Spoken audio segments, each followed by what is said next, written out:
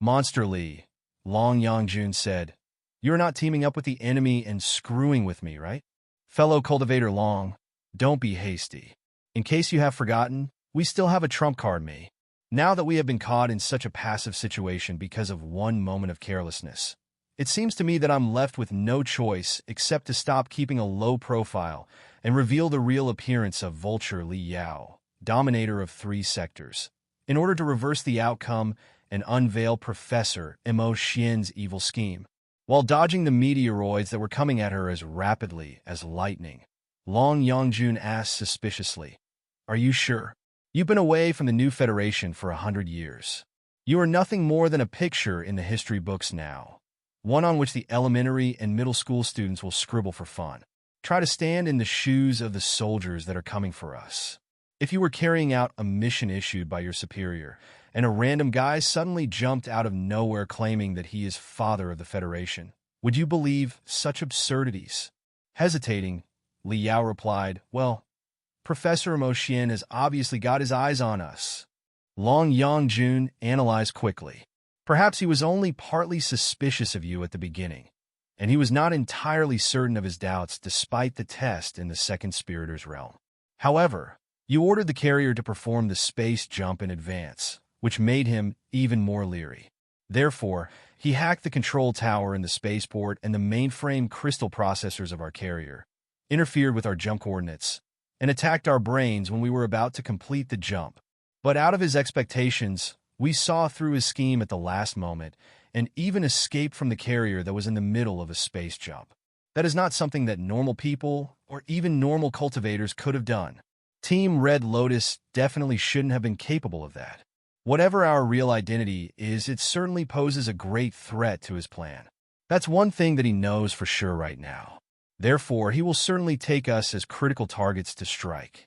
Otherwise, the 2 ivory starships wouldn't have come so fast or attacked with magical equipment as cutting-edge as the black hole bombs the moment they arrived. Thinking quickly, Li Yao was greatly alarmed. It also means that our deduction just now is correct. It is very possible that Professor Mo Xian has taken control of the leadership of the military, the Secret Sword Bureau, and the government departments of the 100 Flowers Space Zone through the Spiritor's realm. He does not need to control every soldier, Long Yangjun observed coldly. All he needs to do is control the leadership and then issue false orders through the leadership. For example, by claiming that the 2 of us are spies from the Imperium, he will be justified in mobilizing the garrison and the Secret Sword agents in the 100 Flowers Space Zone to besiege us.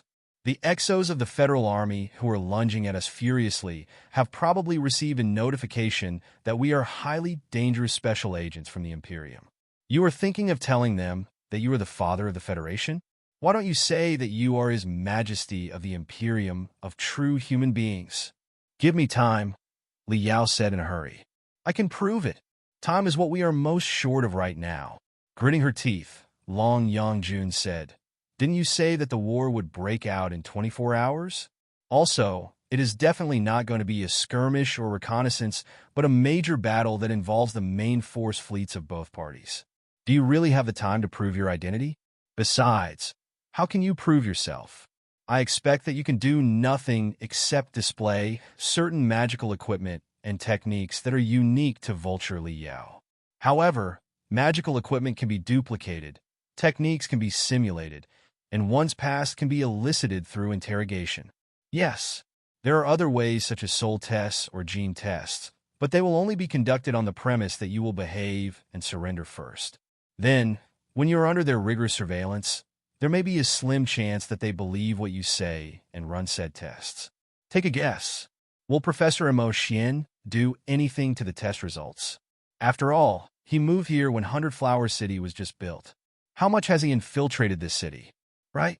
You might also be able to contact your acquaintances, say, Ding Ling Ding, Jean Xinyue, and such, but they are all too far away and must communicate with you through the spiritual nexus. Then, do you think that Professor Mo Xian will give you the opportunity? Is it possible that he will build a false Ding Ling Ding or Jean Xinyue on the light beam to issue false commands? After all, he already simulated me, Ling Xiaola, and Wei Qingqing in the Spiritor's realm. Li Yao thought quickly. only to discover that what Long Yangjun said was true. It seemed that every way to prove his identity in 24 hours had been blocked. The third wave of attacks made of hundreds of exos would meet them in less than 10 seconds. If you tell them who you are, you will merely be asking to be caught, because other than Ding Lingdang and Jin Xinyue, there happens to be one person in the 100 Flower Space Zone who is most familiar with Li Yao and most qualified to decide whether you are authentic or fake. That person is Professor Mo Xian. Long Yangjun said, Professor Mo Xian's entire plan is just our assumption, and not just any random assumption, but a seemingly ridiculous one. We don't have any proof at all. Why would they believe the two of us, whose backgrounds are unclear? If you claim you're Li Yao, they will only ask Professor Mo Xian to identify you, because you are his student. What can you do if Professor Mo Xian says you are a fake from the Imperium? After the two of you bicker for a while, the war will have long broken out. Li Yao could not help but spit. He realized that the trap was even more troublesome than his last homecoming to the Federation. Last time, at least he had almost half a month. He could take his time to run deductions and make preparations. But this time, he had only 24 hours at most. There was a good chance that a war that decided the fate of the country would break out in 12 hours. Unless it is absolutely necessary, I don't suggest you expose your identity right now. Staring at the group of exos that was getting closer and closer to them, Long Yangjun said, I've thought about it carefully just now. Professor Mo Xian Spiritor's realm equals a large-scale, in-depth mental attack. The thing about mental attacks is that the better your enemy knows you, the more powerful their attacks will be. Li Yao was quite good at mental attacks himself. Years ago, in the 10th space ring of Heavenly Saint City in the Flying Star Sector, Hellsword Zhuangzio, the very first nascent soul stage cultivator that he killed in his entire life, was adept at mental attacks. Li Yao had also practiced sophisticated mental attack skills from the Jade chip that Zhuangzio had dropped. He immediately understood what Long Yangjun meant. During a mental attack, the more profoundly he understood his opponent, the more likely he would be able to construct a vivid, illusionary world with false images that both attracted and frightened the opponent. For example, if he learned that the target was scared of snakes or rats, he could fabricate certain fake snakes and rats during the mental attack. Naturally, the opponent would be devastated. However, if the opponent was a freak who was best at manipulating snakes and rats, what could he expect to achieve by constructing the illusions of snakes and rats? To cheer for the opponent? Just now, Professor Mo Xian only knew Li Yao as Lin Jiao, captain of Team Red Lotus. Therefore, the Long Yangjun that he built had been seen through very quickly. However, if Professor Mo Xian had more knowledge and learned the identity and information regarding Master Spiritual Vulture from the Ancient Sages sector, the illusionary world created by him would have been much more vivid. Then, if he knew Li Yao's real identity, he would have been able to construct a more pertinent illusionary world based on Li Yao's personality, cultivation, and social network, and even install a virtual Ding Lingdang, Jin Xinyue, Wu Mayan, and the rest of them in the illusionary world. By then, even if Li Yao knew that the virtual images were all fake, it was still possible that his mind would be disturbed. In mental warfare, one's real identity was the deciding factor that was of paramount importance for the final victory. Li Yao and Long Yangjun seemed to have been caught in the most passive situation, but they had seen through the real mastermind behind the whole scheme, whereas Professor Mo Xian did not know who they really were yet. It was their greatest advantage right now. We're going to have a head-on confrontation with Professor Mo Xian sooner or later, Long Yangjun said. Your identity is a trump card. Who throws out the trump card at the beginning of a game? Exactly. Now is not the time yet. We probably should give my professor a surprise later, shouldn't we? Li Yao licked his lips. His eyes passed the group of exos who were about to reach them and stared at the artificial celestial bodies that were scattered in the 100 Flowers space zone like stars. Then he suddenly said, whatever Professor Mo Xian's scheme is, as long as he intends to control the grand unified spiritual nexus, he has to transmit his telepathic thoughts and instructions through the nodes of the spiritual nexus that are deployed everywhere in the 100 Flowers space zone. How about we summon the Colossi right now, destroy all the nodes, and bathe 100 Flowers space zone and the 7 sectors in a blackout? Long Yangjun glanced at him and remarked, The Hundred Flowers Space Zone is the center of the spiritual nexus of the whole Federation. If you sabotage this place, the net speed in the entire Federation will be lowered by at least a half. Are you sure you want to do this when the Black Wind Fleet may arrive anytime? Liao thought for a moment and sighed. It makes sense. Then, we have only one last solution now. Come on, Colossus. One of them was covered in black fire, with spurs that looked like thorns all over the body. There was an enormous cross on its head. At the center of the cross was a soul eye that looked like a bloody heart, making it look like an undead warrior condensed by the will of the deceased soldiers in a gory battle that had crawled out of the deepest level of hell. It was the Tartarian skeleton. The other Colossus was covered in black and white mist. It was as mysterious and unpredictable as a viper. Countless antennae that could enhance spiritual energy extended out of the skull.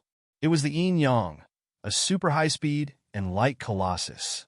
The two colossi were no more than 50 meters tall when combined.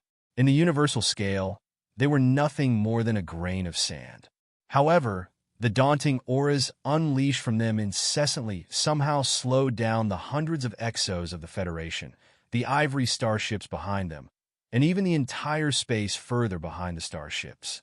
Colossi, ultimate weapons of which there were only less than 100 in the entire Federation. More importantly, those who were capable of using the Colossi were at least in the nascent soul stage. In comparison, they were only the Sentinel troop whose job was to project the third spaceport. They were mostly in the building foundation stage and the core formation stage, and only launched an emergency attack after receiving an order from their superior. There were no nascent soul stage cultivators among them. Two nascent soul stage cultivators equipped with the Colossi were not a force that they could resist. The group of exos were like flies that had hit a piece of glass. Tremendous flames of spiritual energy spurted out in front of them, and they came to an abrupt halt with the counterforce, having no time to worry about their flesh and crystal suits being torn apart. A moment later, thousands of streaks of brilliance burst out of them and attacked the two colossi in complicated curves.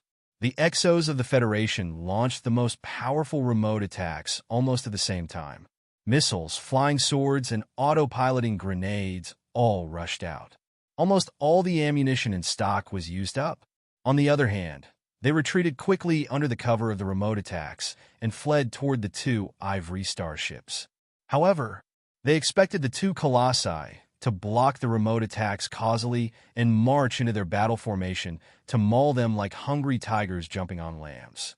However, such a scene did not happen. On the contrary, the 1,000 remote attacks raised a surging tide of blasts and explosions, drowning, shredding, and swallowing the two colossi completely. The two colossi were so feeble that they seemed to be made of paper. They did not even open their spiritual shield or perform any dodging movement before they were blown into smithereens. Behind the ocean of blasts and explosions, it could be clearly seen that two small, hasty, if not desperate people were running away under the cover of the so-called colossi while generating powerful impetus by boosting all their spiritual energy. We've been hacked. It's false. There are no colossi at all. They're just two iron shells that look like colossi, plus several vivid 3D light beams and the sound and visual effects transformed by feeble spiritual energy. Their sole purpose was to cover the two guys to escape. What cunning spies of the Imperium! That's more like it. How can two spies of the Imperium be equipped with colossi? The exos of the Federation realized what was going on. They burst into fury because they were fooled by just two spies of the Imperium when there were hundreds of soldiers on their side. All their magical equipment locked onto the two spiritual waves that were running away. Together with the two ivory starships, they chased after the escaping enemy. From the depths of the third spaceport of Hundred Flowers City and the federal fleets that were cruising at the edge of the Hundred Flowers Space Zone, a lot of troops were mobilized to chase and block the two uncanny waves of spiritual energy. 3 minutes passed after they went after the enemy. From the spot of the explosion of the two fake colossi, which was still brimming with chaotic spiritual energy like a pot of boiling soup, Li Yao and Long Yangjun slightly extended their heads out of the debris of the fake colossi that had been blown away by the fierce remote attacks just now. They observed the tracks of the attackers. As they expected, the attackers were moving further and further away from them. Li Yao grinned in great satisfaction. The colossi were naturally fake, but the two crystal suits that had fled under the cover of the colossi were fake too. The real Li Yao and Long Yangjun had hidden themselves inside the fake colossi the moment they deployed the decoys and shouldered the bombardment of the chasers with the magnificent capabilities of the nascent soul stage. Then, taking advantage of the surging tides caused by the explosion, they broke out of the siege in the middle of the debris without alerting anyone. Li Yao and Long Yangjun were both experts in disguising themselves. Their control over their breathing, heartbeat, body temperature, and spiritual waves was the highest. As long as they wanted, they could easily turn their bodies into cold meteoroids and melt into the background of the universe. Also, the hundreds of exos opened fire in a haste just now and blew the place where the false colossi were at into a simmering pool of magma. Even the most brilliant scanning magical equipment could not find their traces from the ripples of the boiling radiation. It was the tactic of cooperative escape that Li Yao and Long Yangjun had practiced countless times in secret. How about it? Not bad, right? Li Yao narrowed his eyes. I told you that the tactical arrangement would definitely come in handy someday. Now, it has played a critical role, hasn't it? Long Yangjun stared at him for a long time and sighed. I admit my failure. I can't figure out what is on your mind at all. You are one of the top experts in the nascent soul stage, and you have an authentic colossus in your hands. You could have finished those fellows casually, and yet you chose to run away disgracefully. Not only did you just run away, you are even so proud of it. You consider it not your shame, but your glory. I didn't have a choice. They are all loyal soldiers of the Federation who are carrying out an order. They are my comrades. Li Yao opened his hands, not offended at all. I cannot reveal my trump card, and I cannot kill them. What else could I do if not run away? Besides, the most important thing in a battle is to do what you are best at and avoid your shortcomings. What I am best at is escaping and disrupting the enemy's scheme while I'm escaping. Therefore, I must start running away first in order to find my pace to overcome the enemy. Taking a deep breath, Long Yangjun asked, one word after another. Then, if I may ask, Your Excellency Monster Li, after being bombarded more than 1,000 times for nothing, have you found your pace or not? You must know that Professor Mo Xian and the soldiers are not idiots. It won't take long before they catch up to our bait and realize that they are fake. The universe is a vast place, but we cannot just run toward the outside world aimlessly. We will have to return to 100 Flowers City. How do you expect to sneak in 100 Flowers City in only half an hour? Don't tell me that we can sneak in through the spaceport. I assure you that all 16 spaceports in 100 Flowers City must have been thoroughly blocked. All the starships coming and leaving will be scanned carefully. Even a flea will be discovered by them. Li Yao smiled and looked at the glittering silver metropolis in space, like a fly that was staring at an egg that was emitting pleasant smell from the crack on its surface. He confidently said, Don't be hasty. I have certainly found my pace. 5 minutes passed, and the two of them adjusted their trajectory in space with feeble spiritual energy and slowly reached the other side of 100 Flowers City. From their perspective, they could see that a tiny crack as thin as a hair was opened on the smooth shell of an enormous ball-shaped town at the edge of 100 Flowers City. A series of dark cubes that looked like super-compressed garbage was spurted out of the gap and darted toward the star far away under the push of the massive momentum. If one observed it more carefully, one would find countless similar cubes from 100 Flowers City and the star, which constituted a narrow and long chain. On one end of the chain was the gap, and the other end of the chain extended into the depths of the star. It was too fuzzy to see clearly what was there.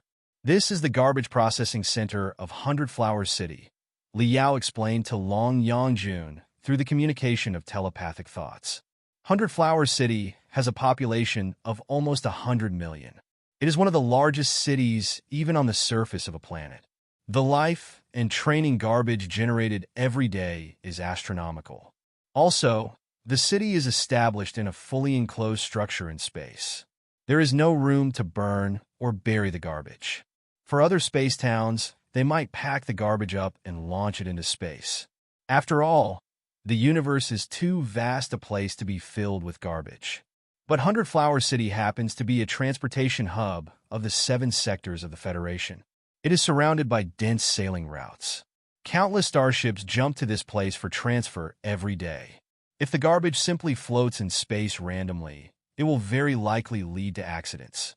Therefore, the Garbage Processing Center of Hundred Flowers City compresses the garbage that cannot be recycled in any way and reduces its size by 99%. Then, after the garbage is compressed into a cube that is as hard as metal, it will be launched into the star with a special cannon so that the star will burn the garbage up. Hundred Flower City is too huge with a large population. The Garbage Processing Center here works day and night. Occasions are rare when it shuts down. Let's go! Li Yao dragged Long Yangjun. Pushed by the invisible spiritual energy, the two of them darted toward the spurts of the Garbage Processing Center like two broken remnants in space. When the soldiers of the Federal Army, who thought that they were chasing spies of the Imperium, reached the edge of the Hundred Flowers space zone, they discovered that the two wretched crystal suits had simply perished. Even the magical equipment that built the illusions exploded, not leaving them anything for investigation. In the meantime, Li Yao and Long Yangjun, two unusual nascent soul stage cultivators, snuck back into Hundred Flowers City. Li Yao and Long Yangjun, on the other hand, were like two unsubstantial ghosts who blinked among the hills of garbage swiftly, dodging the eyes of all the workers and surveillance cameras. Naturally, no core formation stage cultivators or nascent soul stage cultivators were guarding such a place. There were barely any cultivators in the refinement stage or the building foundation stage.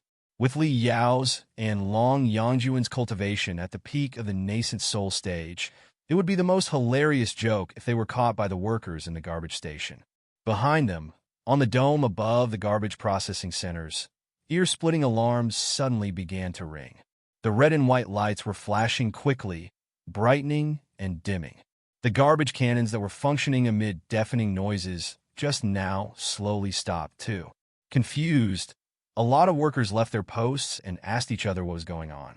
Li Yao did not need to turn back to know that the gap through which they had snuck in must have been closed. The garrison must have discovered the trick that he played and figured out that they would likely sneak back into Hundred Flower City through the garbage spurt. It meant that many soldiers would arrive soon. Besides, after being teased by Li Yao multiple times, they would certainly send the elites of the garrison. Chances were that they would even be Professor Mo Xian's trusted troop that he had secretly developed for decades. In any case, Li Yao did not want to attack the soldiers on his side when the Black Wind Fleet might assault the Federation at any point. However, instead of running to the central area of Hundred Flowers City outside of the Garbage Processing Center, he simply dragged Long Yangjun to enter the control base of the Garbage Processing Center. Why are we leaving? Long Yangjun frowned. We will only be relatively safe in the downtown area when we are covered by millions of people. It is the only way we can get rid of the chasers and start our own operation. Wait a moment. There's some important information that I have to look up. Li Yao kicked the solid, superalloy gate of the control base and rushed forward, having no time to dodge the workers on his way at all. Everybody merely sensed that two hurricanes blew past them before they collapsed to the ground uncannily and fell unconscious. Trust me, I am an absolute expert in terms of escape and infiltration. Li Yao's voice was calm and brimming with confidence. I chose the garbage processing point as a starting point because it is a stone that kills two birds. It must be noted that the greatest headaches for super metropolises built in the vacuum of space like Hundred Flower City are air circulation and garbage disposal. For cities on the surface of a planet, if something goes wrong with the garbage cleaning work, the city may be dirty and smelly for a couple days at worst, but in a fully sealed environment, people will get killed if the mountains of garbage are not disposed of in time. Therefore, Hundred Flower City that is made of hundreds of interconnected, ball-shaped towns must have a system of precise, complicated, and all-encompassing garbage transmission tubes that lead to every corner of the city. Naturally, the tinder base must be within its reach, too. Besides, based on my years of experience in crawling through ventilation tubes, the ventilation tubes, spiritual energy tubes, and garbage transmission tubes are often kept together in a bundled system when they are designed so that the maintenance and security checks are easier. Even if they are not kept together, the distance among the tubes cannot be very far. After all, to build a space metropolis, everything must be precisely planned in advance. Once the planning is completed, the following modification and expansion will be quite difficult. The tubes cannot just be deployed randomly, which will add to the trouble of reconstruction. Long Yang-jun was greatly enlightened. Therefore, as long as we figure out the distribution of the garbage transmission tubes in 100 Flower City, we will know the distribution of the ventilation tubes and then sneak into the tinder base through the ventilation tubes, right? Exactly. Li Yao smiled confidently, baring his sharp, white teeth. The tinder plan on the surface is not a top-secret project for military purposes. Professor Mo Xian couldn't have reconstructed the base either, which would certainly have raised suspicion. In conclusion, the ventilation facilities of the tinder base must be civil level. Professor, now that you have pushed me to this point, I am left with no choice except to demonstrate the power of the Lord of Ventilation Tubes. Li Yao left like a tornado and knocked down most of the people in the control center in less than 20 seconds. The station master of the garbage processing center was the only one left standing. Since he was responsible for astronomical garbage every day, the station master was actually of quite a high level. He was an admin-type cultivator in the core formation stage. However, under the dual mental attacks from Li Yao and Long Yang-jun, naturally, he was unable to fight back at all and was soon hypnotized. He confessed everything that he knew and volunteered to retrieve the most detailed distribution map of tubes from the crystal processors in the control center. To this moment, Li Yao and Long Yang-jun finally understood why the soldiers of the Federation had attacked them ruthlessly the moment they appeared. A brutal squad of spies from the Imperium is trying to sabotage the friendship between the Star Glory Federation and the Star Ocean Republic. They have snuck into the starship that the delegation from the Star Ocean Republic boarded and sabotaged the starship, disrupting the course of the starship and making the starship disappear in the turbulence of four-dimensional space. At this moment, 2 spies of the Imperium are still lingering in the 100 Flowers space zone. It is very possible that they snuck in 100 Flowers City during the chaos. The 2 of them are equipped with powerful crystal suits. They are both cunning, treacherous, and dangerous. All units must report to the temporary command center immediately after they discover the suspects and block the suspects at all costs. They must not be allowed to sneak into the city, where they may jeopardize the lives of 100 million citizens. It was an order that the garbage processing center had just received. That was why they had shut the garbage spurts down in a hurry. The order was issued by the garrison of 100 Flowers City and the local branch of the Secret Sword Bureau together. Another elite tactic squad was now reinforcing the garbage processing center to build up the defense of the area. We have to speed up. Long Yang-jun furrowed her eyebrow harder and harder. It appears that Professor Mo Xian has finished the infiltration and control on the military and the Secret Sword Bureau of the 100 Flowers Space Zone. If we are delayed by the tactic squad, the main troops may be attracted to this place. Then, we can barely get away. Monsterly, have you found the distribution map of the garbage transmission tubes and the ventilation tubes? Nailed it, Li Yao exclaimed, his eyes beaming with joy. He laughed like a weasel that had just stolen a hen.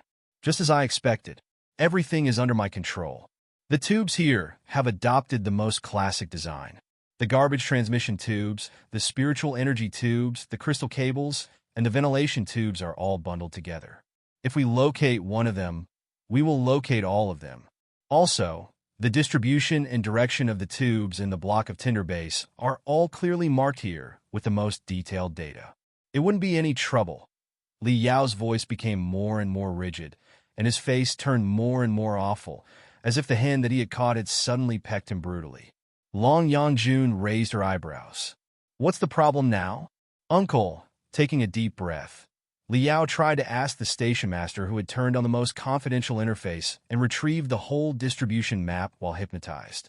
Why are most of the ventilation tubes in 100 Flower City designed like a honeycomb? Every seemingly large tube is actually made of hundreds of narrower tubes inside that are only as wide as a finger. Not only have you adopted a honeycomb design, the critical turns of the ventilation tubes are also made of transparent materials. Everybody on the outside can see clearly what is inside. How much did you spend on that? That's such a great waste. Still half hypnotized, the station master put on a confused and yet proud expression. He held his chest high and said, "We must thank Senior Vulture Li Yao for his enlightenment." Senior Li Yao was himself an expert who was adept at infiltration. He snuck into the enemy's center to perform decapitation strategies many times. His every case of infiltration has been included in the classic textbooks of the major military academies in the Federation. As for himself, he also held a lot of lectures on the defense and breakthrough of tubes in those schools in person before he left the Federation. Therefore, based on Senior Li Yao's personal experience and earnest tutelage, the defense of tubes, especially ventilation tubes, is given great importance in the Federation today. The best defense possible is definitely a honeycomb design before the tubes are built, so that it is impossible for a human to sneak in. Li Yao, is that so? Senior Li Yao does sound very visionary. Not just visionary. He was absolutely meticulous. Guided by Senior Li Yao's spirit, the tube defense technology in the Federation has made remarkable progress in the Federation in the past 100 years. Right now, even a mosquito can't fly into most of the tubes in 100 Flower City. Long Yangjun turned back and glared at Li Yao. Li Yao coughed and touched the back of the station master's head, releasing spiritual energy to put him into sleep. Fellow cultivator Long, look, I was one of the celebrities in the Federation 100 years who had a lot of business to attend to every day. I really don't remember holding a few lectures in some colleges. Stop talking. I just want to be alone for a moment. Wait, don't just give up hope already. This is not the time for desperation yet. Perhaps there's some other way. Some other... Long Yangjun almost jumped to her feet because of his exclamation. What the heck are you doing? I was wrong. We were both almost wrong. The Tinder base can't be Professor Mo Xian's nest. His nest must be somewhere else. Li Yao stored the distribution map of all the tubes into his jade chip and began running. The Tinder base is a public place for his studies, which has been closely monitored by Parliament, the military, and the Secret Sword Bureau for decades. A lot of personnel from the outside world are in the base too. So, even if he has any schemes, he will not carry them out in the Tinder base. We might not necessarily find anything even if we sneak into the Tinder base. He must have a second base, which is his real nest that has never surfaced until this moment. Chapter 1729. Lock onto the target. Hawkeye 1 is in position and ready to shoot. Over. Hawkeye 2 is in position, scanning all workers in the visible range. No suspects detected. Over. Hawkeye 3 is in position and about to search the wall through number 89 mystic rays to scan the buildings and obstacles in the first workplace. Over. Sandhog is scanning all the tubes. Progress, 15%. No foreign objects have been detected in the tubes. Over. All teams, stay alert and don't take action recklessly. Our targets are highly dangerous spies from the Imperium who are probably above the core formation stage. There is still 1 minute and 30 seconds to go before the main troops arrive at the garbage processing center. Not a fly is to leave the place in the next 90 seconds. Over. Hyena copies.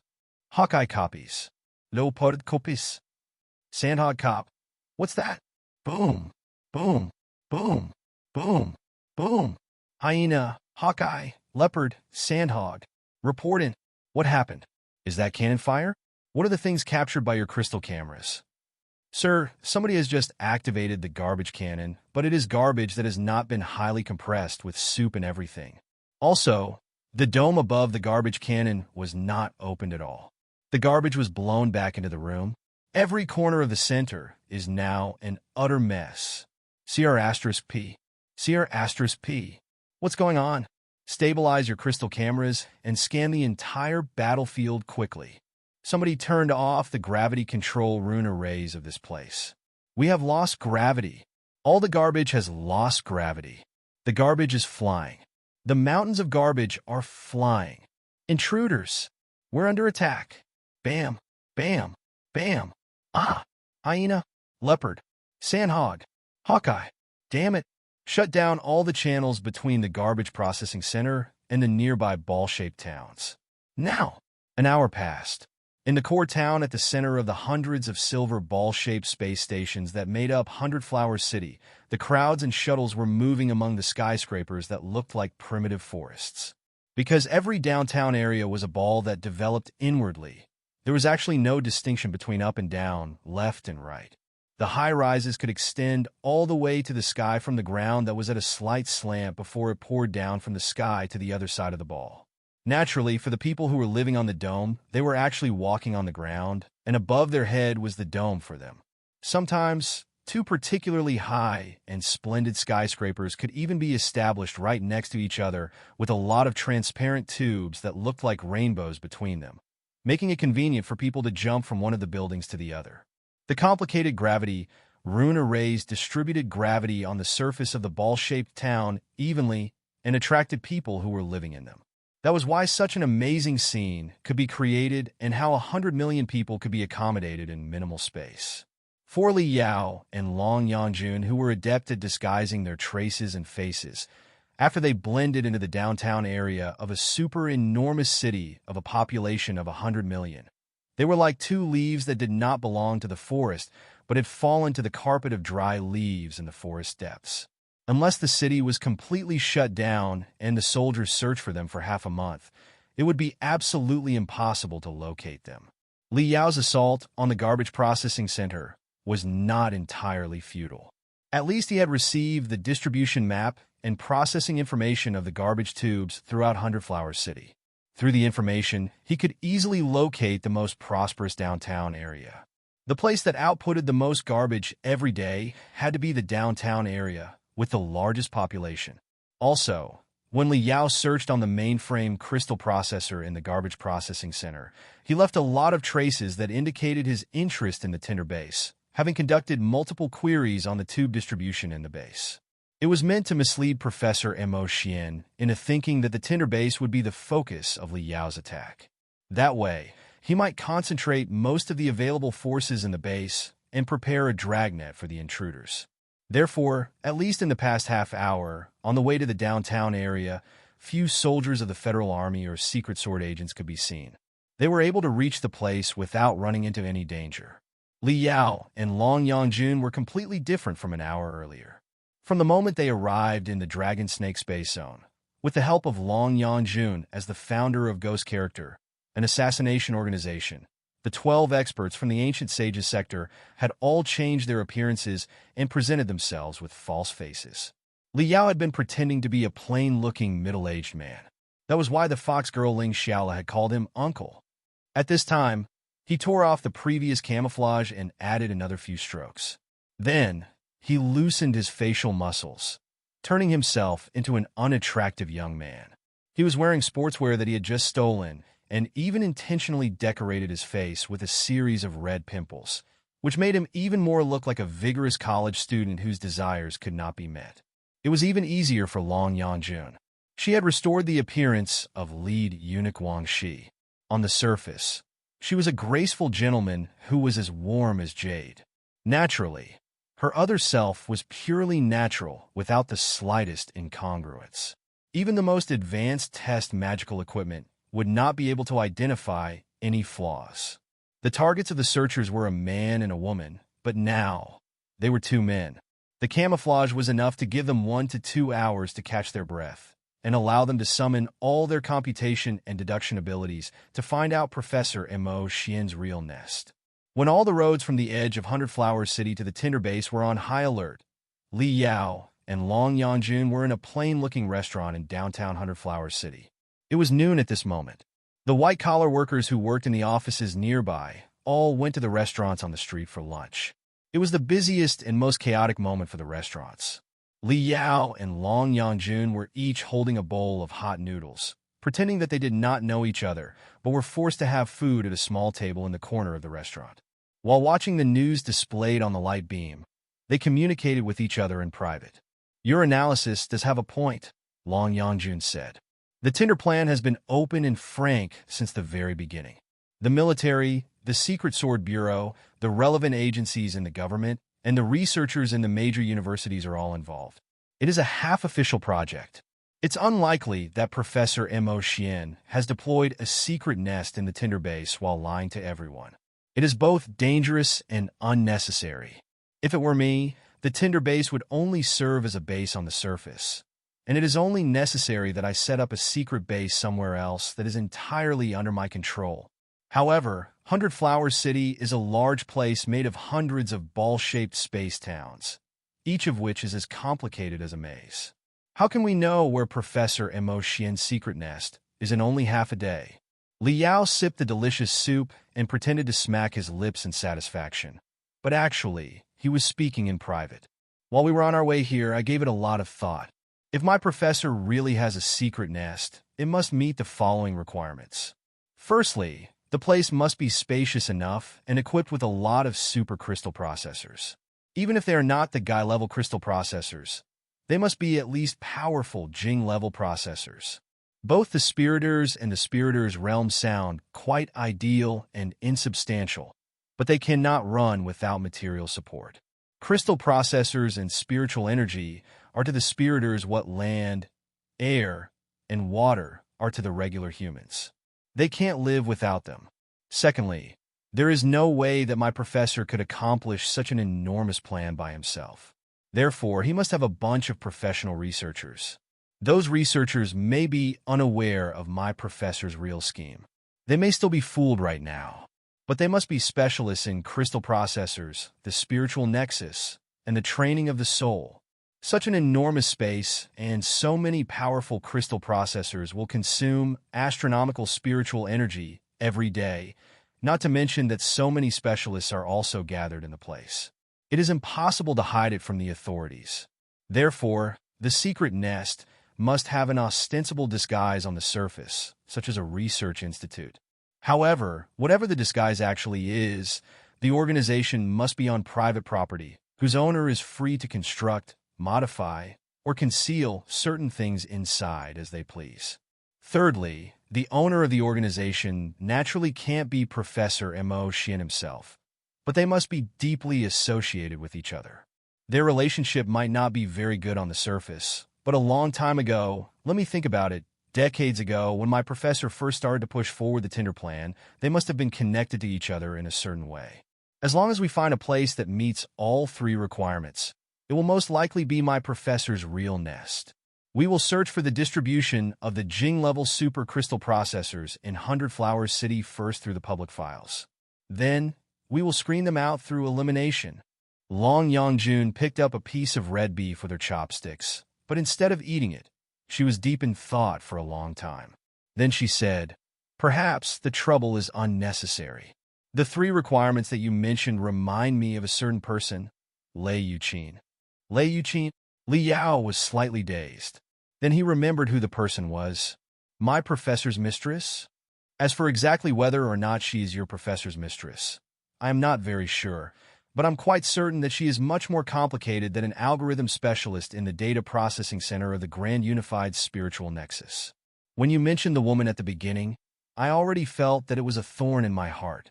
While you and Professor Mo Xian were in the Spiritors realm together, I searched for the woman's files in my spare time when I was not chatting with Wei Qingqing.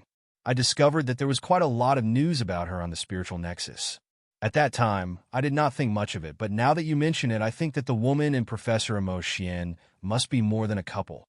They're more like some sort of partners or even in a chain of command. And Li Yao added more and more vinegar into his bowl. I didn't know much about her. At that time, my main target was Professor Mo Xian. I only noticed her as his mistress from gossip, which mentioned that she was a worker of the control center of the Grand Unified Spiritual Nexus. Her work is indeed related to the Grand Unified Spiritual Nexus, Long Yangjun explained. Replacing a human being with a crystal processor has a lot of applications in the Federation today. First of all, Regarding the patients whose brains are seriously damaged due to epilepsy, schizophrenia, dementia, bipolar disorder, and various kinds of accidents or battles, the main treatment in the Federation right now is either to inject active materials to make the brain cells to proliferate and repair themselves based on the biochemical technology of the blood demon sector, or to implant a chip or part of a crystal processor to fill in the damaged area as an artificial brain. How to combine the original brain of a human that is made of flesh and blood and an artificial brain that is made of metals and crystals perfectly, making them serve as a fortress and home for the soul without altering the previous character, memory, habit, and soul of the patient. That is what the algorithms that Lei Yuqin studied were for. Therefore, you may consider Lei Yuqin a specialist to treat brain damage. She's a brain doctor. Li Yao frowned. Although he knew that replacing part of the brain was essentially the same as replacing limbs or internal organs, he still felt that it was a little bit repulsive. Her studies have another application field that is more important, which is to build crystal processors for the ghosts, Long Yangjun said. If we get to the bottom of it, a ghost is just a cluster of highly condensed spiritual waves. Their mind and self-awareness are compressed to the minimum, and they are manipulated by their persistence from when they are still alive. In the end, they risk turning into devastating poltergeists who have no thinking ability, but only natural instincts to feed on the brainwaves of living people. If their memory and self-awareness are maintained when they are in such a state, their longevity will be even shorter. In only a few hours, they will completely collapse, unable to maintain the condensed state anymore. At least for most people whose level is not high, that will be their outcome. Even divinity transformation stage cultivators, such as Wu Suiyun and Ming Qixin, greatly lost their cultivation after losing their physical bodies. It took them decades before they finally regained their memories and self-awareness. But still, they had to hide inside war puppets and carry out their thinking ability with the computational ability of the puppets. It was quite fortunate that their souls left their bodies in the Nuwa warship deep underground.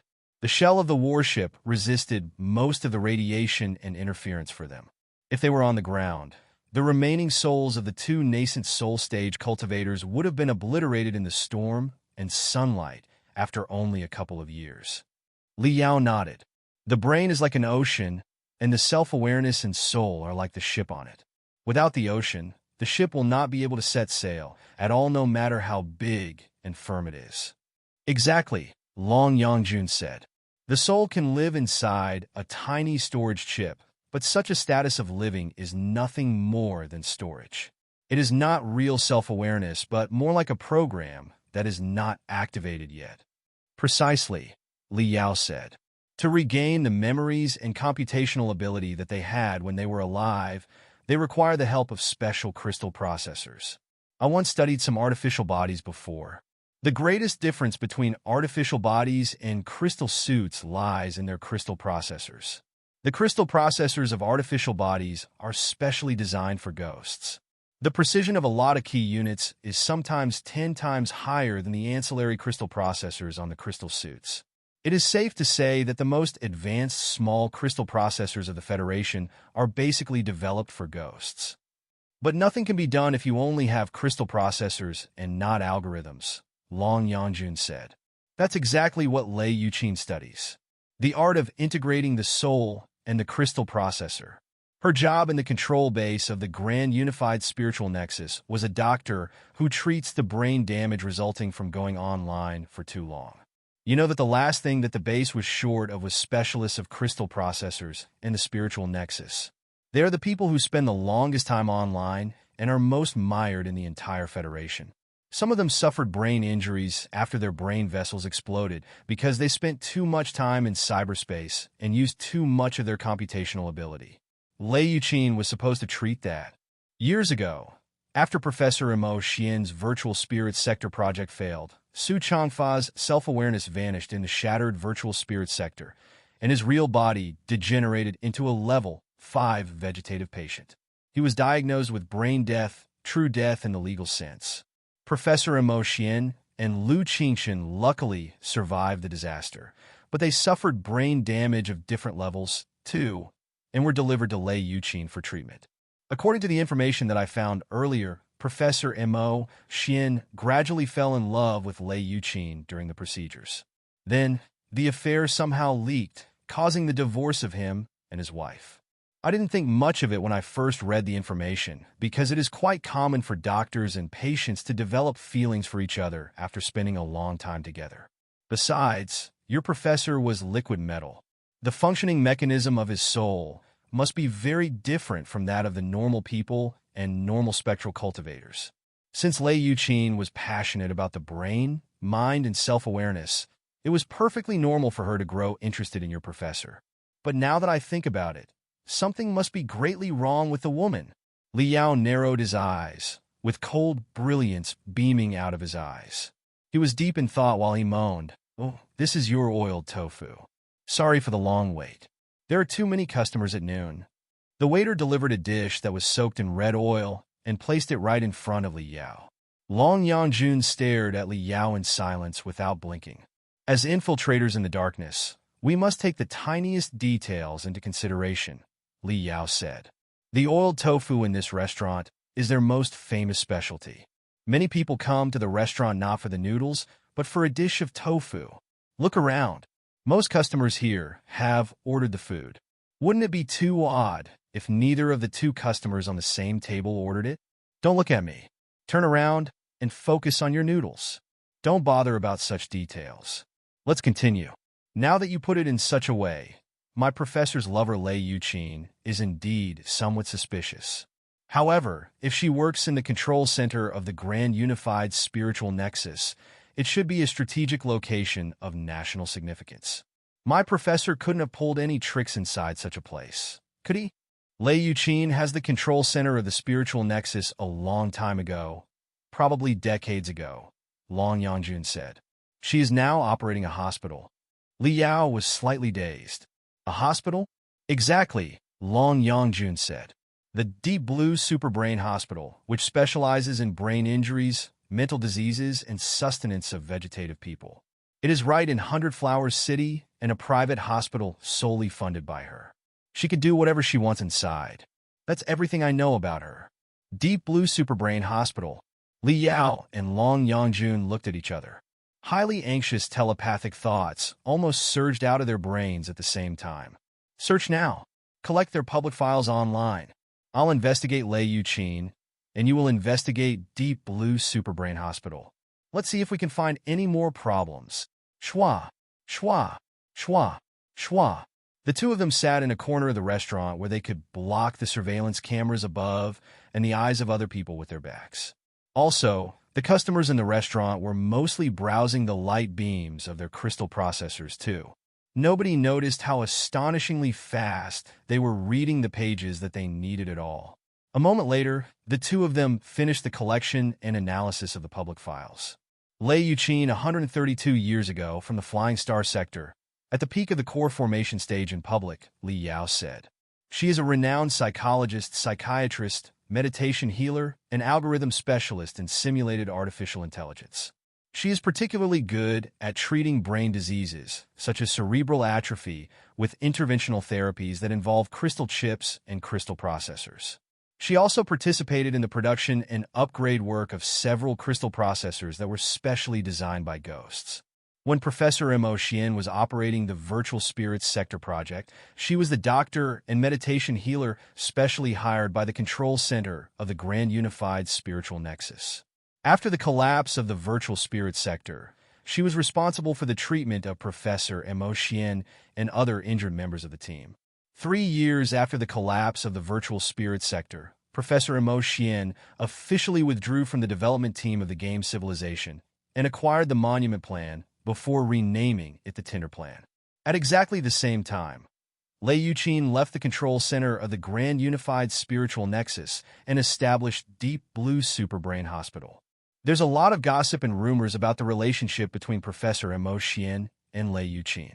It is said that Professor Mo Xian divorced because of her, but no matter how close they were back then, they did not have much interaction in the following decades. It was probably because Professor Mo Xian involved her in the divorce, causing her to be derided as a despicable mistress. She was quite a famous celebrity herself. Naturally, she found such rumors unacceptable. Therefore, her relationship with Professor Mo Xian soon turned cold. They never talked to each other in the decades that followed and simply minded their own business. It is exactly because of their awkward past that Professor Mo Xian's Tinder plan gathers many soul, spiritual nexus, and medication healing specialists in the entire Federation, but simply ignores Lei Yuqin, who is right inside Hundred Flower City. Many people in the circle are aware of the incident and understand Professor Mo Xian's attitude. But judging from everything we have learned, it is very possibly their disguise. Just like Jin Xinyue and Guo Chunfeng have probably reached a secret strategic alliance off the stable, Professor Mo Xian and Lei Yuqin might be in the same gang despite their indifference to each other on the surface. However, in the nerval interaction liquids of the immersive virtual cabin, or in the holographic game helmets that can directly scan the brainwaves, it is possible to stream boundless information from 100 light-years away into the user's head through quantum entanglement, gravitational waves, and other means, creating a more abundant and vivid effect than the traditional grand illusionary land. One might even say that it is a more than perfect simulation of reality. The overly saturated sense of reality, built by the tremendous data, while providing convenience and joy to the user, doubtlessly poses a heavy burden on their brain. It is especially so for many of the virtual worlds that boast the effect of lengthening time. 1 hour in reality can be transformed into 3 to 5 hours in the virtual world. When their speed is not changed naturally, the flow of time cannot be twisted. The only reason the time in the virtual world is slowed down for the users is because the virtual cabins and the game helmets impose strong stimulations on their brains to increase their brain cell activity and make their brains overload.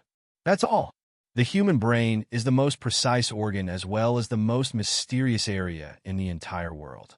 To this day, countless mysteries are still waiting to be solved.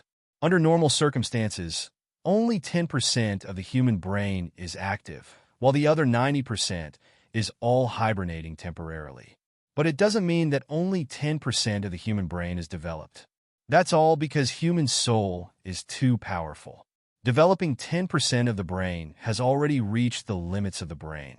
The other 90% of the areas all provide certain ancillary and recovery functions to ensure that the human brain can run stably. The modern spiritual nexus, virtual cabins, and game helmets, on the other hand, can increase the development rate of the human brain to above 15% or even higher through the stimulation. That's only for ordinary people. For cultivators, their brain development rate can be even more terrifying. Naturally, such overloading may cause problems. The most common symptom is serious cerebral hemorrhaging after a long time online. In the relatively better cases, the patients may suffer seizures, paralysis, or nerval disorder. In relatively worse cases, they may fall into a coma and turn vegetative or even be killed on the spot. That is known as spiritual nexus sudden death, or SNSD. It is a troublesome new disease in the new Federation when most traditional diseases have been taken care of. According to the statistics, the annual affliction rate of spiritual nexus sudden death in the past 10 years is 7 in 150,000, which means about 7 million people. Most of them only suffer mild symptoms and recover soon after treatment, but 1/10 of them, which means almost 1 million people, suffer from irreversible symptoms, turn into vegetative persons, or get killed instantly. I read that data on the official site of Deep Blue Superbrain Hospital. Lei Yuqin is an expert in treating the disease. Li Yao was greatly shocked. Such a high death and disability rate? The spiritual nexus is a rather terrible thing. Why is the technology so popular when it is so immature? The death rate is actually not very high, Long Yangjun said. The files that I found suggest that 80 million people are injured in traffic accidents every year, 8 million are permanently disabled, and 1 million are killed. The culprits of the traffic accidents, namely shuttles, flying fins, mystic ray jets, and other vehicles boosted by spiritual energy, were invented in the age of the Star Ocean Imperium. They have a history of almost 10,000 years. Even considering the technological stagnation in the Great Dark Age, they have still been reinvented for almost 1,000 years. They are very mature and safe technology. In comparison, the virtual cabins and the game helmets are at least much more mature, safe, and reliable than shuttles. It is also needless to say that on many resource planets where the environment is terribly harsh in the space towns that can easily make people suffer from claustrophobia because of the lack of room, there is nowhere for the residents to go even if they want to go outside. They can only go online inside their small rooms. Of most injuries that are caused by the spiritual nexus and game helmets, most of them only have simple symptoms that can be treated quickly. Also, sometimes it is hard to tell whether the more serious cases, say, cerebral hemorrhage and sudden death, are actually caused by their addiction to cyberspace or because their bodies already had hidden problems. Those accidents alone are not enough to make people give up the spiritual nexus or lower the methods and speed of the network to a preliminary phase. In any case, people have to go to the spiritual nexus. Even if ordinary people can control themselves when they are merely entertaining themselves online, cultivators cannot control themselves at all when they are on the spiritual nexus for their work and studies. Of the victims of spiritual nexus sudden death, 60% are cultivators. They take up more than 80% of the vegetative and death cases. Considering the population ratio of cultivators to ordinary people, this is truly an astounding number, but such a number is also hardly avoidable. Cultivators, Li Yao mumbled to himself. The stability of a cultivator's soul should be higher than that of ordinary people. Why are their injury and death rates higher too? Because cultivators often increase their brain cell activity to more than 10 times of the regular state, Long Yangjun replied. They are burning their life and soul to break their limits, and a few of their brain vessels may break apart every day. If they do this all the time, it is only natural that they suffer brain diseases. Li Yao coughed. He remembered his brain vessels also exploded a lot when it was overloading during his studies, training, and refining. Although cultivators' brains were much harder than the brains of ordinary people, and they could repair their bleeding brains with their spiritual energy, in most cases, humans were not machines. Besides, even machines suffered from fatigue. If their brain overloaded for a long time, it was quite possible that something might go wrong. The past 100 years was the golden phase of development for the new Federation, Long Yangjun said. But the fast speed of development did not come from empty talk. It was earned by countless people who burnt their life and soul and even sacrificed themselves. Other than the few years during the Uranian Ring War, the Federation has lived 100 years in peace, but the death rate of the cultivators has not lessened at all. For most of the admin type, research type, creation type, and even culture type, their daily job is their battlefield, and the crystal processors and the spiritual nexus are their best weapons. All cultivators unleash their vitality on the battlefield by burning their life and soul and fully making use of their brains. Analyzing the primeval treasures on Kunlun from hundreds of thousands of years ago, running a major city that has millions of residents, developing a brand new crystal suit, crystal tank, or crystal warship. Everything makes the cultivators break the limits of their brains time and time again until they finally collapse in their posts. That's the only reason the cultivators are much more susceptible to spiritual nexus sudden death than ordinary people. The cultivators of the Federation have been overly exploiting their brains without considering their own lives. Li Yao was lost for words. He recalled the famous slogan in the age of the old Federation. Cultivators should not be scared of death, and those who were scared of death should not become cultivators. Long Yangjun went on. To deal with the scourge of the Imperium of true human beings, few cultivators are willing to slow down their research. If they develop a few pieces of magical equipment or make the mines, cities, and sailing routes more efficient today, the chances of winning if war breaks out tomorrow will be slightly higher. Therefore, even if they are aware of spiritual nexus sudden death, no cultivators are willing to give up the spiritual nexus. This is a war that has lasted 100 years. In a war, a death and disability rate of less than 0.01% is negligible. While cultivators take the risk gladly, the spiritual nexus, brain, and meditation healing specialists still have to resolve the conundrum. In the past few decades, the studies on spiritual nexus sudden death have been a notable subject. Lei Yuqin is the most skilled specialist and academic authority in that field. Since her Deep Blue Superbrain Hospital was founded, it has presented a lot of influential research products on the functioning mechanism of spiritual nexus sudden death, the specific process in which it affects the brain, the corresponding treatment methods, and many other findings after only decades. She is also particularly good at treating patients whose brains are severely damaged. There is a large, deep sustenance treatment center in the hospital that specifically accepts vegetative patients from every part of the Federation. Most of them are cultivators who overly exploited their brain during high-intensity work on the spiritual nexus and fell into a coma after mental derangement. Of course, because the Deep Blue Superbrain Hospital is a private hospital, the fees every day in the Deep Sustenance Treatment Center are astronomical. Other than the wealthy, high-level cultivators, the families of the lower-level cultivators and ordinary people can barely afford to send the patients to be treated in this place. All in all, vegetative patients are delivered to the special rehabilitation cabins after they are moved into Deep Blue Superbrain Hospital. There, their body functions will be maintained by nerval stimulation and the injection of nutrition liquids. Meanwhile, Lei Yuqin will explore and stimulate their brains on a deep level through her secret techniques in order to help them wake up. It is said that more than 10% of the vegetative patients who were sent to Lei Yuqin have woken up. There are even cases where the patients woke up after being treated for only 2 years when they had been in comas for decades. Those patients did not suffer many after effects after they woke up, and they were even able to continue their training. It was a completely different concept from the loss of consciousness of the ordinary people. For example, if the soul of the ordinary people in their brain could be compared to a shuttle that was traveling on a regular highway in the city at 50 miles per hour, then the surging soul of the cultivators would be a super shuttle that was rushing at 5 times the speed of sound in a stone belt that was full of obstacles. If both of them had an accident, which of them would be more seriously wrecked, the 50-mile-an-hour one or the supersonic one? Therefore, after an ordinary person entered a vegetative state due to brain injury, there were still chances that they could be recovered and woken up. But if the cultivators were mentally deranged and turned into vegetative persons, the odds that they would wake up were no higher than 1% in the past.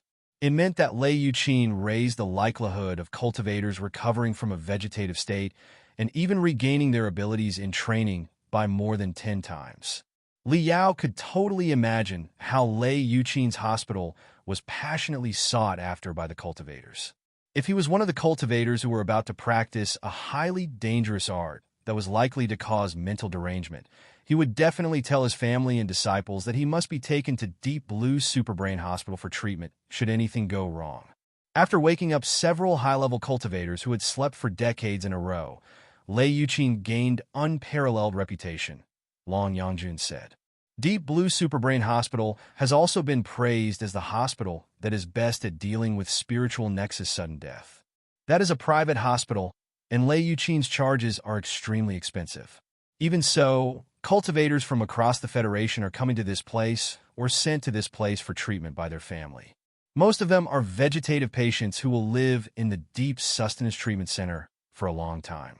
The number of patients has increased from dozens at the beginning to tens of thousands right now. Li Yao finished all the noodles. Then, he sipped the soup slowly and covered his thoughtful face with a noodle bowl. Tens of thousands of vegetative patients. Yes, most of them are rich, high-level cultivators. Before they fell into a coma, they were the elites of their respective trades, especially specialists of crystal processors and the spiritual nexus. Just like how those who are good at swimming are more likely to drown because the specialists of crystal processors are most invested in the virtual world, the odds of their accidents are the highest. Their families and the enterprises and sects behind them pay astonishing fees for their treatment, allowing Deep Blue Superbrain Hospital to continue to expand. Right now, it occupies more than half of the space of District 109. It is said that the radiation and waves of the outside world must be absolutely blocked during the treatment. Therefore, the Deep Sustenance Treatment Center is a full-closed building that only accepts the family of the patients and visitors from the academic world. It is extremely hard for other people to get in. Tens of thousands of vegetative patients, who are all high-level cultivators, with a fairly large proportion being specialists in crystal processors and the spiritual nexus. Liao felt that the whole thing was getting more and more weird. Also, it somehow overlapped with Professor Mo Xian's virtual life plan that they had inferred. Is it possible to enter other areas of Deep Blue Superbrain Hospital? After all, it is a hospital. If a patient is sent to the hospital, they can't just turn them away, can they? Well, they can, Long Yangjun explained. Deep Blue Superbrain Hospital is a research-type hospital that does not have a clinic. Most of the patients of the hospital are transferred there after being treated in other hospitals in the Federation for a while, but without any improvement. Of course, some of the wealthy cultivators even reach out to Deep Blue Superbrain Hospital beforehand and send over the status of their brains and their brain tomography so that an intact database regarding their brains will be established. Then, after paying a certain fee, they will be registered as premium members of the hospital. Should they really be mentally deranged and fall into a coma, they will be able to be directly sent to the hospital after any simple procedures done in local hospitals. The odds of cultivators going mentally deranged because their brain overloads are still quite high. Therefore, although the annual charges on the maintenance of the brain health database are somewhat extortionate, a lot of high-level cultivators who are rich still make appointments in case anything goes wrong. For normal patients who are not premium members, do not have a medical record that suggests they have been treated for a long time in the major hospitals in the Federation, and do not have the referrals of the local brain doctors, it is hardly possible for them to be transferred to Deep Blue Superbrain Hospital. The hospital does not admit patients who just knock on the door unannounced, either. Besides, Long Yangjun paused for a moment before saying, according to the notification I saw on their website, they are running a large-scale upgrade on the medical system inside the hospital over 3 days. So, it is temporarily closed. For the safety of the patients in the hospital, even premium members, patients who are transferred to the hospital from other hospitals, and the family members of the vegetative patients in the hospital are not allowed to enter. Liao immediately widened his eyes. Temporarily closed over 3 days? To be more exact, it's yesterday, today, and tomorrow, Long Yangjun said. Liao drank up the soup in his bowl. The final battle between the Star Glory Federation and the Black Wind Fleet may break out at any moment. Professor Mo Xian's Tinder plan will have the first launch tomorrow. Yet, Deep Blue Superbrain Hospital shuts its doors for 3 days at this exact moment for a system upgrade? There can't be such a coincidence in the world. That place must be my professor's nest.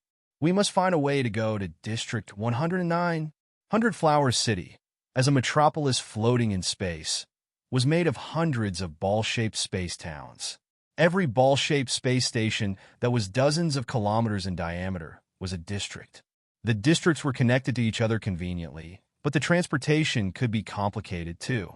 They were currently in District 7, the central business area that had the densest population in 100 Flower City, but District 109, where Deep Blue Superbrain Hospital was located, was at the periphery of the city. They could only reach the place after a shift of vacuum buses. However, the stations of the vacuum buses had extremely strict security measures. While the two of them were planning a route, they heard the people around them all exclaiming. Looking around, they noticed that all the customers were looking at the news light beam in the corner of the ceiling. All the news media of 100 Flower City were broadcasting the same urgent news. To cope with the large-scale invasion of the Imperium of true human beings, the garrison of 100 Flower City, together with the local police and militias, were holding a military drill of an enormous scale, including the procedure of air defense. During the drill, 100 Flower City would enter the Level 2 alert state. All citizens were instructed not to panic and to stay indoors as much as possible instead of going out on the street. Also, they were asked to avoid the use of vehicles. The news also stated that the authorities would temporarily close the channels between some districts. The security checks in the major transportation centers and bus stations would be increased, too, to perform more thorough examinations on every passenger. It was all part of the drill. The authorities apologized for the inconvenience caused. The drill would end in 8 hours. Then, everything would be back to normal. Liao and Long Yangjun looked at each other with equally awful expressions. Wiping their mouths, they stood up and left the restaurant one after the other. Then, they noticed that a lot of soldiers of the Federal Army were roaming on the street questioning the passers-by that they found suspicious. Mechanical noises were echoing somewhere on the dome, too. Part of the channel from this district to the neighboring area must have been closed. Although not all the channels that connected the downtown area and the outside world were blocked, the routes that they were free to choose were certainly greatly reduced. Besides, every major road had been seriously jammed. If then intended to pretend to be ordinary people and reach Deep Blue Superbrain Hospital without alarming anyone, it would take a great deal more time. Looking at the soldiers who were setting up sentry posts on the street not far away, Long Yangjun remarked, "We're in trouble now." "I don't think so." Li Yao's eyes were glittering. "Although the time we spend on the road will slightly increase, it may be easier for us to find out the truth about Deep Blue Superbrain Hospital with the help of the federal soldiers." "Oh." Long Yangjun raised her eyebrow. "How so?" "It's simple. Professor Mo Xian has perhaps controlled the leadership of the military, the Secret Sword Bureau, and the relevant departments of Hundred Flowers City through various kinds of secret arts. But he cannot control every soldier at the bottom level, can he? Those bottom-level soldiers, and even the middle and low-level officers who are commanding them, are still loyal to the Federation and on our side. They are simply misled by a wrong order." Long Yangjun frowned. "But you can't explain yourself to them or fight them in the downtown area." "I'm not saying that we are going to fight them in the downtown area, but things will be different in Deep Blue Superbrain Hospital." Li Yao smiled. "If the hospital is really Professor Mo Xian's nest in which he is carrying out certain clandestine plans, such plans must not be exposed to most people. The official site of the hospital says that it is closed for 3 days. That's the best evidence suggesting that certain changes that must not be seen by outsiders are happening in the hospital. Right now, our greatest advantage is that my professor is still expecting us in the Tinder base and does not know that we are going to Deep Blue Superbrain Hospital. If we navigate the fooled soldiers to Deep Blue Superbrain Hospital and check what Professor Mo Xian is up to exactly together with them, what do you think my dear professor will feel?" 3 hours passed. District 109 of Hundred Flower City was a most medical district, where a few most famous private hospitals of the Federation were established. In the middle of the beautiful landscape constructed by the grand illusionary land, several delicate towers were standing, but they were just the tip of the iceberg. Buildings of an even larger scale, including the deep sustenance treatment center that maintained the lives of the vegetative patients, were all hidden below the ground, or rather, in the depths of the ball-shaped space station. This was Deep Blue Superbrain Hospital. The two of them were wearing penetrative telescopes crafted by Li Yao. Their eyes immediately turned into 2 green, fluorescent spots. The telescope was made of 19 layers of transparent lenses as a piece of high-level magical equipment designed for the nascent soul stage cultivators. Together with the amazing eyesight of the nascent soul stage cultivators, they would be able to clearly see a fly thousands of meters away. After switching to different lens modes, the telescope could even break optical illusions and directly sense the changes of heat and spiritual waves, allowing it to see through what was really behind the surface. The two of them were crouching on a balcony on the top of the building. The optical camouflage cloth that they covered themselves in blended them with the bright gray environment perfectly. Concentrating their attention, they carefully searched the parts of Deep Blue Superbrain Hospital that were exposed to the ground inch by inch. The hospital 5 kilometers away seemed quiet and peaceful. Most of the buildings were hidden in the deeper parts. On the ground that was full of green, vigorous plants, a few gardeners were maintaining the artificial lawn. It seemed to be just another usual day. However, something's wrong with those people. Holding his breath, Li Yao kept his hands almost perfectly still, but he was actually adjusting the lens carefully for a better focal length. Captured by his lens, the gardeners were all magnified to the extent that every pore on their bodies were clearly visible. The gardeners were too strong. No, they were not strong because they had a lot of muscles. The Star Glory Federation had always attached great importance to fighting. Training facilities and strengthening drugs were popular nowadays, too. Even the most common workers were able to build themselves into brawny bears. However, the bodies of the gardeners that were hidden below the sloppy work suits were in the most perfect inverted triangle. Their muscles were evenly distributed and forceful, and their bones were tough and concrete, like springs and machines that had been filled with strength. Even their veins and nerves were distributed in the most even, smooth, and perfect way. It was the special body quality that could only be achieved after decades of hard training, when the internal organs and the limbs were repeatedly cleansed and nurtured by the spiritual energy. With the eyes of a professional, Li Yao could tell that, although they did not release a lot of spiritual waves, those gardeners were likely very strong battle-type cultivators. Even if a private hospital did need to require a few tough security guards, did they really have to hire battle-type cultivators as their gardeners? Also, when Li Yao observed the gardeners carefully, he felt that they were somewhat weird or even creepy. Although they were working and communicating normally, with laughter every now and then, their eyes were rigid and lifeless. Undisguisable black fog seemed to be spreading out of their eyes, making them look like, "Hey, do you feel that those guys are like a bunch of dead people?" Long Yangjun asked in a low voice. "Exactly. Although they also breathe, their hearts beat, and their body temperature is no different from normal, I also feel like they are a bunch of dead people who have just crawled out of a grave." Pondering for a moment, Li Yao frowned. Or maybe they are not dead people but puppets. Some sort of weird puppets. While they were talking, they sensed a chilly glare at the same time.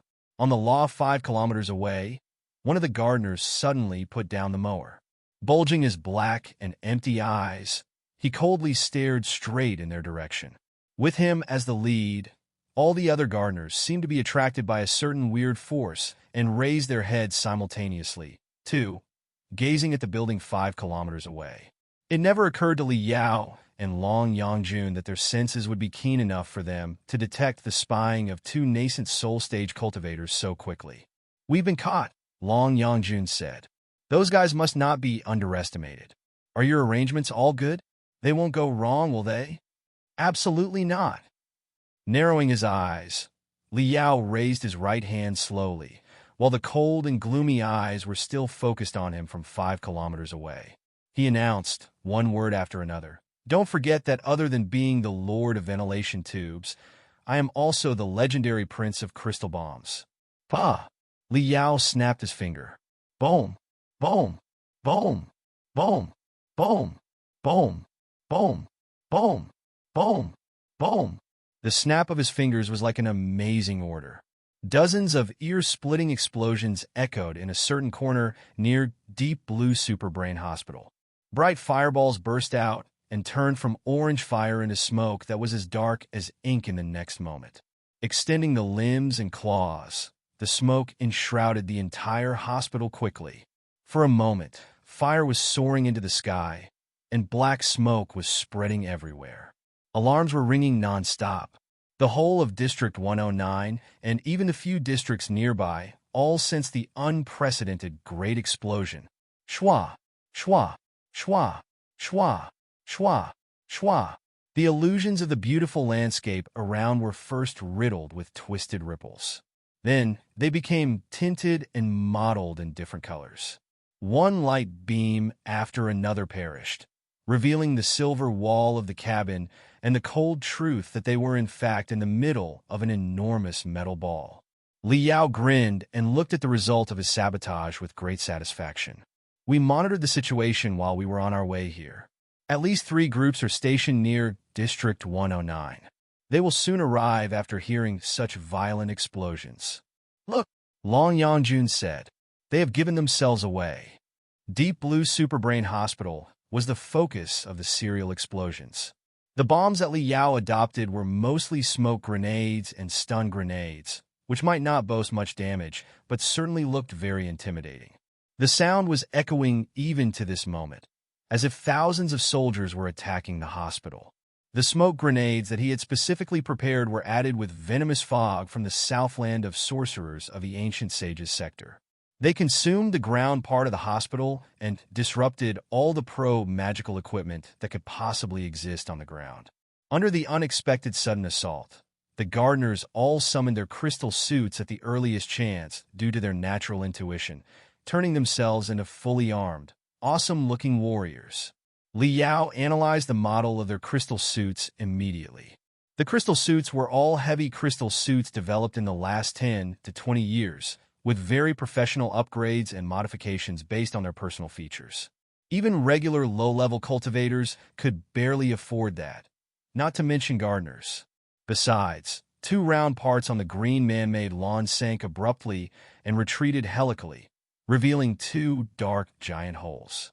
Countless silver puppets that looked like the grand illusionary soldiers swarmed out like bees and landed near the gardeners after a few giant leaps.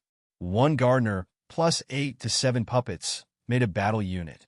More than 20 battle units controlled every corner of the ground part of Deep Blue Superbrain Hospital. The establishment of the whole tactical defense system only took less than 10 seconds. Even the gardeners of your household can't be as tough as them, right? Long Yangjun asked. Exactly. Then what are we waiting for? Long Yangjun said. This is the place. I've been holding it back for a long time. Let's make it big. Shua. Shua. Li Yao and Long Yangjun both removed the stealth camouflage cloth and rose up abruptly. 2 seemingly ordinary crystal suits immediately covered them without a gap. One on the left and the other on the right, they fell on one of their knees and prepared to run. Then they sprinted forward. Boom! Flames of spiritual energy that resembled a volcanic eruption burst out of their backs and their feet. Although their crystal suits were ordinary with mediocre performance, boosted by the spiritual energy of 2 nascent soul stage cultivators, the crystal suits' limits were soon surpassed. The 5 kilometers was swallowed in no time. The 2 of them smashed into the garden of Deep Blue Superbrain Hospital like 2 shooting stars. The few silver puppets that were bold enough to stand in their way were all blown into scrap metal. The other hundreds of puppets, as well as the 20 or so exos who were pretending to be gardeners, lunged at them without a sound. Z, Z, Z, Z. Liao straightened his left arm. An ivory ball of light was quickly condensed in the middle of his palm and turned into a dazzling pillar of light in the next moment. It pierced through 2 battle puppets in the front immediately, but was then blocked by the spiritual shield released by the 3rd battle puppet. Li Yao slightly frowned. Those are no ordinary puppets. Their spiritual shield is very powerful, even with some sort of ability to twist the force field. Those guys are no ordinary gardeners either. Long Yangjuan's body was twisted into a weird curve before she blinked out of the siege of 5 puppets in a seemingly impossibly way. Then, her long sword turned into a colorful arc as she pierced at the gap between the skull and the torso of the crystal suit of a gardener. Outside her expectations, the gardener was strong enough to see through the trajectory of Long Yangjuan's attack and raise his saber in time, clashing with Long Yangjuan's weapon head-on. Although the enemy's saber was shattered after the clash, and he was blown away, Long Yangjun was still slightly dazed. She was a nascent soul stage cultivator. Although the previous attack was not carried out with the maximum strength of the peak of the nascent soul stage, it was in the beginning level of the nascent soul stage at least. And yet, the enemy was able to resist the attack without getting killed? Let me see what you are exactly. Liu Snifa. The bright green fire of spiritual energy around his body was expanding non-stop, pushing him to dash toward where the enemies were densest. The 3 or 4 battle puppets on his way were all blown up together with their spiritual shields by him. He flashed to the front of one of the gardeners instantly. Oh! Li Yao extended his right hand and opened his fingers. His spiritual energy surged out like torrents in a ferocious beast, completely suppressing the enemy and making it impossible for him to move. Even the crystal suit on the enemy's body was spluttering and breaking apart. Completely overwhelmed by Li Yao, the gardener suddenly shrieked in a way that did not sound like a human being. The next second, his entire head seemed to be exploding. Even the mental devil was ripped apart by the unexpected attack. It was screaming in a loud voice and was unable to be condensed again for a long time. Such a powerful mental attack. Li Yao was somehow stunned by the attack. He fell to one knee and breathed heavily. Then, his head expanded like a balloon that was being blown until the helmet of his crystal suit was cracking. The attack also consumed all the soul power of the gardener on his opposite side. In Li Yao's perception, the forehead that was hidden below the helmet had collapsed to the bottom, and the brain cells inside all withered. His soul, spirit, and even self-awareness were all gone, leaving nothing.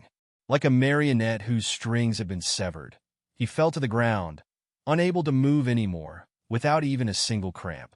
It was a suicidal attack, like the detonation of the core for core formation stage cultivators, except that the man had detonated his own brain.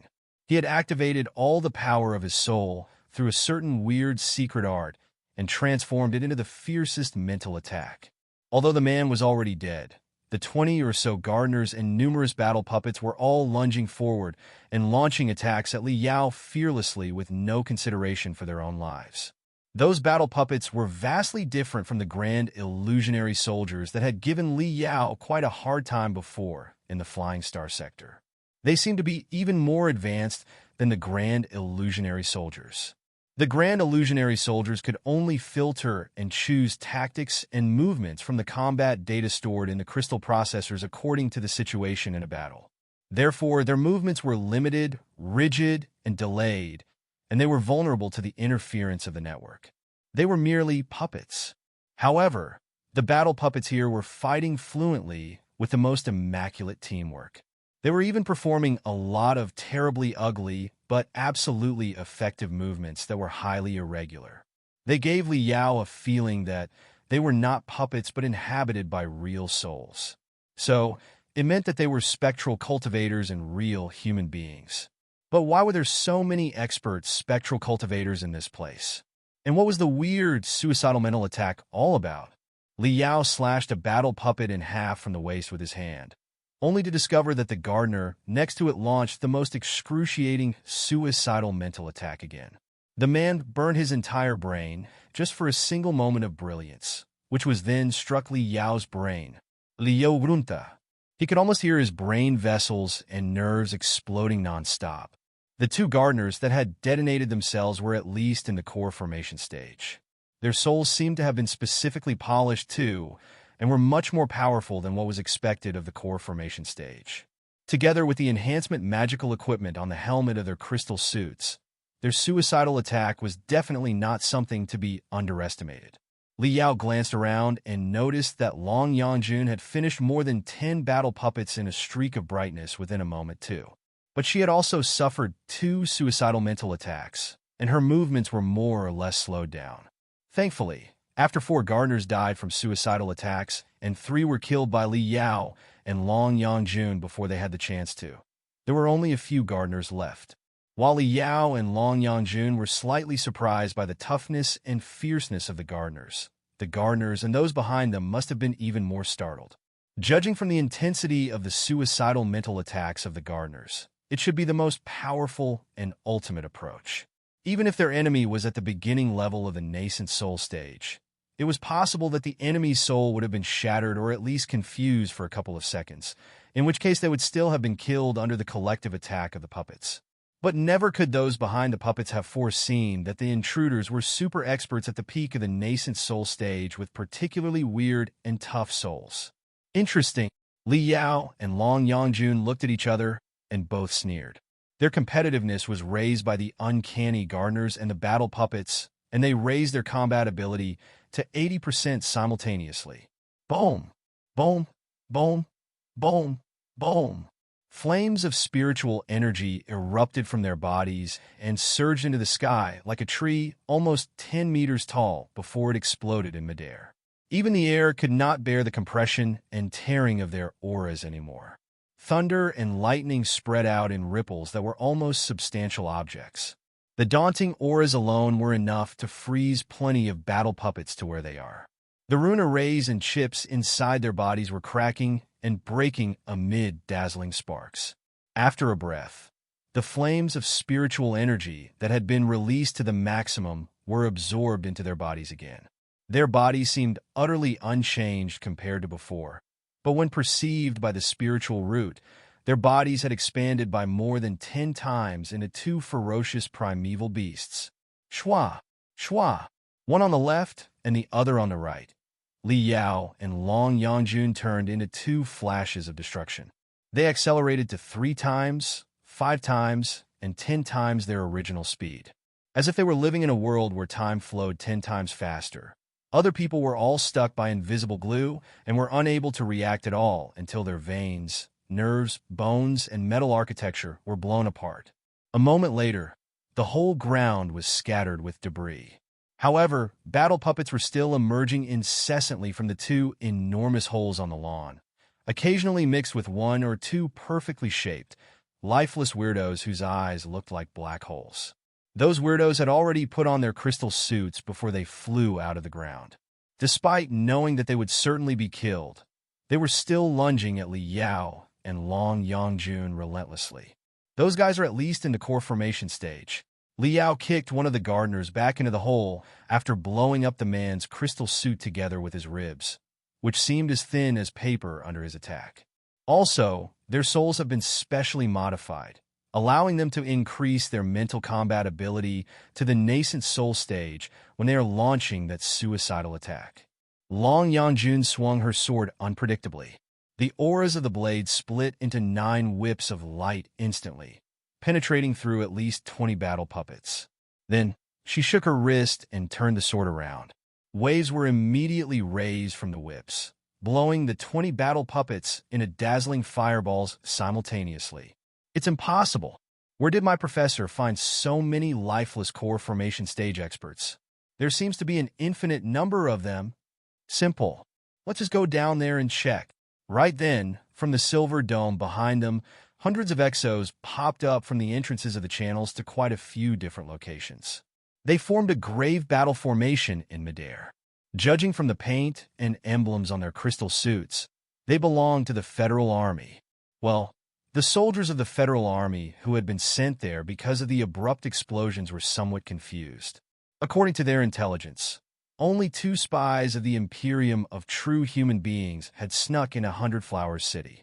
But the battlefield at the periphery of the Deep Blue Superbrain Hospital seemed to suggest that 2 elite legions had just had a huge fight in this place. If one side was the spies of the Imperium, who was the other side? How could a private hospital boast such immense forces for defense? Beep, beep, beep, beep. Almost all the soldiers detected tremendous, powerful spiritual waves with their crystal suits. Their attention was particularly attracted by the 2 waves that were surrounded by the battle puppets at the center of the law. It was almost nascent soul stage cultivators? That's impossible. Exclamations of shock and confusion were echoing in the Federal Army's communication channel. You can't cover fire with paper. Soldiers of the Federal Army have arrived here. I would like to know how Director Lei Yuqin of the Deep Blue Superbrain Hospital will explain her particularly strong gardeners. Smirking, Li Yao and Long Yangjun sprinted at the same time. Like 2 raging crystal trains that were running at the highest speed, they blew away the few battle puppets that were on their way and jumped into the 2 channels leading underground as fast as tornadoes. Shwa! The moment he entered the hole, Li Yao raised his hands. Dozens of crystal bombs darted into the underworld before he did. The crystal cannons on the shoulders of his crystal suit, the honeycomb-like launcher of flying swords, and other remote attack magical equipment opened fire at the same time, raising a storm of furious fire in the entire channel. Li Yao descended to the bottom of the channel majestically in the middle of the storm. The battle puppets that were affected by the explosions, but not killed, yet were all shattered by the auras of his saber. Boom! Boom! Boom! Boom! Identical explosions were echoing behind him. When he turned around, Long Yangjun had already broken through the other channel and appeared in front of him. Judging from the structure of the 2 channels above their heads and the joints with the underground buildings, the channels could not have been opened easily. They must have been emergency exits. The underground buildings were of a much grander scale than they had anticipated. Li Yao released more than 10 scanning grenades and feedback grenades that rolled quickly in midair. But the preliminary result of the reconnaissance implied that the place was as complicated as a maze. The defenders seemed to have run out of available soldiers. After blowing up dozens of battle puppets along the way, they did not meet any new resistance. Naturally, the 2 of them did not demean themselves by looking for stairs or an elevator. They simply blew through the floors and jumped down. As a matter of fact, There were probably few floors in the entire universe that could withstand the collective bombardment of two experts at the peak of the nascent soul stage.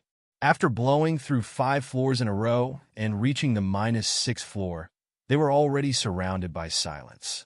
Long Yangjun suddenly pointed at the glass window on one side of the pathway and said, "What's that?" Li Yao peered through the glass window, only to discover that it was a rather spacious hall in which almost 100 medical cabins that looked like cocoons were placed.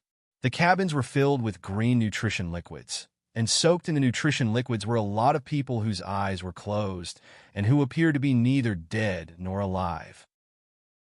A rather powerful new crystal processor was placed next to every medical cabin to monitor the status of their bodies. Thousands of data streams were changing on the light beam every second. All the crystal processors were then connected together through cables that were as thick as boas to a supercrystal processor that took up an enormous amount of space at the end of the hall. The crystal processors were still emanating a creepy light and functioning amid various hums. The green nutrition liquids were bubbling non-stop too. Stimulated by the wires, cables, and biochemical nerves, the half-dead, half-alive people were both cramping softly and displaying joy, anger, sadness, and other emotions on their faces. Some of them even opened their eyes abruptly, and their empty eyeballs were rolling crazily, unfocused, projecting a light of lifelessness. The scent of death filled the room, outlining a mortifying scene. However, no matter how they cramped and how their facial expressions changed, they were confined to the tiny medical cabins from beginning to end. It did not appear that they would really wake up anytime soon. Li Yao swallowed and stuck his right hand to the tempered glass. Exerting his strength slightly, he immediately broke the entire tempered glass into pieces. The noises of the broken pieces hitting the ground randomly was particularly clear and ear-splitting in the hall that was dead silent. Floating in midair, Li Yao and Long Yangjun flew into the weird hall, to the middle of the hundreds of medical cabins and the hundreds of half-dead, half-alive people in them. Although some of them had their eyes wide open, they simply ignored Li Yao and Long Yangjun's arrival, as if they were still dwelling in a different world, and only the most primitive reflexes of the animals were kept in the real world. Li Yao and Long Yangjun glanced at the nameplate on every medical cabin sharply.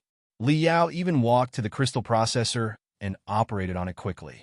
"This place is the Deep Sustenance Treatment Center of Deep Blue Superbrain Hospital," Li Yao said. "They are all the vegetative patients who have been sent here for treatment. Most of them were specialists of crystal processors and the spiritual nexus in the past." That explains a lot. According to the files I found online, Deep Blue Superbrain Hospital has adopted a certain immersive virtual stimulation procedure, in which a unique virtual space is created with their memories of the past and poured into their brain, thereby soaking them in special dreams, simulating their brains intensely and helping them to wake up. Other than that, their internal organs and limbs are also stimulated by bioelectricity all year long. Against the glass window, Long Yangjun observed the vegetative patient inside the medical cabin carefully. Through the simulation of bioelectricity and the irrigation of spiritual energy, it is possible to maintain the body functions of the patients at a healthy level. Muscular dystrophy, organ failure, bone ossification, and other common symptoms for the vegetative patients can be avoided in such a way. So to speak, this should be a public ward instead of a weird experiment base. But where are the doctors and nurses? Li Yao glanced around quickly and frowned. There isn't a single doctor or nurse in such a huge ward. Besides, where did the battle puppets and the weirdos who boasted tremendous mental combat ability come from? Also, don't you feel that it is quite strange? I checked the files of more than 10 patients in a row, only to discover that they were exclusively specialists in crystal processors and the spiritual nexus. None of them specialize in other fields. That is actually not very strange, Long Yangjun said. According to the introduction on the official website of Deep Blue Superbrain Hospital, the ward of the Deep Sustenance Treatment Center is classified according to professions, levels, and types of patients. In such a way, it is easier for the patients to resonate. It is more convenient for large-scale treatment procedures to be carried out, too. Is that so? I still feel that something is wrong. Li Yao gazed at the vegetative people who were soaked in the green fluorescent liquids. Most of them were admin-type, research-type, and creation-type cultivators who usually worked in an office. Naturally, their bodies were different from the gardeners whom they had encountered previously, and they were far less perfect and athletic. Right then, Li Yao and Long Yangjun both heard glass being broken far away. Although the sound was quite distant and feeble, the two nascent soul stage cultivators were still able to hear it clearly. The two of them looked at each other and immediately rushed toward the source of the sound. They found 3 halls in exactly the same style on their way. Almost 1,000 vegetative people were lying quietly in the medical cabins. Simulated by the bioelectricity and the incoming spiritual energy, their bodies were cramping, and they were wearing vivid expressions as if they were having a dream. Hiss! In a corner, a naked, muscular man suddenly shrieked and lunged at the two of them, only to be blown away immediately, forming a human-shaped dent on the wall. The bones all over the man's body were broken, and thick bodily fluids flowed out of his nose and ears. Li Yao fell to one knee and picked up a cluster of greasy, gooey liquids from the dead body.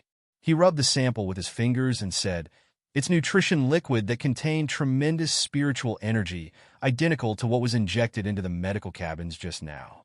That's right. Also, the man's private parts are covered by membranes as thin as paper, too. Long Yangjun examined the man's skin carefully.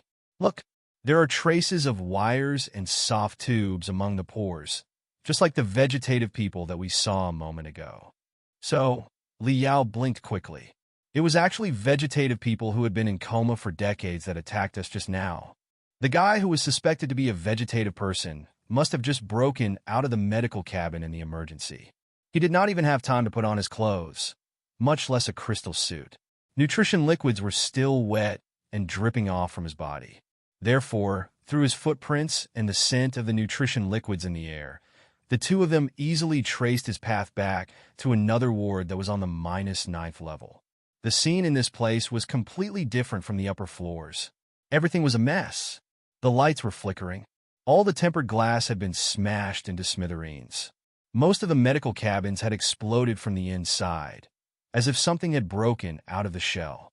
Green nutrition liquids were running on the ground blatantly. The vegetative people who should have been resting inside quietly, on the other hand, were all gone.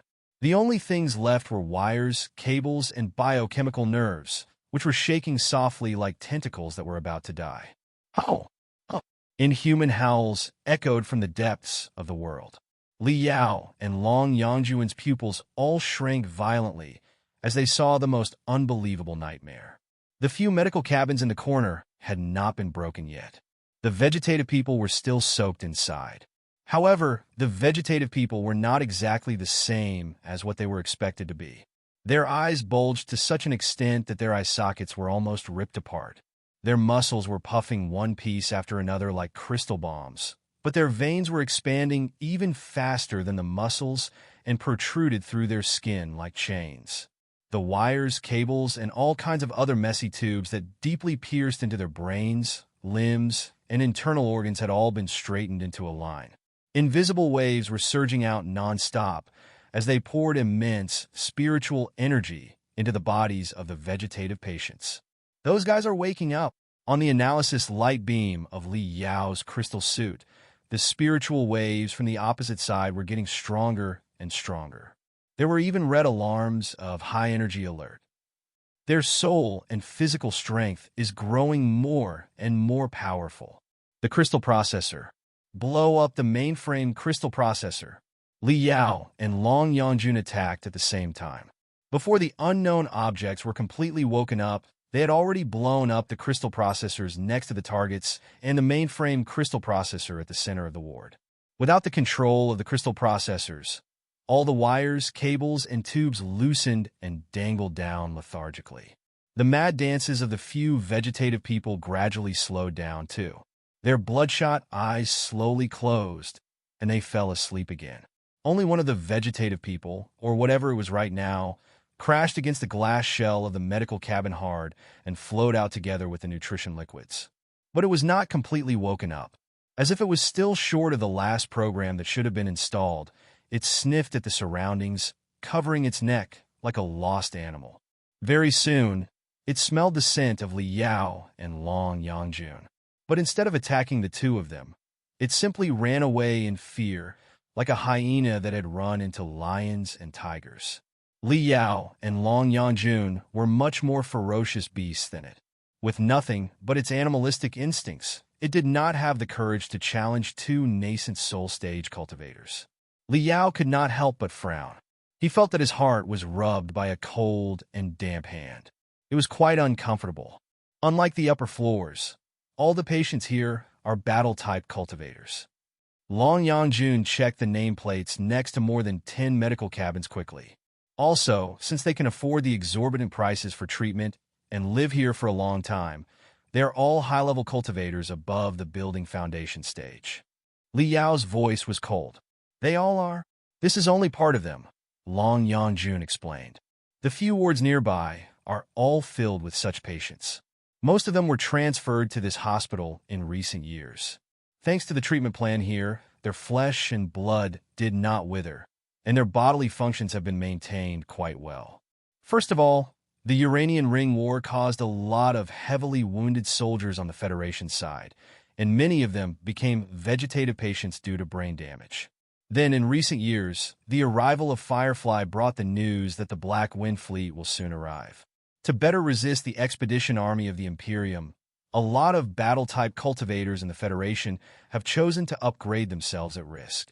Those who were brought here in time after their attempts failed were actually the lucky ones. Combining both factors, battle-type cultivators make up at least 20% of the tens of thousands of vegetative patients being treated here. So, it means 2,000 to 3,000 battle-type cultivators. Not just any cultivators, but high-level cultivators with profound cultivation and powerful bloodlines. Looking at the medical cabins around that had been shattered, Li Yao mumbled, "But how did they wake up and even become so weird as to launch attacks at us fearlessly?" No, they did not wake up. Looking around, Long Yangjun said gloomily under the illumination of the creepy lights, "They are probably not human beings, at least not the cultivators they used to be, but shells. Don't you think that vegetative people are the most perfect natural objects for possession?" Long Yangjun stared at the corner of the room. The vegetative person who had jumped out of the medical cabin did not run too far away, although they fled from them, hiding in a corner further away. While shuddering in fear, it craned its neck to peep at them, in every way that befitted an animal that acted based on natural instincts. For a human being whose head is clear and whose soul is intact, even if he is just a strengthless, ordinary person, his soul will still be deeply entangled with his mind, and it is not going to be easy to possess him, Long Yangjun said.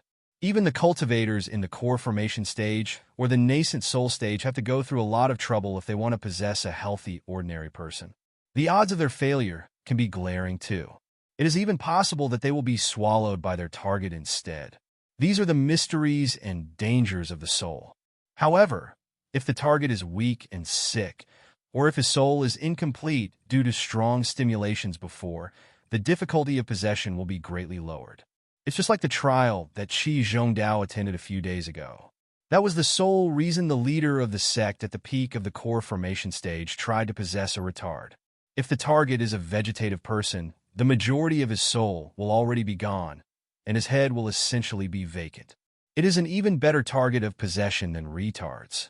Through the filtering of the astronomical medical charges, the patients who are qualified to be admitted to this place were all high-level cultivators before they fell into comas with powerful bloodlines. Some of them had long grown a second brain, or rather, the golden core at the end of their coccyx. It is not hard to imagine how tough their bodies must be. Also, it's been quite a few years since the vegetative persons were brought here for treatment. Professor Mo Xian and Lei Yuqin totally could have modified their brains in secret to turn them into containers that are more suitable to be possessed. Or rather, to quote Professor Mo Xian, they're the best battle shells. So, Long Yangjun eyed the surroundings. The patients in the ward up above have not been touched because they are admin-type and research-type cultivators whose bodies are not strong enough to be modified into battle shells. But the bodies of the battle-type cultivators who should have lived in this ward are all gone. The lifeless gardeners that we saw on the outside must have been them. Exactly. Liao tapped on a few crystal processors that were not destroyed yet. Then he mumbled, they were all the most passionate warriors. Many of them were even war heroes in the Uranian Ring War. Otherwise, they wouldn't have broken their limits time and time again and gotten themselves mentally deranged until they became vegetative after brain collapse. Although they fell into comas, they have been receiving special treatment in this place for years. Through the stimulation of bioelectricity and the nutrition liquids of spiritual energy, their bodily functions are kept at a very powerful level. They are indeed the perfect battle shells. However, there is one problem. The so-called possession is a one-to-one relationship, which means that a new soul is required to make their body function again. Judging from the capabilities that those people revealed just now, their souls were equally powerful. Even if they were ghosts, they were definitely superspectral cultivators of a high level. Is it possible that Lei Yuqin and Professor Mo Xian could hire so many ghost experts without raising the suspicion of the authorities? That I don't know. Long Yangjun furrowed her brow. Compared to that problem, I feel that we'd better focus on another problem that is more imminent. By my estimation, of the tens of thousands of vegetative people that have been treated in Deep Blue Super Brain Hospital for a long time, at least 2,000 to 3,000 are battle-type cultivators. Right now, most of them are gone. We only fought and killed dozens of them at best just now. Then, after a subtraction of a few dozen, where did the remaining 2,000 or so battle shells go? Li Yao and Long Yangjun looked at each other, stung by each other's eyes that were as cold as ice. Long Yangjun smiled bitterly and continued, it appears that your professor is definitely not a commander without soldiers. It is quite possible that he has an army of ghosts made of 2,000 to 3,000 high-level, battle-type cultivators under his control. Biting his lips hard, Li Yao did not say anything but went to the debris of the mainframe crystal processor, which had been blown into a hive by them just now. He carefully examined the wires and cables that were sparkling. He even grabbed the broken cables with both hands and extended his telepathic thoughts deeper underground along the crystal cables. There's something down there. There's still a supercrystal processor that is even more powerful and consumes more spiritual energy. I can sense extremely intense spiritual waves. Li Yao immediately started running. Follow me. This is a ward that is normally open to the family of the patients. It must have been reconstructed to what we are seeing right now only recently. The real secrets of Lei Yuqin and Professor Mo Xian must be hidden in the deeper parts. The two of them wasted no time penetrating downward. They passed quite a few large wards on their way, but all the medical cabins inside were empty, with no sign of being broken by violence. It seemed that the battle shells were still in order and under high control when they were woken up. Then they were transferred to somewhere unknown. Li Yao and Long Yangjun did not run into much resistance on their way. Even several secret tunnels and hidden doors were discovered by them without much trouble. The door of a secret elevator was even wide open, as if it had just been used a moment ago. Messy paper, broken jade chips, and damaged crystal processors were on the floor everywhere. It was utter chaos. Such a chaotic and dirty environment was both a relief and a worry for the two of them. They felt relieved that they were on the right path and would probably enter the real nest soon. But they were also worried that Professor Mo Xian had probably already left the place, with 2,000 to 3,000 dreadful ghost warriors. It was the reason the place was so weakly defended. Swoosh! Swoosh! The two of them reached the most central area of Deep Blue Superbrain Hospital through the vertical elevator. Naturally, a lot of defense rune arrays had been established in the shaft, but none of them were worth mentioning under the collective bombardment of two cultivators at the peak of the nascent soul stage. At the bottom of the shaft was a gate of super alloys that had been built from more than 100 thick rebars. Complicated defense rune arrays had been carved on it, too, with electric arcs dancing among them in spluttering noises and fatal blue colors. However, it only took Li Yao 5 more minutes to breach. 5 minutes later, the torn and twisted rebars collapsed to the ground, and all the defense rune arrays turned lackluster. A devastating gap was pulled open by the two nascent soul stage cultivators with brute force. Behind the gate was a laboratory soaked in blue brightness. The laboratory was empty, but quite a few artificial bodies that had lost their souls were lying on the ground awry, like metal skeletons whose magic had been removed. Some of the artificial bodies were even sitting in front of the crystal processors and the control panels, with their heads connected to the large crystal processors through crystal wires. The light beams in front of them were still displaying spots and streaks, but their metal heads were all leaning to one side. It was clear that the souls hiding inside the artificial bodies had either been obliterated or escaped in a certain way. Liao had never seen such a weird laboratory before. Although he was wearing a thick crystal suit and mustard seed combat suit, he felt that chilly air was invading his flesh, bones, and internal organs like invisible tentacles. The darkness chilled him to the bones. Surrounded by many artificial bodies, in the main area of the laboratory, there were transparent glass boards hanging in midair. Every glass board was carved with a certain object that resembled a huge walnut. They had all left in a hurry. The patterns on the glass boards were still wriggling, changing, and glowing. Liao observed for a long time before he finally figured out what the enormous walnuts were. They were the tomography of human brains. Inside each transparent glass board was the tomography of part of the active zones in the human brain.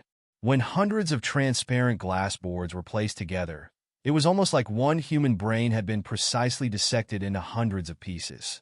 Or maybe the brain had actually been cut into thousands of parts, and only the most representative ones among them were picked out for studies. This is a cerebral laboratory. Taking a deep breath, Liao walked over to one of the crystal processors that the enemy did not have time to turn off. Then, he was more or less relieved. They are not the real slices of human brains, but models that the experimenters made after scanning the braining with a special mystic ray layer by layer.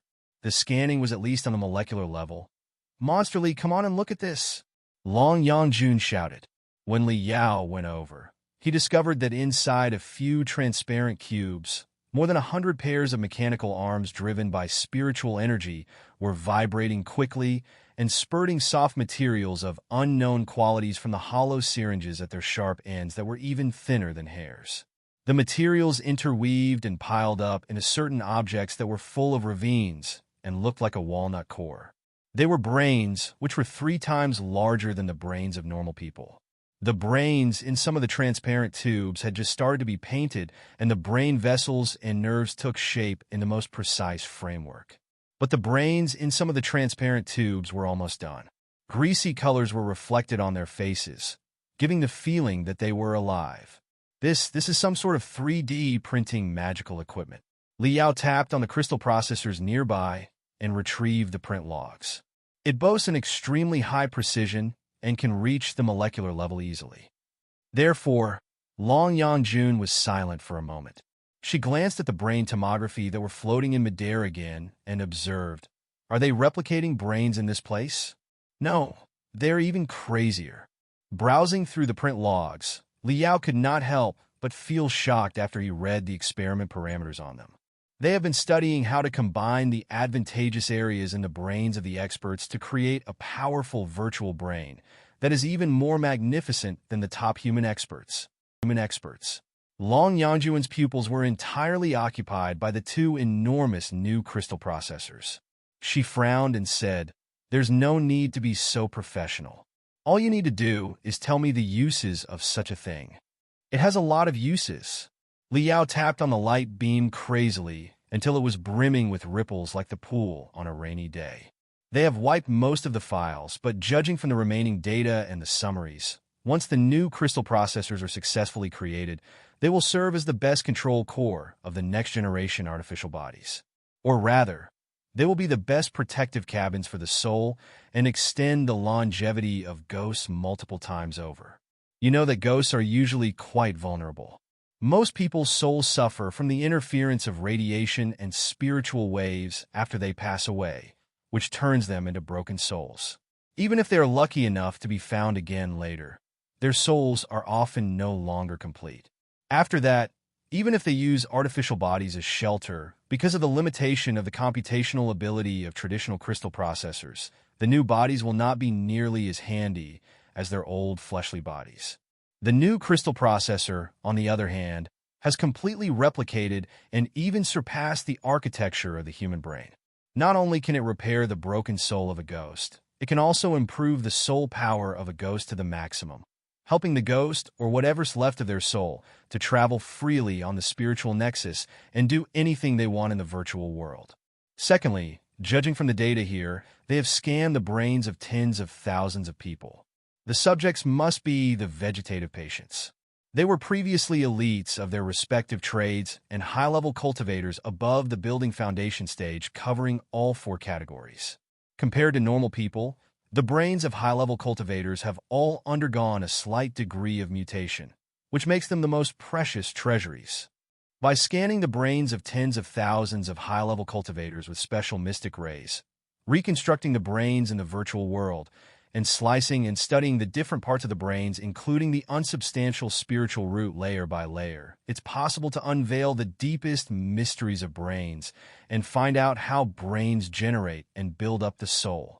After they understand how the soul is created, won't it be only one step away from creating a soul on their own? Creating a soul on their own.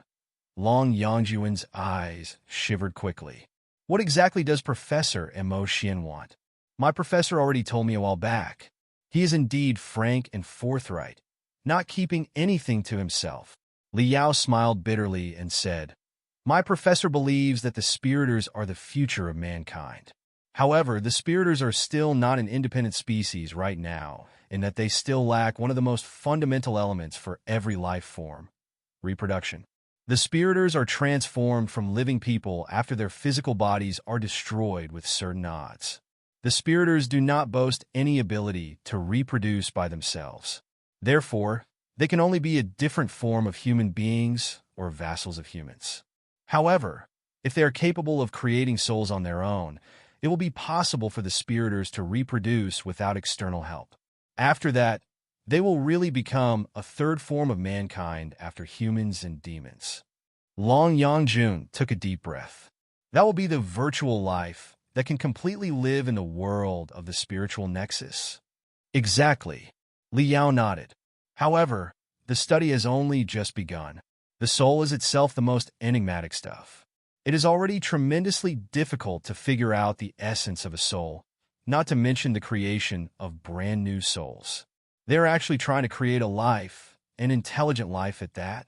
It took nature billions of years to complete the work of creating intelligent life. And my professor intends to reduce the time cost to 1/1000th and finish it in only decades? It's too much of a rush. He admitted it himself. They probably haven't touched such a dreadful field yet, and are incapable of creating real virtual life. However, if the new architecture that is a complete simulation and optimized version of the human brain and can independently think is combined with the terrifying computation, deduction, and rendering abilities of traditional crystal processors, it will be possible for them to create certain unimaginable artificial intelligence. Long Yangjun furrowed her brow so hard that her eyebrows were almost vertical. I don't understand. Please explain. For example, Liao said, didn't I just mention that I met a fake Wei Qingqing, a fake Ling Xiaola, and a fake you in the second spiritor's realm? At first, I thought that they were played by somebody because the real-time computational ability of normal crystal processors couldn't have been that high. But now that I think of it, they were very likely the artificial intelligence that was derived from the simulated brains. Building up vivid, lifelike images in the spiritor's realm is just one of the functions of the simulated brains. Don't forget that they have scanned the brains of tens of thousands of high-level cultivators. What kind of chemical reactions will be caused when the techniques inside so many brains are combined? What exactly is my professor going to do with such artificial intelligence? The two of them looked at each other in bewilderment. Both of them felt that the issue was much more severe than they had anticipated in the beginning.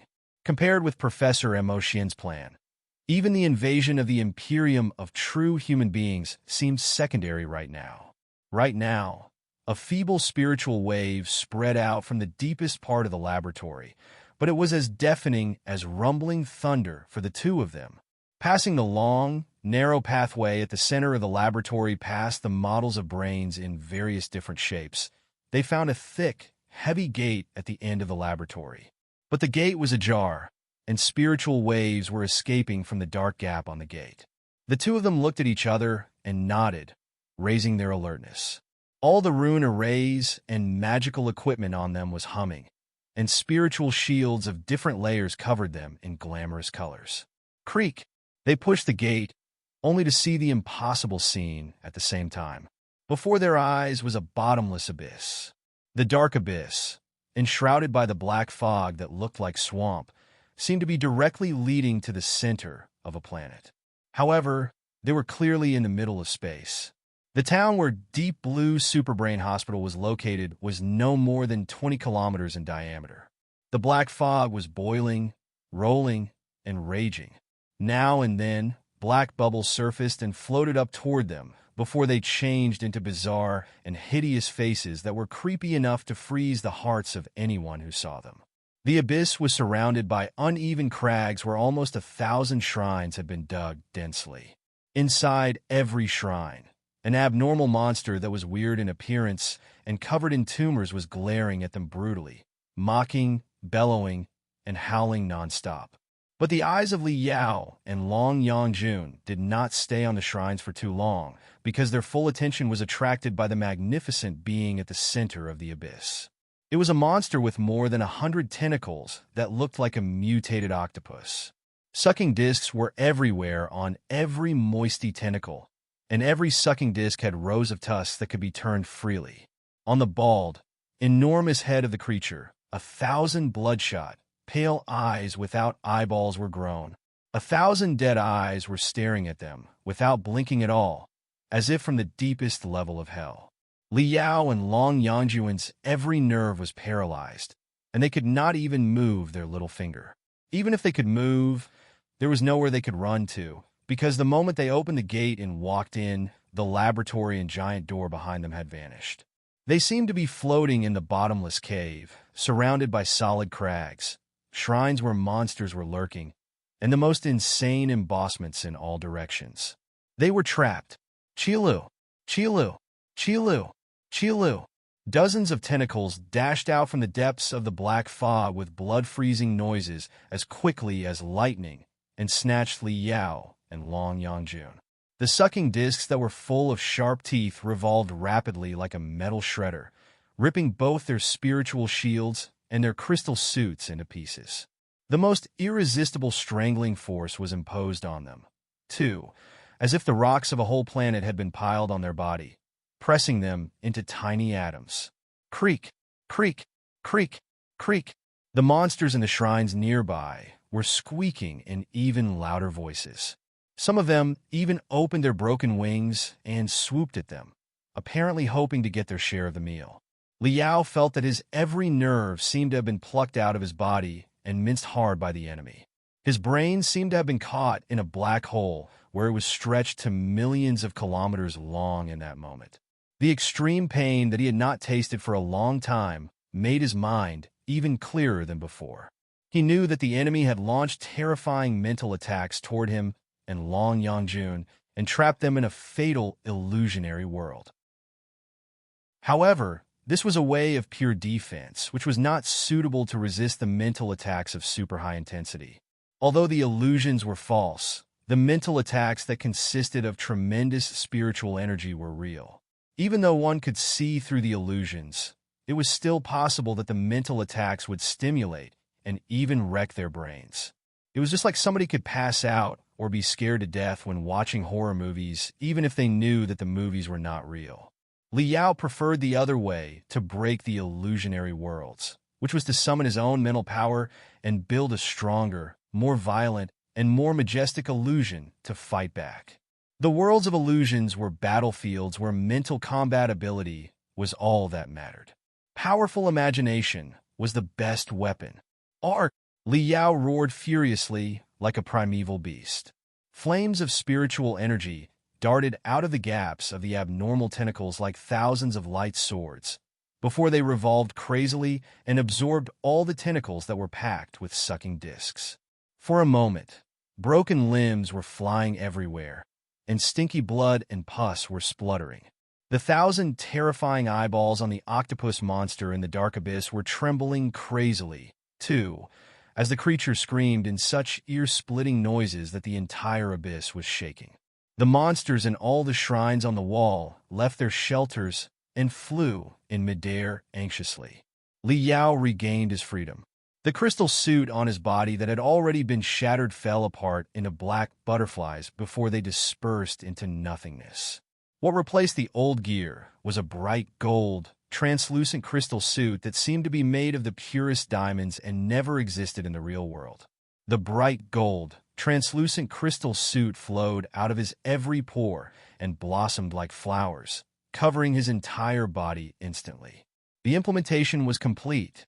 It was the ultimate battlesuit that Li Yao had craved to produce day and night based on the string-like crystal suits of the Imperium of true human beings, the primeval armors on Kunlun, and the essence of the various suits on the Nuwa warship. He had pictured it in his head more than 10,000 times before.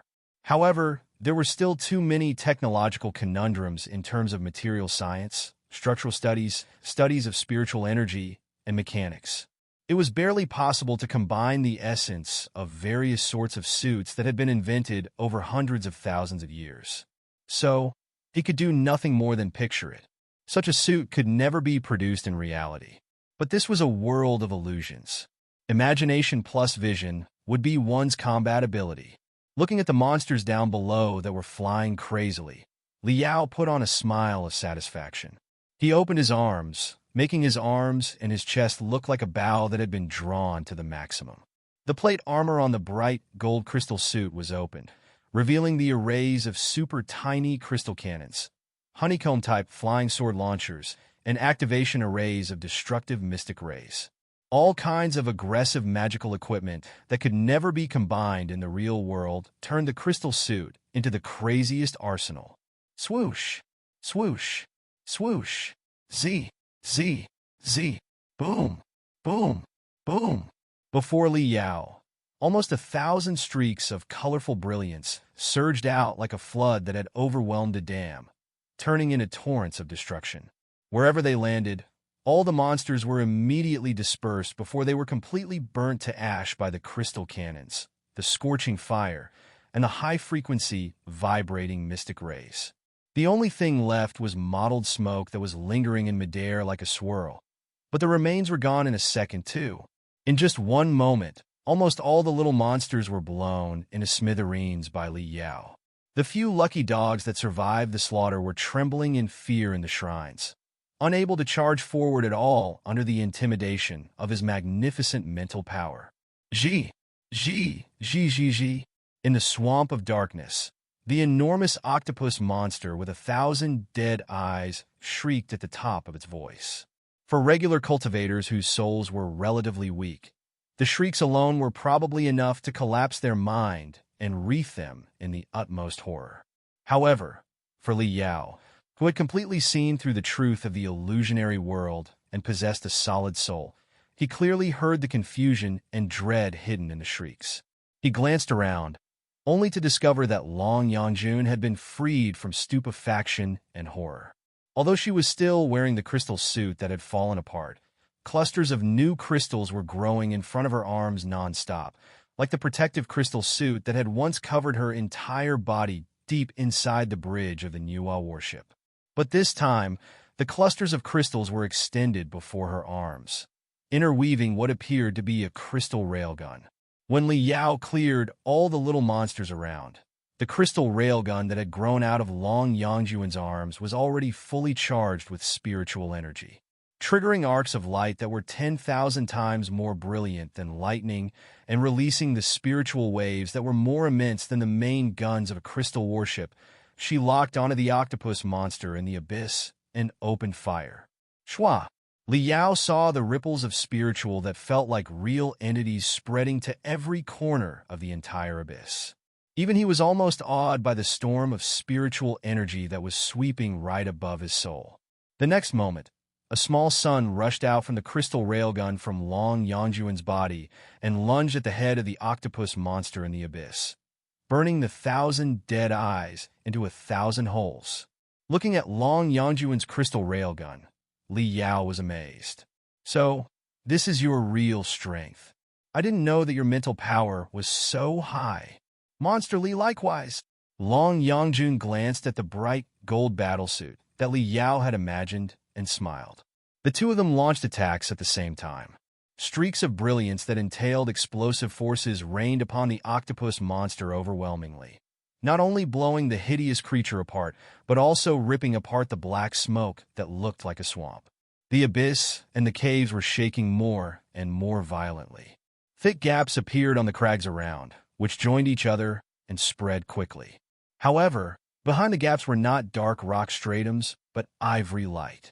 When the ivory light filled all the walls, nothing could stop the illusionary world from collapsing anymore.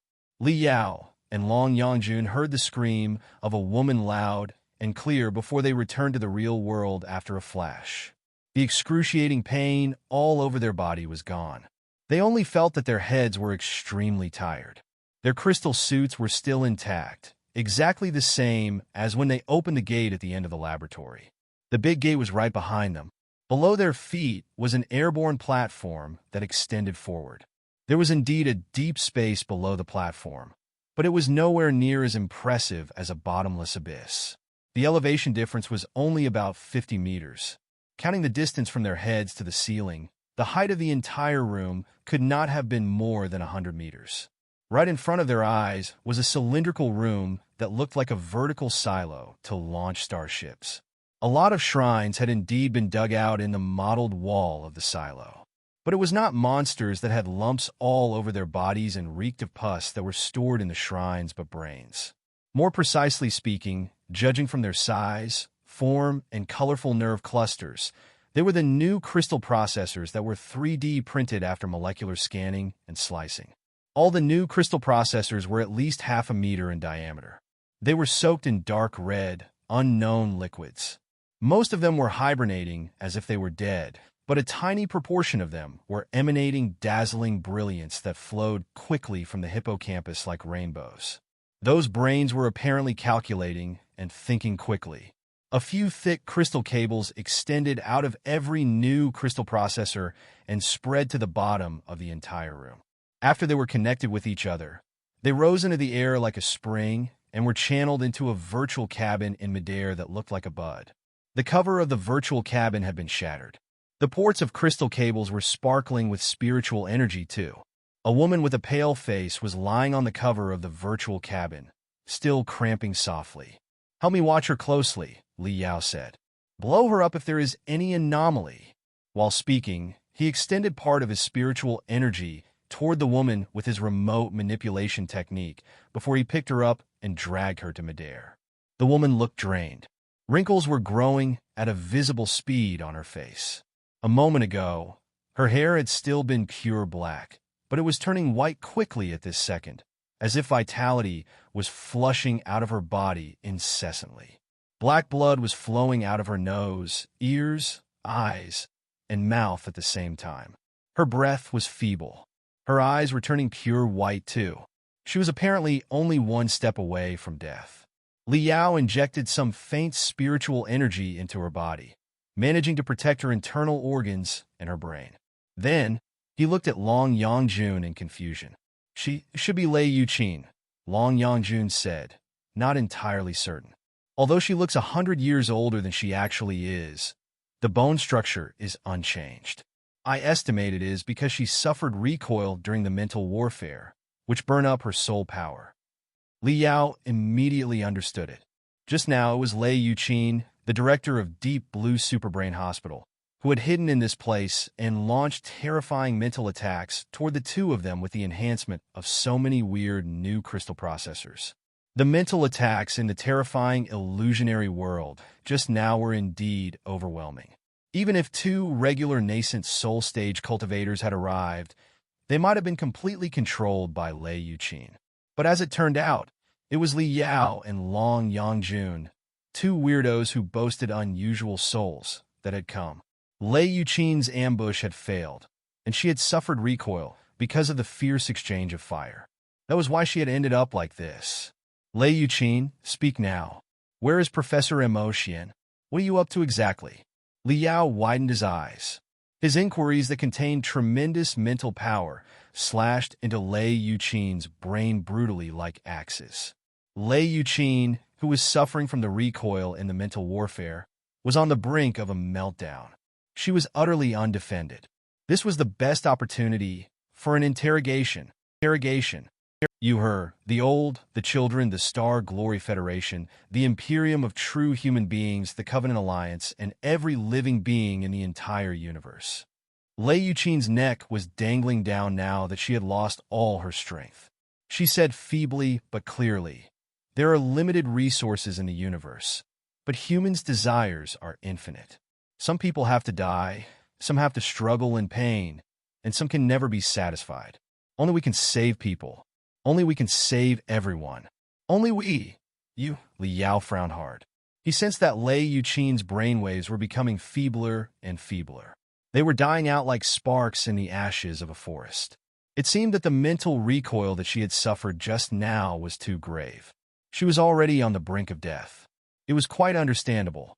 Lei Yuqin's level publicly was the peak of the core formation stage. Even if she had concealed part of her capabilities and was actually at the beginning level of the nascent soul stage, despite the enhancement of the weird crystal processors, the targets whom she had chosen were two experts at the peak of the nascent soul stage. It was only natural and her own fault that she was so heavily wounded by their counterattack. Li Yao, on the other hand, did not dare increase the mental pressure because Lei Yuqin's soul was so feeble that it was like a candle in a storm that could perish at any moment. This place was obviously Professor Mo Xian's nest, but the professor himself, as well as 1,000 combat-type vegetative people, had gone missing. Time was limited, and Lei Yuqin was the only lead. She could not die. While Li Yao was stumped, he suddenly heard a cry for help that was as inaudible as the hum of a mosquito. "Help me!"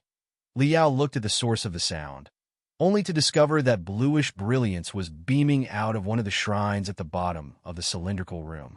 It slowly condensed into an unsubstantial image of human, which gradually became clearer with more detailed. It turned out to be a middle-aged man who gave every impression that he was a scholar. He seemed to be struggling in a deep ocean, trying to swim upward, but bound by the deep blue brilliance around him. He was unable to free himself from the water. Li Yao and Long Yangjun looked at each other. While suppressing and monitoring Lei Yuqin with their spiritual energy, they flew to the emerging blue shadow together. Li Yao observed carefully. The new crystal processor in the shrine behind the blue shadow was glowing in a particularly brilliant way and even slightly vibrating, indicating that it was running at a high speed. Who are you?" Li Yao failed to distinguish what kind of weird being the newcomer was after a long observation. He simply said, "Don't be scared. We are here to rescue everyone. But you need to tell us how you ended up like this first. Don't panic and tell us everything calmly and systematically. Are you locked in this place?"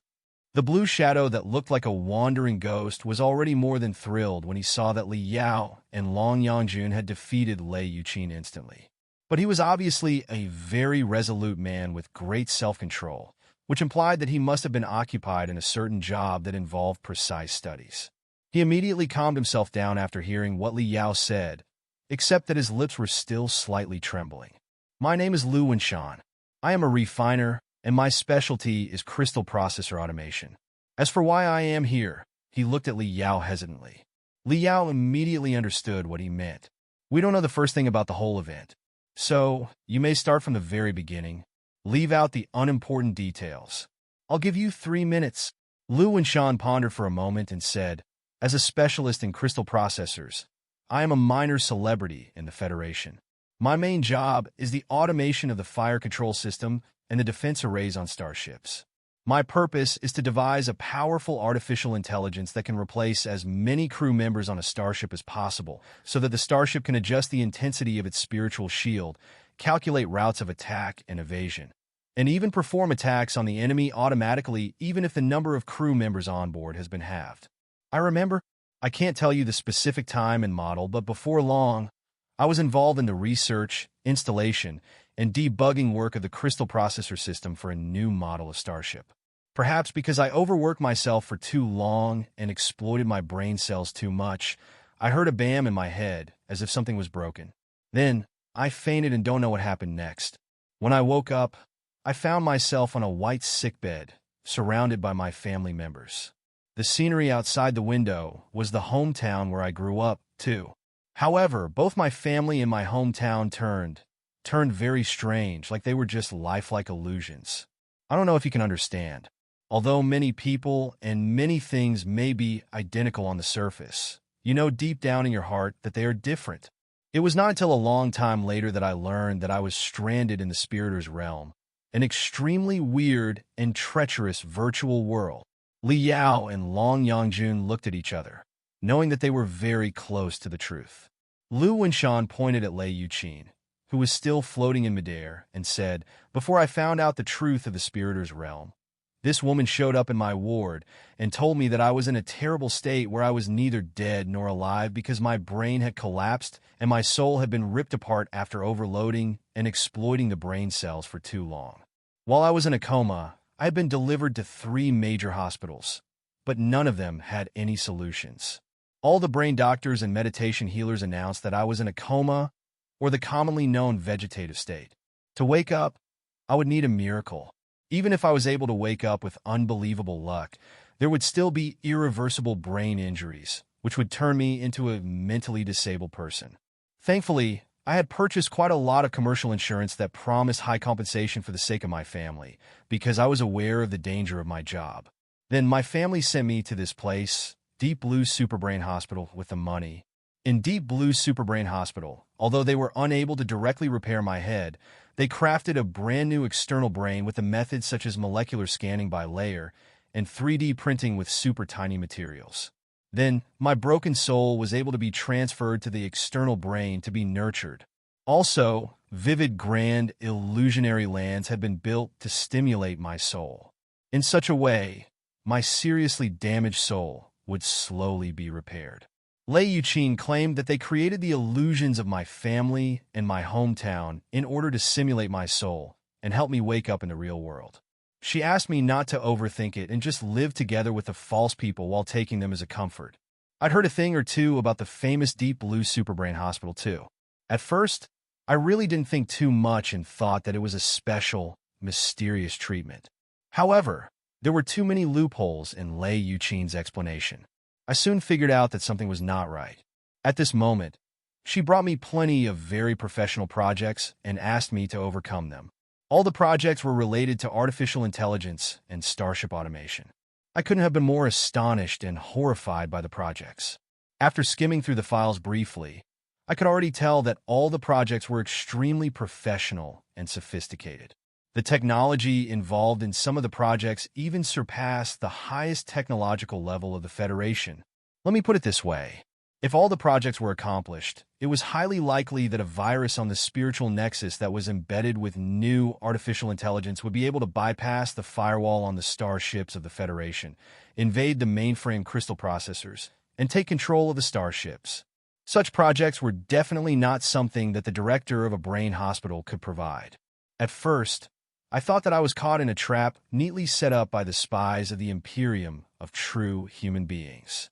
Although I had nowhere to run to, I would rather die before I betray the Federation. So, I threw away all the politeness and camouflage and berated Lei Yuqin on her defection. However, Lei Yuqin simply sneered and presented a lot of new projects, which were all about invading the starships of the Imperium and seizing the highest permissions of the mainframe crystal processor on them. I can guarantee with my professional reputation that they were of such a high level that none of the best experts of the Federation in cyberwar had ever touched them. She said that she would never turn against the Federation.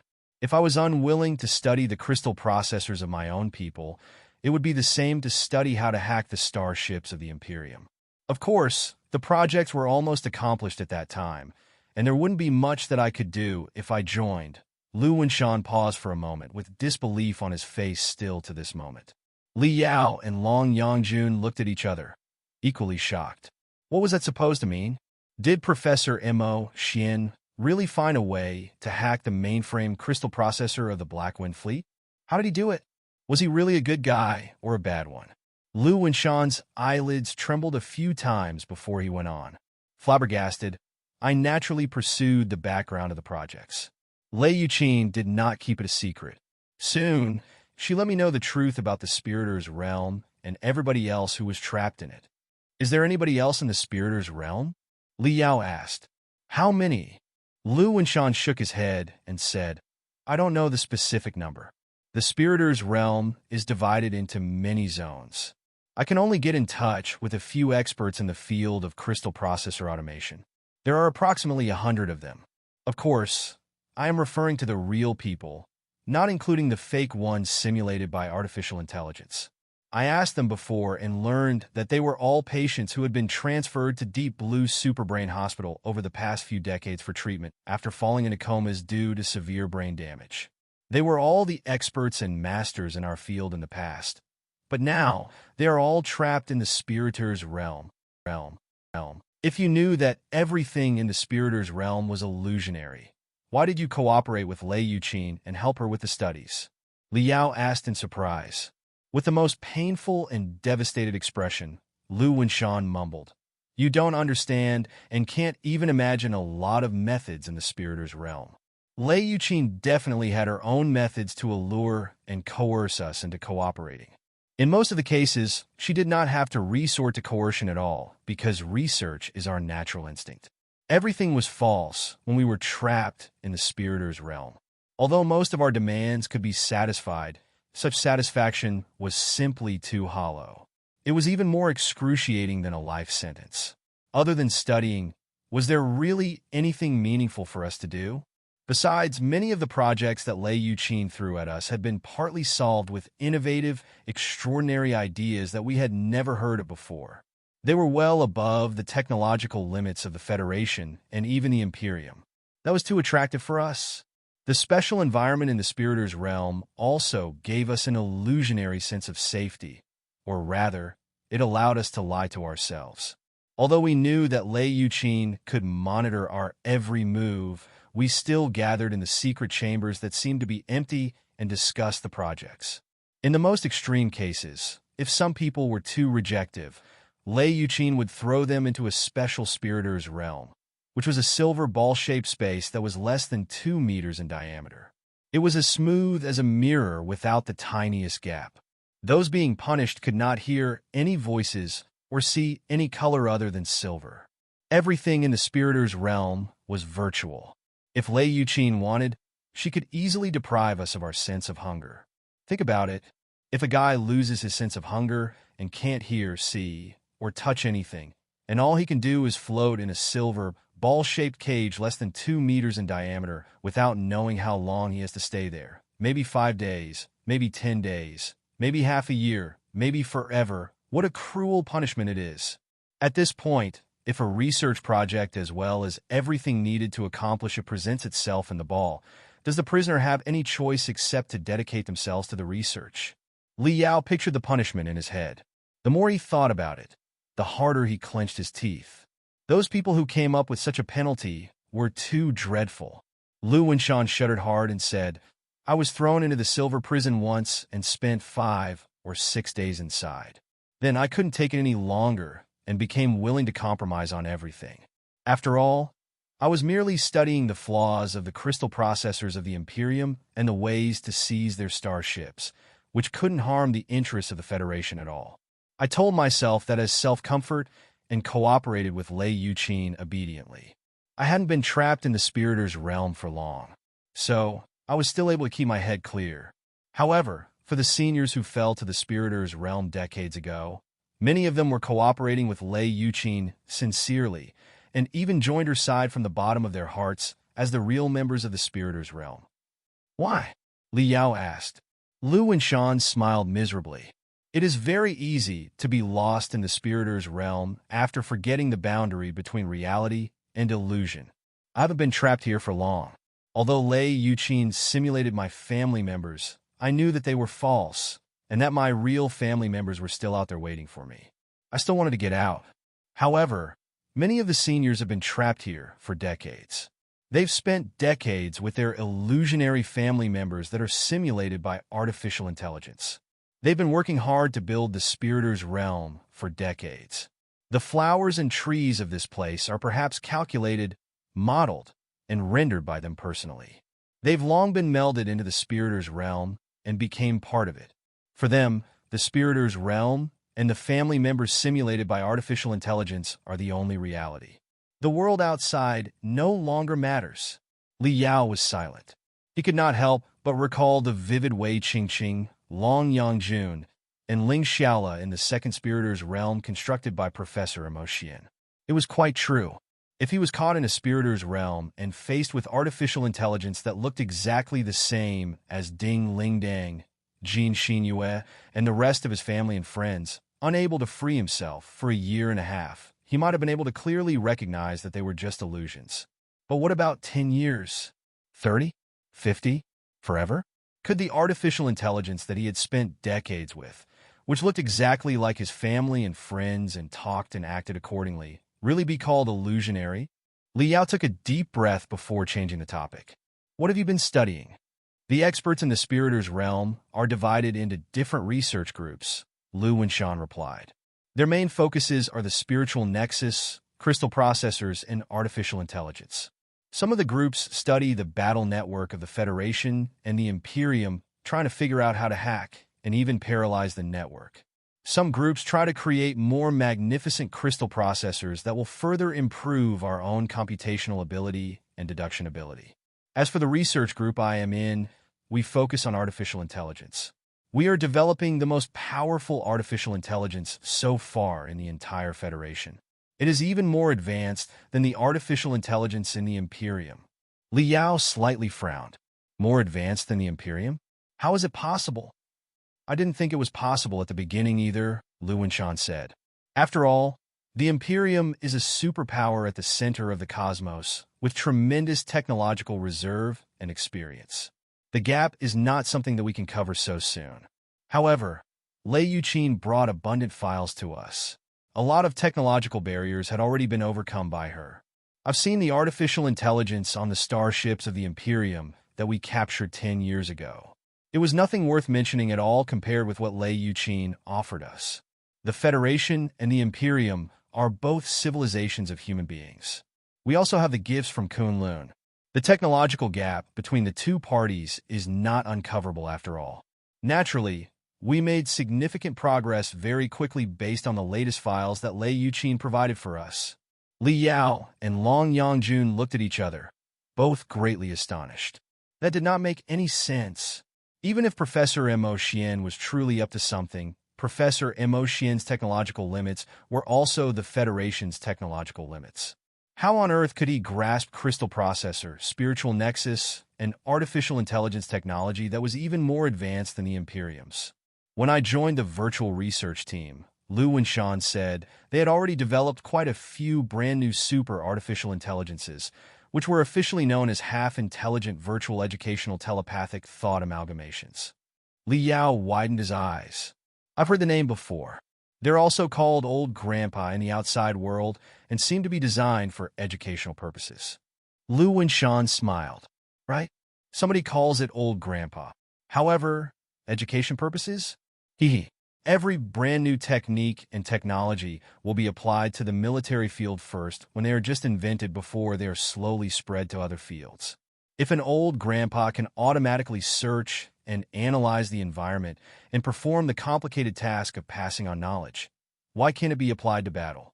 Therefore, in the Spiriters' realm, the code name for such artificial intelligence is not Old Grandpa, but Deviant Spirit. Deviant Spirit. Li Yao chewed on the name and could not help but feel creeped out. Lu Wenshan went on. The deviant spirits are further classified into intelligent spirits and fighting spirits. The intelligent spirits can hack and control the spiritual nexus without alerting anyone. They can also simulate the images and even habits of many people in cyberspace. If an intelligent spirit takes over the spiritual nexus and sends someone a message, it would be impossible for the receiver of the message to distinguish whether he is speaking to a real person or a fake one. The fighting spirits are the purest battle-type artificial intelligences. There will be dire consequences if they control war puppets, starships, and even mainframe crystal processors of star fortresses. Li Yao's eyelids bounced quickly. How many deviant spirits have you produced? Lu Wenshan shook his head and said, I came to this place too late and was not involved in the production of most of the deviant spirits. So, I don't know their total number. The common deviant spirits that can run real-time calculations are too many to be counted. There is also a type of super deviant spirit, which seems to have been designed to take over the control of main force warships. I think there are 17 of them. Yes, that's the number. There used to be 19 of them, but 2 collapsed in an accident during the test. To take over the control of the main force warships. Li Yao swallowed and asked, Then, where are your companions and the deviant spirits? I don't know, Lu Wenshan said dutifully. Last night, most of the people and the deviant spirits being tested were moved in different batches. Only a few people were left behind to continue their work.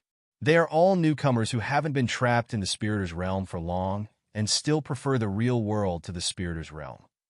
Li Yao and Long Yangjun looked at each other in bewilderment.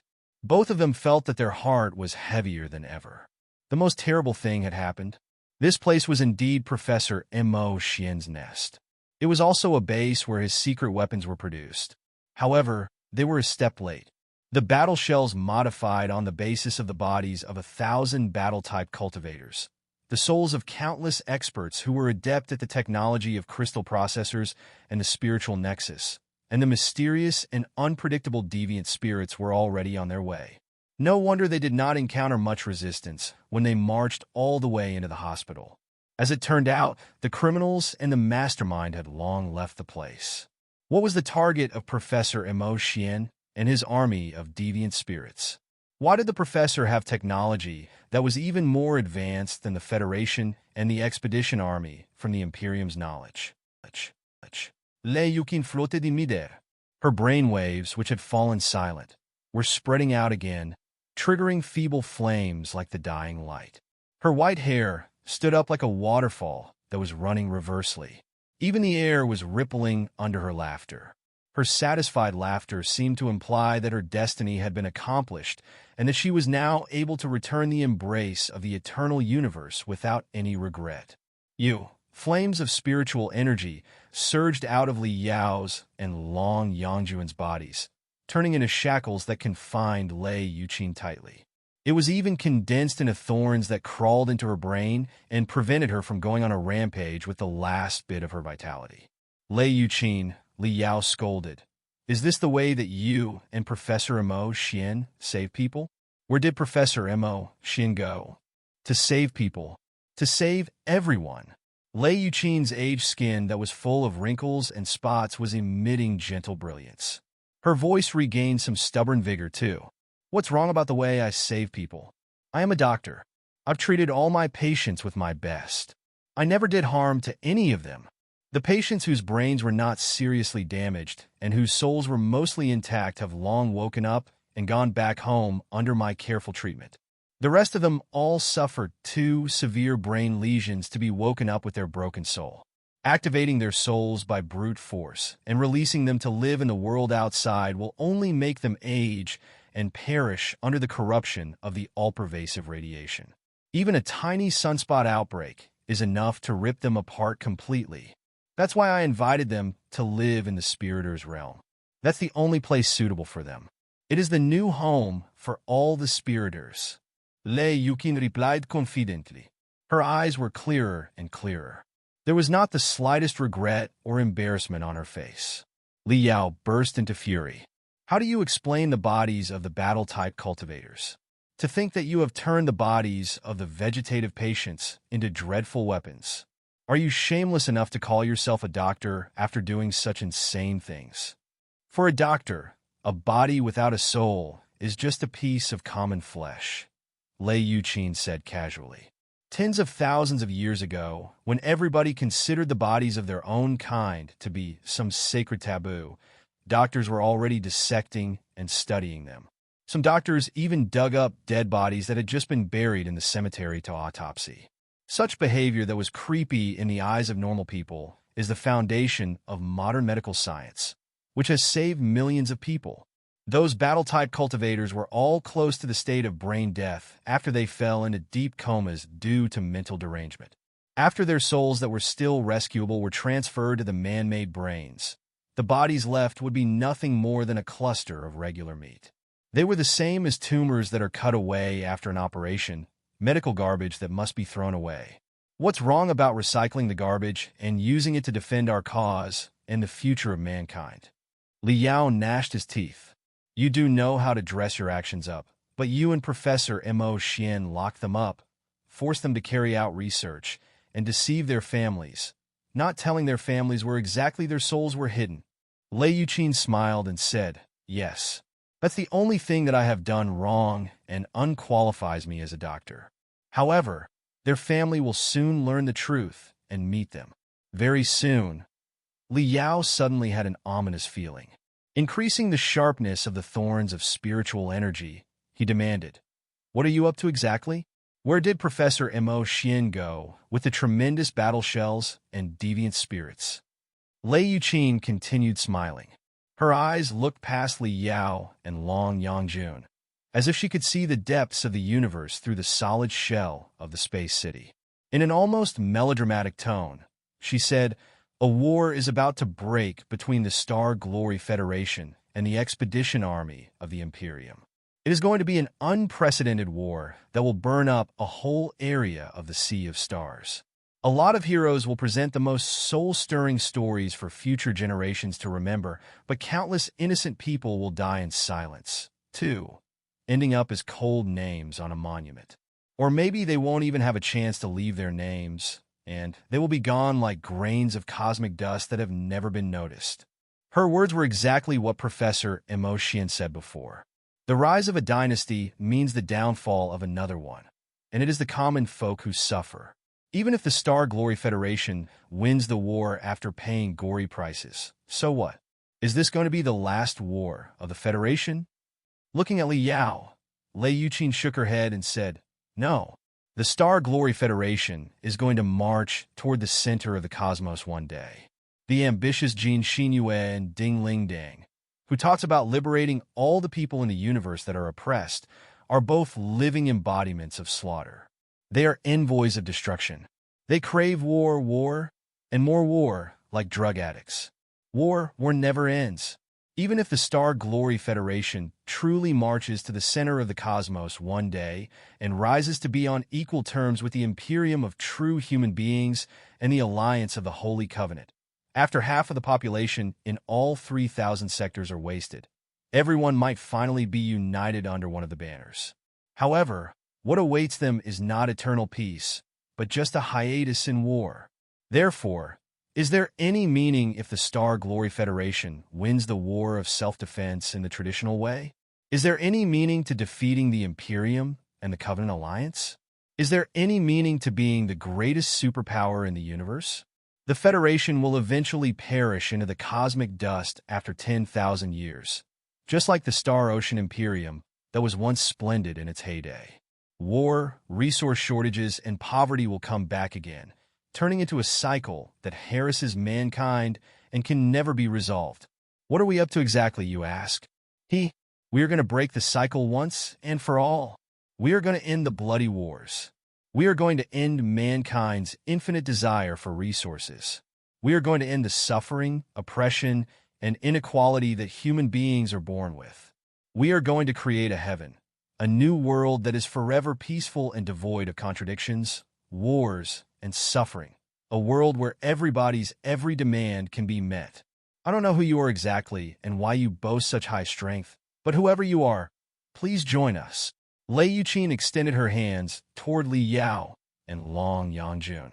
At this moment, the brilliance in her eyes had entirely consumed her eyeballs, as if two orange fireballs were directly blossoming out of her eye sockets.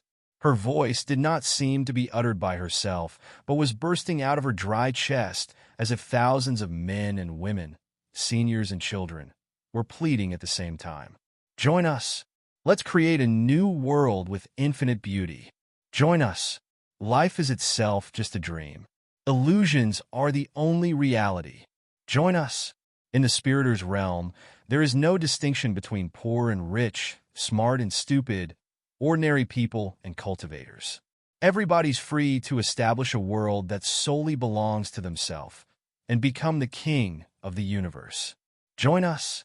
As long as all human beings live in the Spiritor's realm and all resources are virtualized, we will be able to end the eternal wars and save everyone. The cacophony of voices that were highly compressed spread in all directions and shattered into pieces after hitting the cold wall. It could be vaguely distinguished that children were giggling, hot-blooded young men were bellowing, women were speaking gently but firmly, and old people were sighing with endless regrets. The broken pieces of thousands of voices resonated into the same echo. Join us. Join us. Join us. Join us.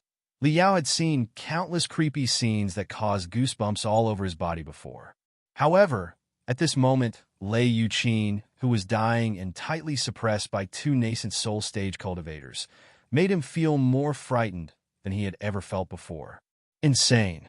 You are insane. Li Yao mumbled. Professor Mo Xian said himself that evolution cannot be accomplished overnight. Even if you believe that the virtual life form is the future of mankind, you shouldn't try to compress the evolution that is supposed to take billions of years into one single moment. You won't succeed. Yes, it's true that we shouldn't have done that. Lei Yuqin smiled miserably. We might be doing the wrong thing that is very likely to fail. There's a 99% likelihood that we will be crucified on the pillar of dishonor in history as unpardonable villains. However, as a doctor, how can I watch so many of my compatriots and their offspring struggle and suffer in the swamp of fire in the real world while doing nothing about it? Before Lei Yuqin's sacred face that was mixed with pity and righteousness, Li Yao was completely lost for words. Long Yangjun, on the other hand, bulged her eyes and shouted, "I've got it." Professor Mo Xian must have taken his army of ghosts to the Grand Unified Spiritual Nexus Information Processing Center. 100 Flowers City is a hub of transportation and information in the Federation. The Information Processing Center there must be the most important node of the whole spiritual nexus in the Federation. At first, we speculated that Professor Mo Xian intended to control the 3 Guy-level supercrystal processors, or maybe even more Jing-level ones. But from what we have seen right now, his appetite is apparently much bigger than we anticipated. What he wants to control is the spiritual nexus and the network of everybody, including both the Star Glory Federation and the Black Wind Fleet. In the middle of Long Yangjuan's roar, Lei Yuqin uttered high-pitched laughter. There was no telling when it started, but the white hair all over her head was burning furiously like white fire, illuminating the entire secret chamber. "You are too late." Lei Yuqin put on a weird smile. Her voice became both profound and dull, as if it were rumbling thunder that came from the depths of the universe. It felt like a whole different being instead of her was bellowing. "Now that you have come here, do you still think you can leave?" Every pore on Li Yao's body was restricted to the minimum. The half-open gate behind them, on the other hand, was shut as fast as lightning before the two nascent soul stage cultivators could take action. The flames of light flooding out of Lei Yuqin's eye sockets enshrouded her entire head. Her skull seemed to have been replaced by a brilliant supernova. Despite the suppression of Li Yao's and Long Yangjuan's spiritual energy, it was impossible for them to stop the explosive energy that absolutely did not belong to the training system of human beings from surging out of her brain. The supernova inside Lei Yuqin's brain broke out. Chapter 1742. My friend, you've come for possession. She was obviously on the brink of death, her soul drained. The fire of her vitality was flickering. Li Yao and Long Yangjun, 2 high-level nascent soul stage cultivators, had confirmed it many times and implanted multiple barriers inside her brain before they were finally reassured enough to have a conversation with her. However, all the barriers had been blown away into nothingness within a moment, like a fence that was faced with a flood. A stream of force that was both scorching and cold, both dark and bright, both extremely violent and extremely tranquil, burst out of Lei Yuqin's brain unstoppably and drowned Li Yao and Long Yangjun at the same time. "It is impossible." This is not Lei Yuqin's own strength. This is not even the strength that any human being can possibly boast. Li Yao felt that he was placed at the center of a furious star. His fleshly body was vaporized instantly, leaving his soul shuddering in fear. Right in the middle of the star was an enormous black hole, which stretched his soul until it was millions of kilometers long easily, forcing him to swirl and drop to the center of the black hole. The whole process was not painful at all. Instead, it was filled with indescribable peacefulness, as if he was about to be melded into a certain warm and eternal being. It was exactly the weird peacefulness that made him roar like a beast and try to free himself from the trap, but he was unable to get away from it despite his attempts. Once again, time was flowing reversely, and the memory pieces hidden deep inside his soul swirled in turn. The 100 Flowers Space Zone, the Uranian Ring Sector, Firefly, the Dragon Snake Space Zone, the Ancient Sages Sector, a century-long voyage, shocking adventures 100 years ago. Then, the memories went deeper and deeper and became more and more blurred, reaching the most secret corners of his soul. Boneyard, the Occult Orbs Fellowship, the Grand Desolate War Institution, Ding Ling Dang, the Crimson Nimbus No. 2 High School, until in the end he returned to the beginning point of his life in the magical equipment graveyard where purple waste was running everywhere under the dim sky. The force that dashed out of Lei Yuqin's brain crawled into Li Yao's brain like a fatal viper, tying, mauling, and swallowing the source of his soul. Li Yao was no stranger to such feelings. Oh Yezi, the Bloodstripe virus, and the Star Child had all tried to swallow his soul before. However, the intensity and force of their attacks did not seem worth mentioning compared to what he was going through right now.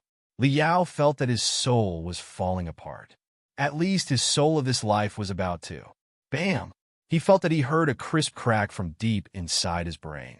The cold viper drilled through the solid shell that sealed his soul, allowing his memories to be traced back to a long time ago before the infant years in the magical equipment graveyard. Li Yao's body trembled abruptly. He found himself back in the dark, boundless universe where he was faced with the blue planet, the third planet of the solar system, and the only habitable on in it. He heard himself swearing in the most solemn voice, "I will be back. I will definitely accomplish the Vulture Plan. I will definitely destroy the memory, or rather, the part of the soul that had been launched to the heaven's origin sector across billions of stars from the mysterious world Earth, immediately launched a counterattack at the cold force that was invading his brain. The uncanny force from Lei Yuqin's brain could not have predicted that such a dreadful thing was lurking deep inside Li Yao's soul. It had already run out of strength after corrupting all the way to this place like a bullet that had surpassed the limit shooting range. Li Yao's mental power, on the other hand, was like a spring that had long been prepared. The counterattack was inexorable and destructive, tearing the enemy apart instantly without giving it a chance to escape from Li Yao's brain. Li Yao heard screams echoing inside his brain. Some of them belonged to old people, some were children's, and some were the pitiful voices of young girls. Knowing that it was just the sordid methods of evils, Li Yao was not moved at all. He gritted his teeth to release the last brightness inside his soul and raised the blade of his will to mince all the things that had crawled into his head into pieces.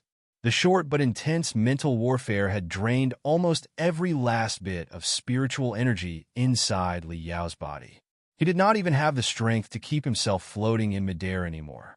Captured by the artificial gravity field, he crashed at the bottom of the cylindrical room that was almost 20 meters deep. In a trance, Li Yao noticed that the old crystal suit on Long Yangjuan's body broke apart one piece after another, only to be replaced by clusters of new, more glamorous crystals all over her body.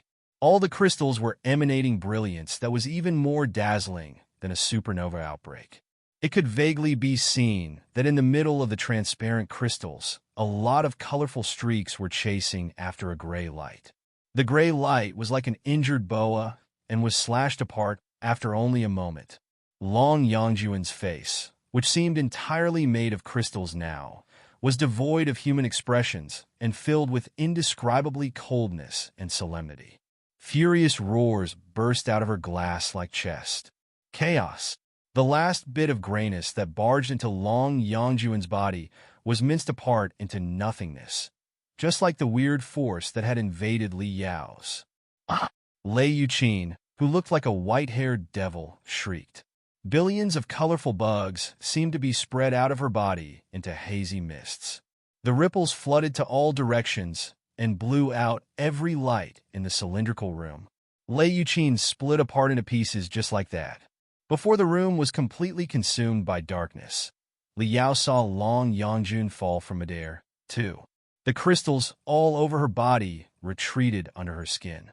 She crashed into the ground and shrank into the posture of a baby. There was no telling whether she was just recovering her strength or had already passed out. Everything returned to silence. Even Lu Wenshan, the broken soul, seemed to have been affected. There was no vibration from him any longer.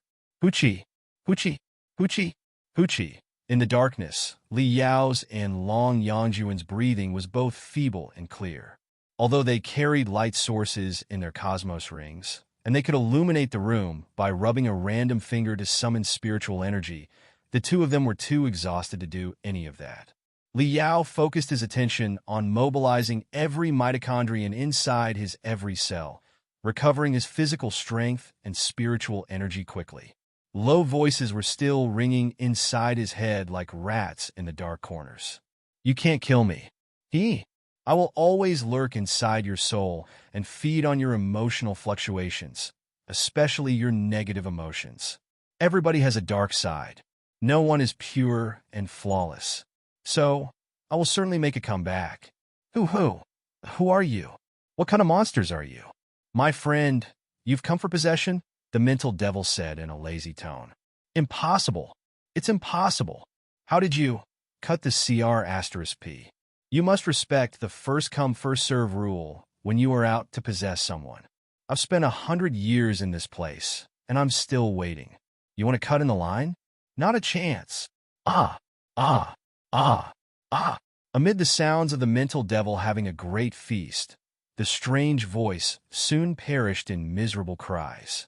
Li Yao sank his soul into his brain. He then frowned and watched the mental devil hunting the weird voice everywhere like a tornado. What's this? I don't know. Some sort of energy life form, perhaps. The mental devil patted its round belly, satisfied. It tasted rather familiar. I feel that I've had such a meal before. Li Yao was greatly alarmed. Energy life form? The blood-striped virus? The mental devil shook its head. The blood-striped virus is not the only energy life form in the universe. The extraterrestrial devils are energy life forms too. There's also Chaos, the Panga civilization's mortal enemy in the legends. It was an ancient energy life form too. Huh. This woman did shout Chaos just now in a weird tone, right? Li Yao bulged his eyes and exited the internal vision state. Hey, are you awake? Long Yangjuan's voice was so dull that it seemed to come from the bottom of an ocean. I don't know. We are in the middle of an emergency. There's no time to play philosopher. Can you just talk normally? You shouted Chaos just now, didn't you? What does that mean? Chaos, Long Yangjun said gloomily in the darkness. I felt the woman's head explode suddenly and blow me back to my previous life hundreds of thousands of years ago. Yes, I encountered a similar force before, the force that belonged to Chaos. She must have been invaded by Chaos. Li Yao took a deep breath. Wait. My head is a bit muddled right now. Chaos, the blood-striped virus, the extraterrestrial devils. There are so many kinds of energy life forms. Long Yangjun was silent for a long time before she took a soft breath and said, just like the Panga civilization was not a species, but an alliance of countless carbon-based life forms, the so-called Chaos was probably not a certain energy life form, but an amalgamation of a lot of energy life forms. Or maybe it was just the same thing all the time, but different civilizations and species gave it different names. In the primeval age, it was named Chaos. In the Star Ocean Imperium, it was called Extraterrestrial Devils. In the Flying Star Sector 100 years ago, it was known as the Blood-Stripe Virus. If that is the case, everything makes sense. Why has Professor Mo Xian's personality been greatly changed over 100 years? Why does he boast technology that is more advanced than the Federation's and even the expedition army of the Imperiums, allowing him to improve the grand unified spiritual nexus, the artificial intelligence, and the virtual space of the Federation by so much purely by himself? Because he has the technical support of chaos. Are you suggesting that Professor Mo Xian was corrupted by chaos a long time ago, just like I was once corrupted by the bloodstripe virus? Liao asked in a hurry. He was both asking Long Yangjun and the mental devil in his head. The mental devil blinked its big, innocent eyes and said, "Don't look at me like that. I didn't do it." However, Long Yangjun's theory is reasonable enough. The so-called bloodstripe virus is a very ancient energy life form, more or less like ancient fungus on a primitive planet. During their billions of years of journeying in the universe, they might have evolved into many mutants or even brand new branches of energy life. It is perfectly normal that some of the branches were named Chaos or Extraterrestrial Devils. Chaos, the Extraterrestrial Devils, and the bloodstripe virus are actually the same family. This theory seems valid enough. Right, by the same logic, the flying star sector that you and Professor Mo Xian visited 100 years ago was a place very suitable for energy life forms. It was as attractive as an oasis in a desert. I don't think that the bloodstripe virus was the only energy life form there. Don't forget that the extraterrestrial devils were one of the 3 hazards in that world. It's rather strange. Speaking of which, after you dealt with the riot of the immortal cultivators, it has been a long time since the extraterrestrial devils last caused trouble in the flying star sector. Extraterrestrial devils. The arrival of the extraterrestrial devils caused a catastrophe on the 10th space ring. Too many people were possessed by the devils and turned into hideous monsters. Even more were killed in the rampage of the devils. It was one of the goriest tragedies in the flying star sector in the past hundreds of years. That event had been the beginning of everything, too. The arrival of the extraterrestrial devils had been planned by Xiao Xuanzi and the Star Child behind him. In order to push the Grand Illusionary Soldiers project forward, they directed the catastrophe with the help of the extraterrestrial devils. They allowed the extraterrestrial devils to almost demolish the entire 10th space ring and did not send out a large batch of Grand Illusionary Soldiers to dispel the extraterrestrial devils until the last moment, so that the Grand Illusionary Soldiers could leave everyone's the impression that they were invincible.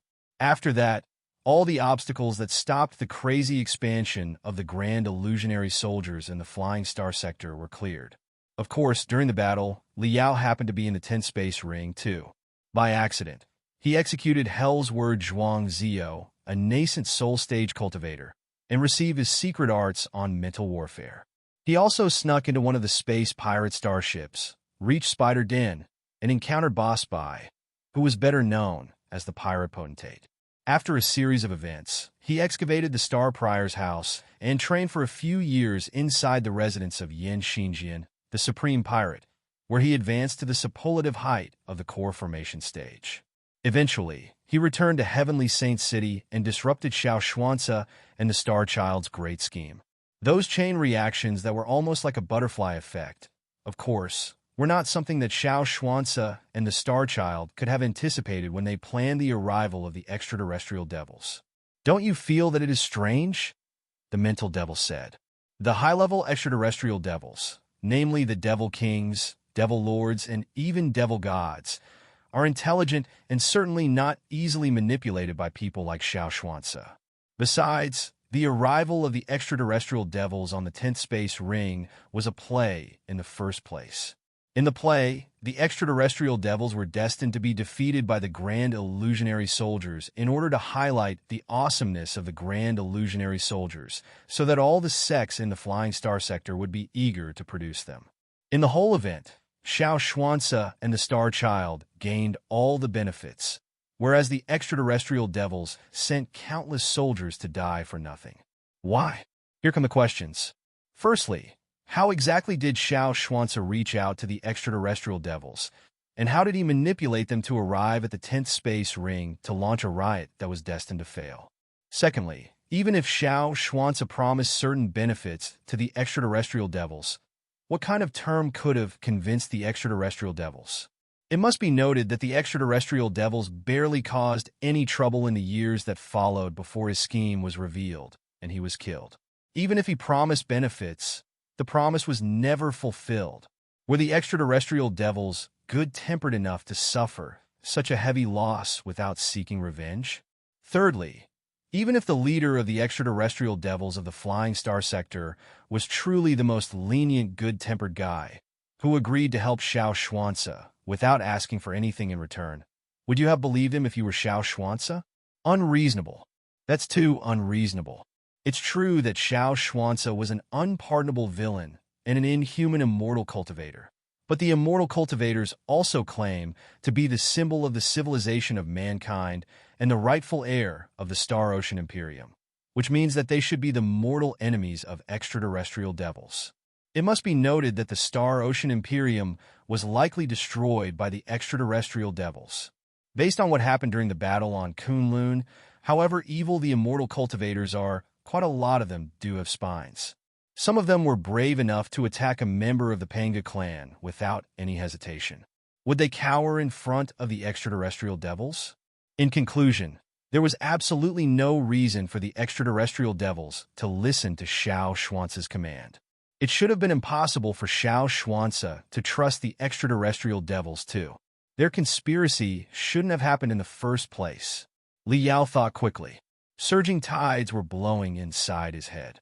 The mental devil was his second personality. What it said just now was the confusion that Li Yao often reflected on himself, but soon left behind. The mental devil was merely helping him to express the questions logically. The arrival of the extraterrestrial devils in the 10th space ring of Heavenly Saints City in the Flying Star Sector was an unresolved case to this day. At that time, a lot of people had been puzzled by the conspiracy of Xiao Xuanzi and the extraterrestrial devils. But the answer had never been found even after Xiao Xuanzi was killed in the failed riot and the Star Child was completely annihilated. In the 100 years that followed, the Flying Star Sector had remained quiet and peaceful. Accidents where some devils infiltrated starships and caused the derangement of the crew members happened every now and then, but a large-scale arrival of extraterrestrial devils never took place again. During that period, the new Federation was busy consolidating the 7 sectors in preparation for the scourge of the expedition army of the Imperium of true human beings. The unsubstantial concepts such as extraterrestrial devils and the minor issues such as the connection between Xiao Xuanzi's gang and the extraterrestrial devils 100 years ago had long been forgotten by everyone other than the historians. Li Yao pondered and said in his head, yes. Xiao Xuanzi was a hardcore, immortal cultivator. There was no reason for him to reach out to the extraterrestrial devils or have absolute trust in the extraterrestrial devils to allow them to savage Heavenly Saints City, his base. Once the fire was set, who could guarantee that the extraterrestrial devils would not rampage all the way to the center of Heavenly Saints City? Unless it was not Xiao Xuanzi, but somebody who was of a higher level than Xiao Xuanzi, absolutely trusted by Xiao Xuanzi, and who could even manipulate Xiao Xuanzi, that established a deep cooperation with the extraterrestrial devils, the mental devil said. The Star Child, Li Yao said solemnly. Xiao Xuanzi was just a puppet on the table. The Star Child, who pretended to be his foster son, was the real mastermind of the scheme. Well, the mental devil said, there is something that I have to say. In fact, the Imperium of true human beings' way of exploring the universe, or specifically speaking, retrieving the souls of high-level immortal cultivators, crafting them into pure energy entities, star children, and sending them to places far away through the four-dimensional space, can be quite dangerous, although it saves both spiritual energy and time. It is because a lot of weird beings utterly unimaginable for mankind exist in both the third dimension and the fourth dimension, and even higher dimensions. For example, the extraterrestrial in extraterrestrial devils does not necessarily imply that they live in a space zone far, far away from the 3,000 sectors. It merely means that they are probably predators who lurk in the fourth dimension most of the time and only arrive at the third dimension for hunting now and then. When the creatures in three-dimensional space break the void and perform a space jump, they will be entering an unknown realm. Souls of human beings are easily infiltrated in the first place. Half a day ago, it was exactly during a space jump that Professor Mo Xian intended to invade our soul. Such scourge is barely resistible even with the protection of the fleshly body, not to mention that the Star Child was just a defenseless soul. When he traveled through the four-dimensional space naked, he was like a fragrant roasted chicken that was swaggering under the gazes of wolves and tigers. So, I felt that it was quite odd a long time ago that the Imperium of true human beings was so lucky that the Star Children, who barely had any four-dimensional defense, were never locked onto by the extraterrestrial devils or other energy life forms when they traveled in the universe. They were truly bold, or maybe they were only fearless because they were ignorant. Li Yao took a deep breath. Even his voice was almost trembling.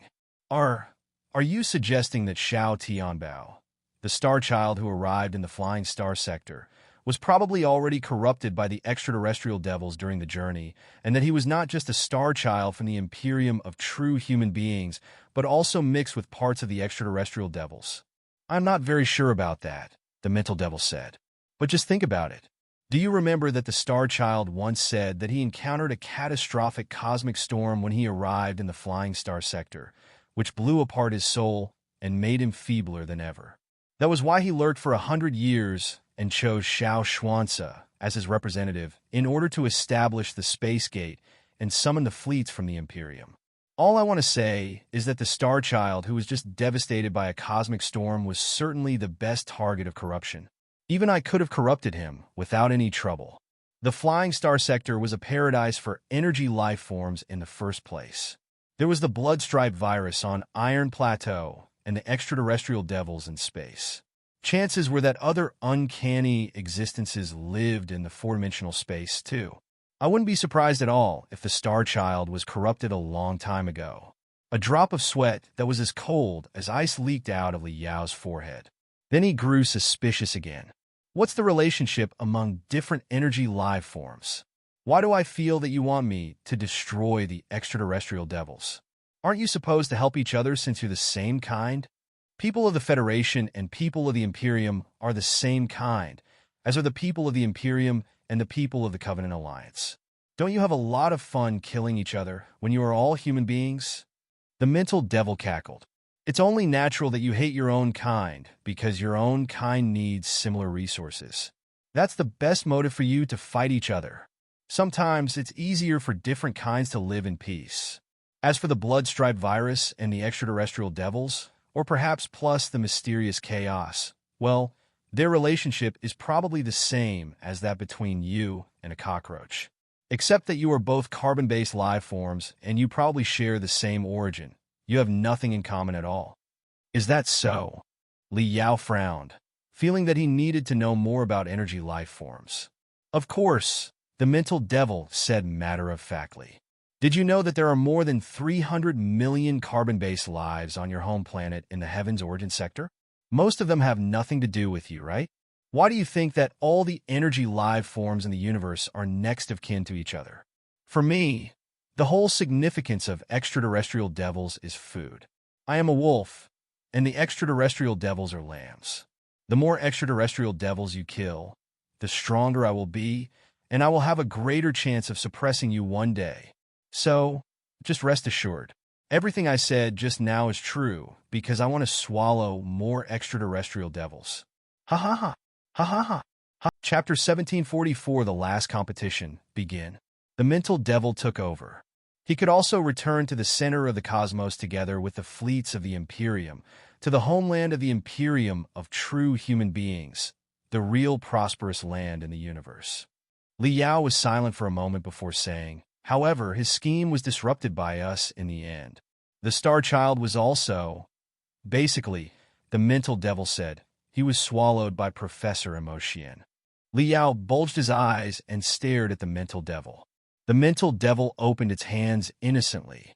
Don't look at me like that. At that time, I was not truly born yet. It was all your own experience.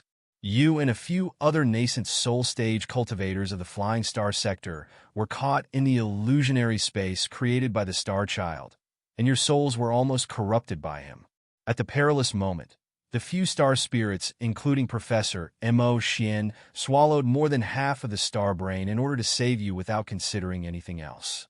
They must have swallowed a lot of the star child soul. That created the best opportunity for your last strike. If certain things like germs, viruses, or parasites were residing inside the star child's soul, they must have been devoured by Professor Mo Xian too, right? Li Yao was silent for a long time. Then he softly cursed, Fu *K.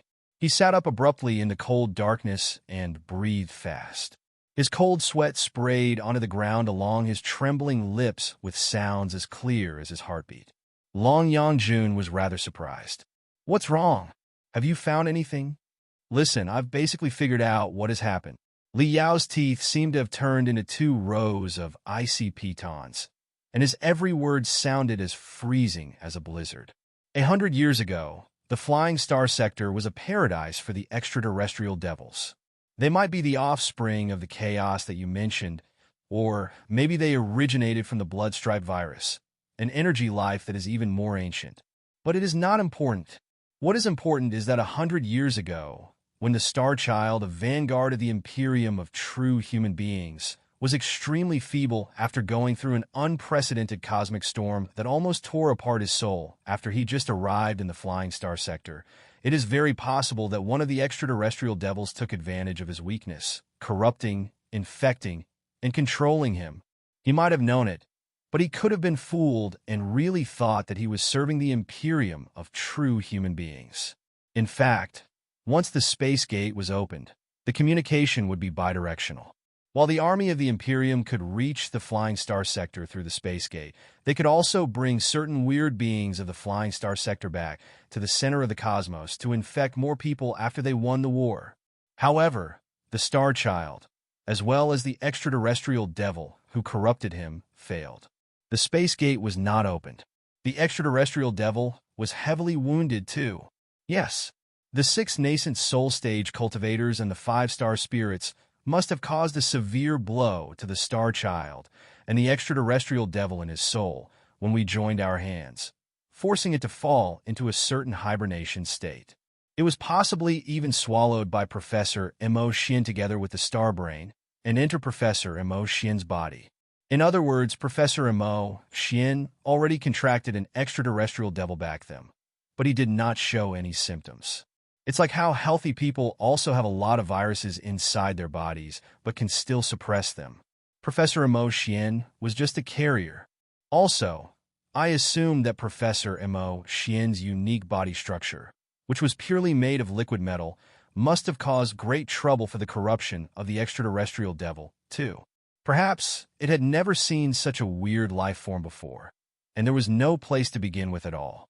Therefore, during the decades after Professor Mo Xian returned from the Flying Star Sector, it had always been obedient and never revealed its existence. The extraterrestrial devil was resting, recovering, and looking for the best opportunity. Then the opportunity finally came. The collapse of the virtual spirits sector. The past 100 years can be divided into 2 phases from the collapse of the virtual spirits sector. In the first phase, Professor Mo Xian was very normal. Despite his ambitions to create virtual life, his attempts were within the reasonable range and all pure theoretical studies. However, after he recovered from the accident of the virtual spirit sector, he acquired the Tinder plan immediately and somehow recruited Lei Yuqin to establish Deep Blue Superbrain Hospital, causing so much trouble. Don't forget that the collapse of the virtual spirits sector led to the brain death of Su Changfa, a nascent soul stage expert. Even though Professor Mo Xian's soul was more powerful than Su Changfa's, he must have been heavily wounded too. Wasn't it the best opportunity for the extraterrestrial devils? If that's the case, everything makes sense.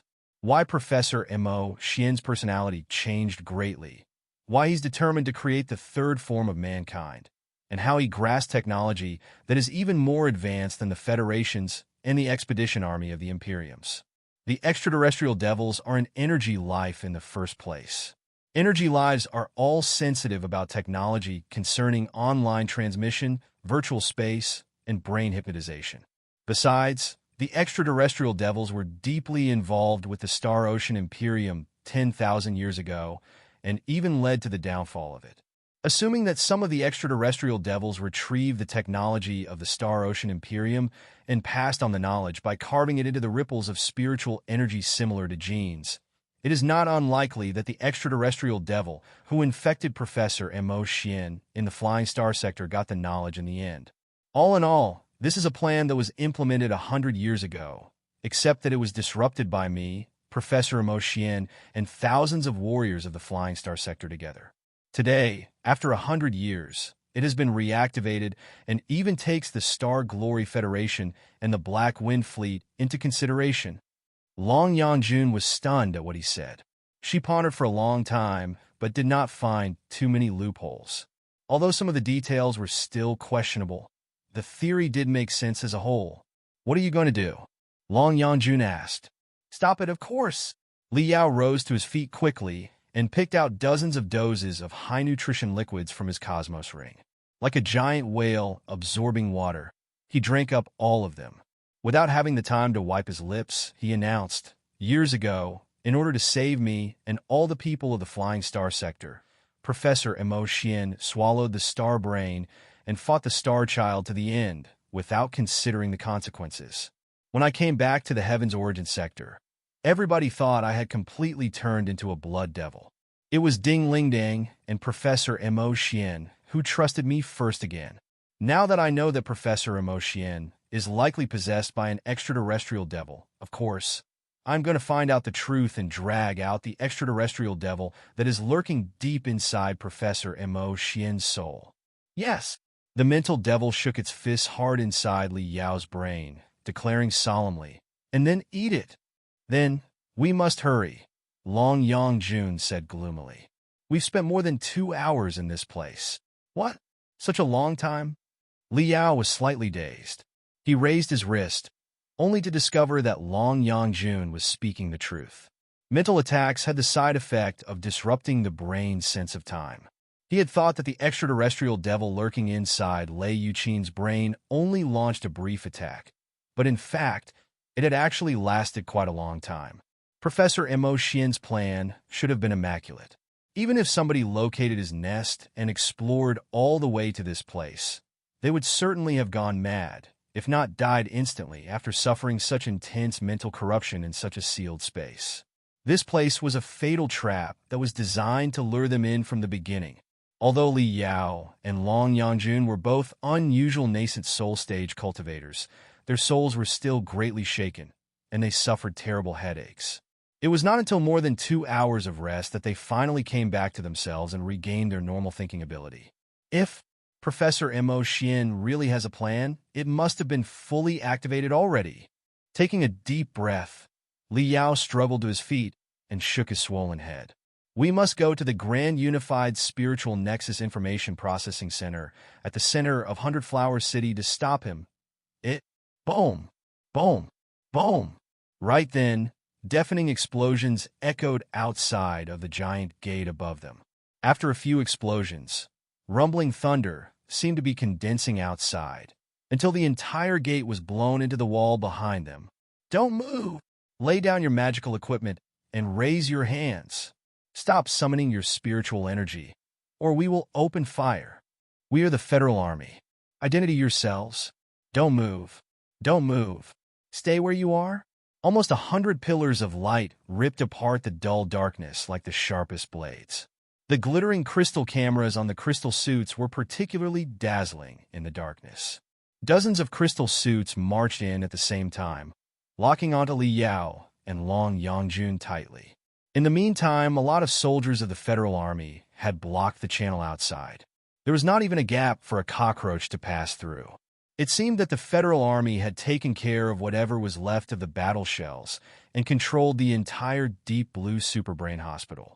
Li Yao glanced at Long Yangjun and asked in a low voice, "How much have you recovered?" "Not entirely," Long Yangjun said in a soft voice. "We were too careless just now and did not expect that the extraterrestrial devils were behind everything. How can you recover the severe wounds of the brain after only 2 hours of rest? Besides, look at how determined they are.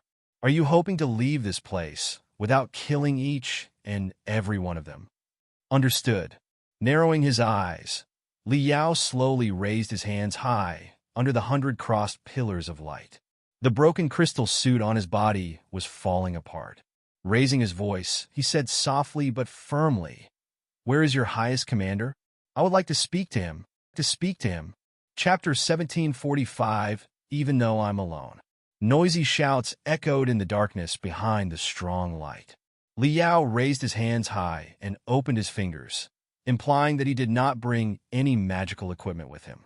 His eyes, after he took off the crystal suit, were even more dazzling than the strong light that was darting from up above. He roared, "I have removed all the magical equipment, but I will not stop the circulation of spiritual energy. I want to meet your commander, right now. This is the last warning. You have been surrounded. Stop the circulation of your spiritual energy immediately, or we will open fire. No, I have to meet your commander. You have controlled the hospital. Have you not noticed anything wrong? This hospital is terrifyingly defended. A lot of vegetative patients, who used to be high-level cultivators with amazing combat ability before they fell into comas, have gone missing. There's also the Cerebral laboratory that you just passed. Look at this place. Look around. Look at all the weird, new crystal processors. Haven't any of them raised your suspicion? We have fallen into a trap.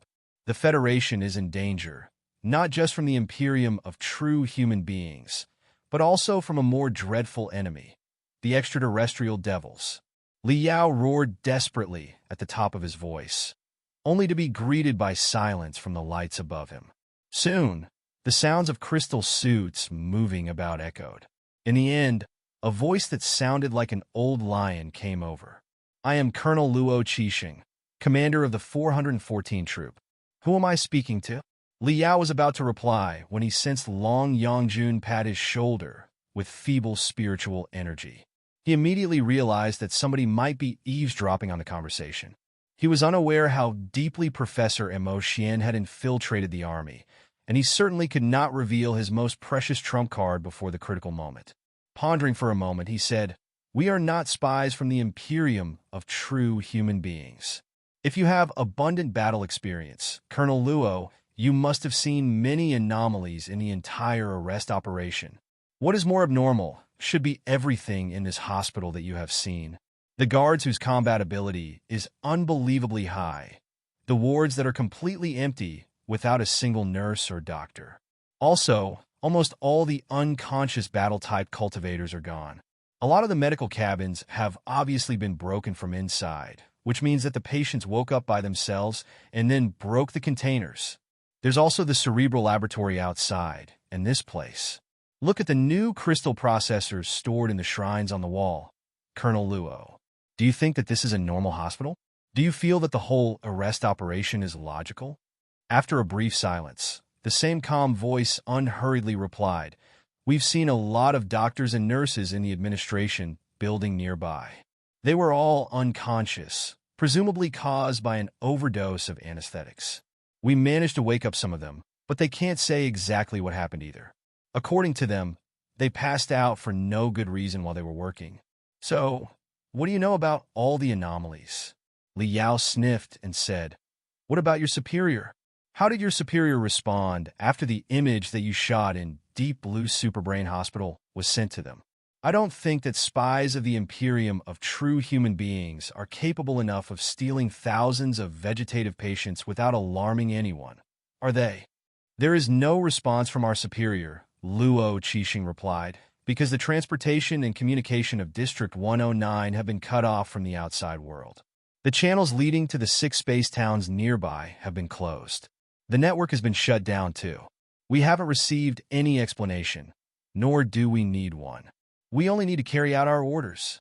The last order we have received is that District 109 must be fully closed in order to capture the spies of the Imperium of true human beings and to prevent them from sending the classified intelligence out.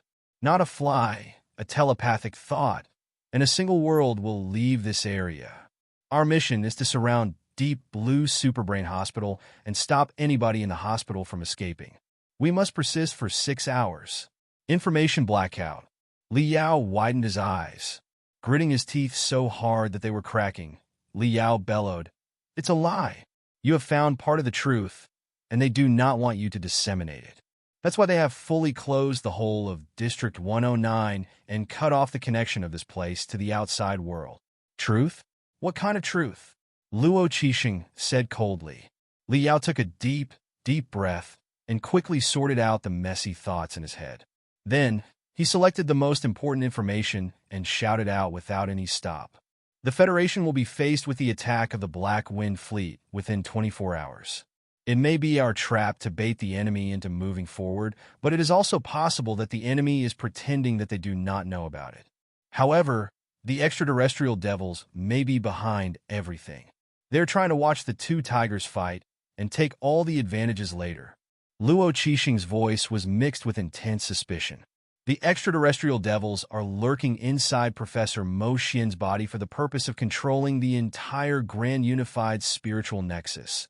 And they can control the entire Federation as well as the Black Wind Fleet after the network is under control. Exactly.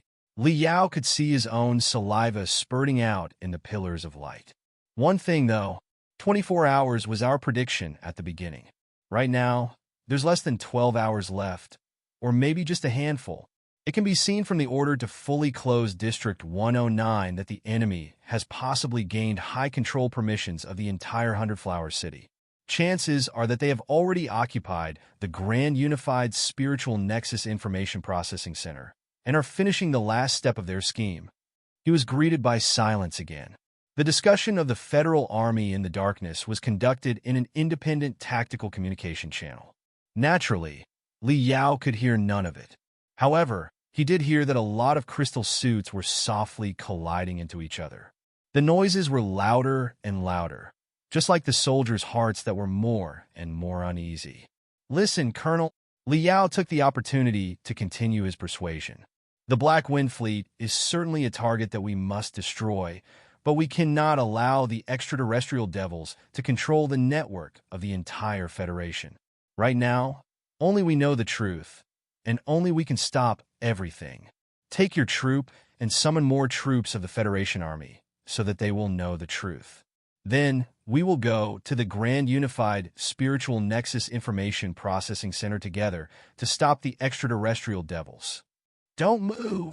There was more graveness in Luo Qixing's voice now. That is not my mission. I am not authorized to move my troop away without order. I have to defend District 109. That's the order I received. The order you received was false. It was very likely to be simulated by the extraterrestrial devils. Li Yao roared desperately, triggering part of his spiritual energy that unfolded behind him like two feeble wings. He gritted his teeth to fly upward slowly toward Colonel Luo Qixing, as well as the highly vigilant soldiers of the Federal Army. Don't move! No matter what, it is a soldier's responsibility to obey orders. It is indeed a soldier's responsibility to obey orders, but one has to act when necessary, too. The order you received was to surround Deep Blue Superbrain Hospital. They did not ask you to break into the hospital for investigation, did they? You have already violated the order, Colonel Luo. So, you must be suspicious of the whole arrangement too, mustn't you? Then, why can't you believe everything that you've seen with your own eyes and make a judgment that a real soldier should make? Stay where you are. Stay where you are. Stay where you are. Don't get any closer. Once you enter the 10-meter alert area, we will open fire without any mercy. I will not stop moving, Colonel Luo, because the future of the entire Federation and billions of people is at stake. Right now, you have two options. You can either trust me and everything you have seen and do what a real soldier of the Federation should do in order to save the entire Federation. Or you can carry out the fake order issued by the extraterrestrial devils and idle by in front of the greatest crisis of the Federation. You will sit here with your brothers like idiots for 6 hours. Then, you will spend the next 60 years suffering and regret. You will repent on the dead body of the Federation for being so stupid and cowardly years ago for the rest of your life. I'm coming, Colonel Luo. If you want to open fire, you damn as well might. I do not want to hurt any soldiers of the Federal Army, but I will not stop moving forward either. In any case, even though I'm all by myself, I will still go to the Grand Unified Spiritual Nexus Information Processing Center and blow the sh*T out of the extraterrestrial devils. Li Yao's voice was as loud as a tolling bell. His every word echoed like rumbling thunder, exploding in the middle of the soldiers of the Federation army above. Even the searchlights in their hands seemed to be shaking and eclipsed. The wings of spiritual energy behind Li Yao, on the other hand, grew more and more bright, scorching, and violent. 15 meters, 14 meters, 13 meters. There was nothing but silence. All the magical equipment whose safety had been turned off seemed to be frozen, unable to release any spiritual energy. 12 meters, 11 meters. Li Yao was about to enter their last alert range. 10 meters. Li Yao made up his mind and dashed upward. Nobody opened fire. Some of them raised the barrels to the sky, and some of them stopped the chain's words in their hands. A lot of the soldiers took off the facial covers of their crystal suits under Luo Qixing's hint, revealing faces that were wearing complicated expressions. They eyed Li Yao with curiosity and admiration, but with even more indescribable surprise and astonishment. They found it hard to imagine what kind of person was bold enough to make such a move and say such things when he was locked onto by almost 100 crystal cannons. Luo Qixing had a weather-beaten face that seemed to have been dyed with smoke and fire. One could tell after a first look that he must have been promoted from a soldier at the bottom level who served on harsh planets in all the 7 sectors. But even the seasoned officer was somewhat stunned after he saw Li Yao, not having the vaguest clue how to deal with the tricky situation. "Thank you," Li Yao said sincerely. "Thank you for trusting me, Colonel Luo. I can trust you." After pondering for a long time, Luo Qixing finally made up his mind. He stared at Li Yao and said solemnly, "However, I need to know exactly whom we are going to fight side by side with, don't I? Chapter 1746. We don't have much time left. However, such capabilities do not match our understanding of Team Red Lotus. Were you hiding your capabilities before? Or do you have deeper secrets that were never revealed?" Li Yao felt that his heart was burning. He was about to unveil his real identity when Long Yongjun floated behind him and pressed his shoulder softly. "That's right. It's true that we are not as simple as members of Team Red Lotus from Firefly. There are definitely no experts in the middle or high level of the nascent soul stage on Firefly, or they would have been released when the starship encountered the Claw fleet 10 years ago. Colonel Luo, that's why you think that it doesn't make sense, isn't it?" Luo Qixing sniffed and said, "Yes. If you insisted that you were from Firefly, I would never believe what you said just now. It was the most perilous moment for Firefly when it encountered the Claw fleet of the Black Wind fleet 10 years ago. If there were really top-tier experts at the high level and even the peak of the nascent soul stage, they did not have any reason to keep hibernating at that time." Li Yao secretly complimented him. Although the guy Luo Qixing looked like a common colonel, his mind was indeed quick enough for him to find such a huge loophole. Gritting her teeth, Long Yongjun quickly said, "With everything coming to this point, there is no need to lie to you now. We are indeed not from the rightful government of the Star Ocean Republic, but we are not the spies from the Imperium of true human beings either. We are actually from the Ancient Sages sector." Ancient. Luo Qixing and all the soldiers nearby were at a loss. "What is that?" "It's a long story. I'll try to leave out the unimportant details. Although it may sound unbelievable and even ridiculous, I can swear that everything I'm about to say is true." Long Yongjun coughed. With a face of frankness, she quickly said, "It all started with the battle, when Firefly encountered a Claw fleet of the Imperium only to be caught by Ding Lingdang of the Federation. In the battle, the Claw fleet of the Imperium was crushed. Most of the soldiers were either killed or captured, but one of the most critical members managed to escape."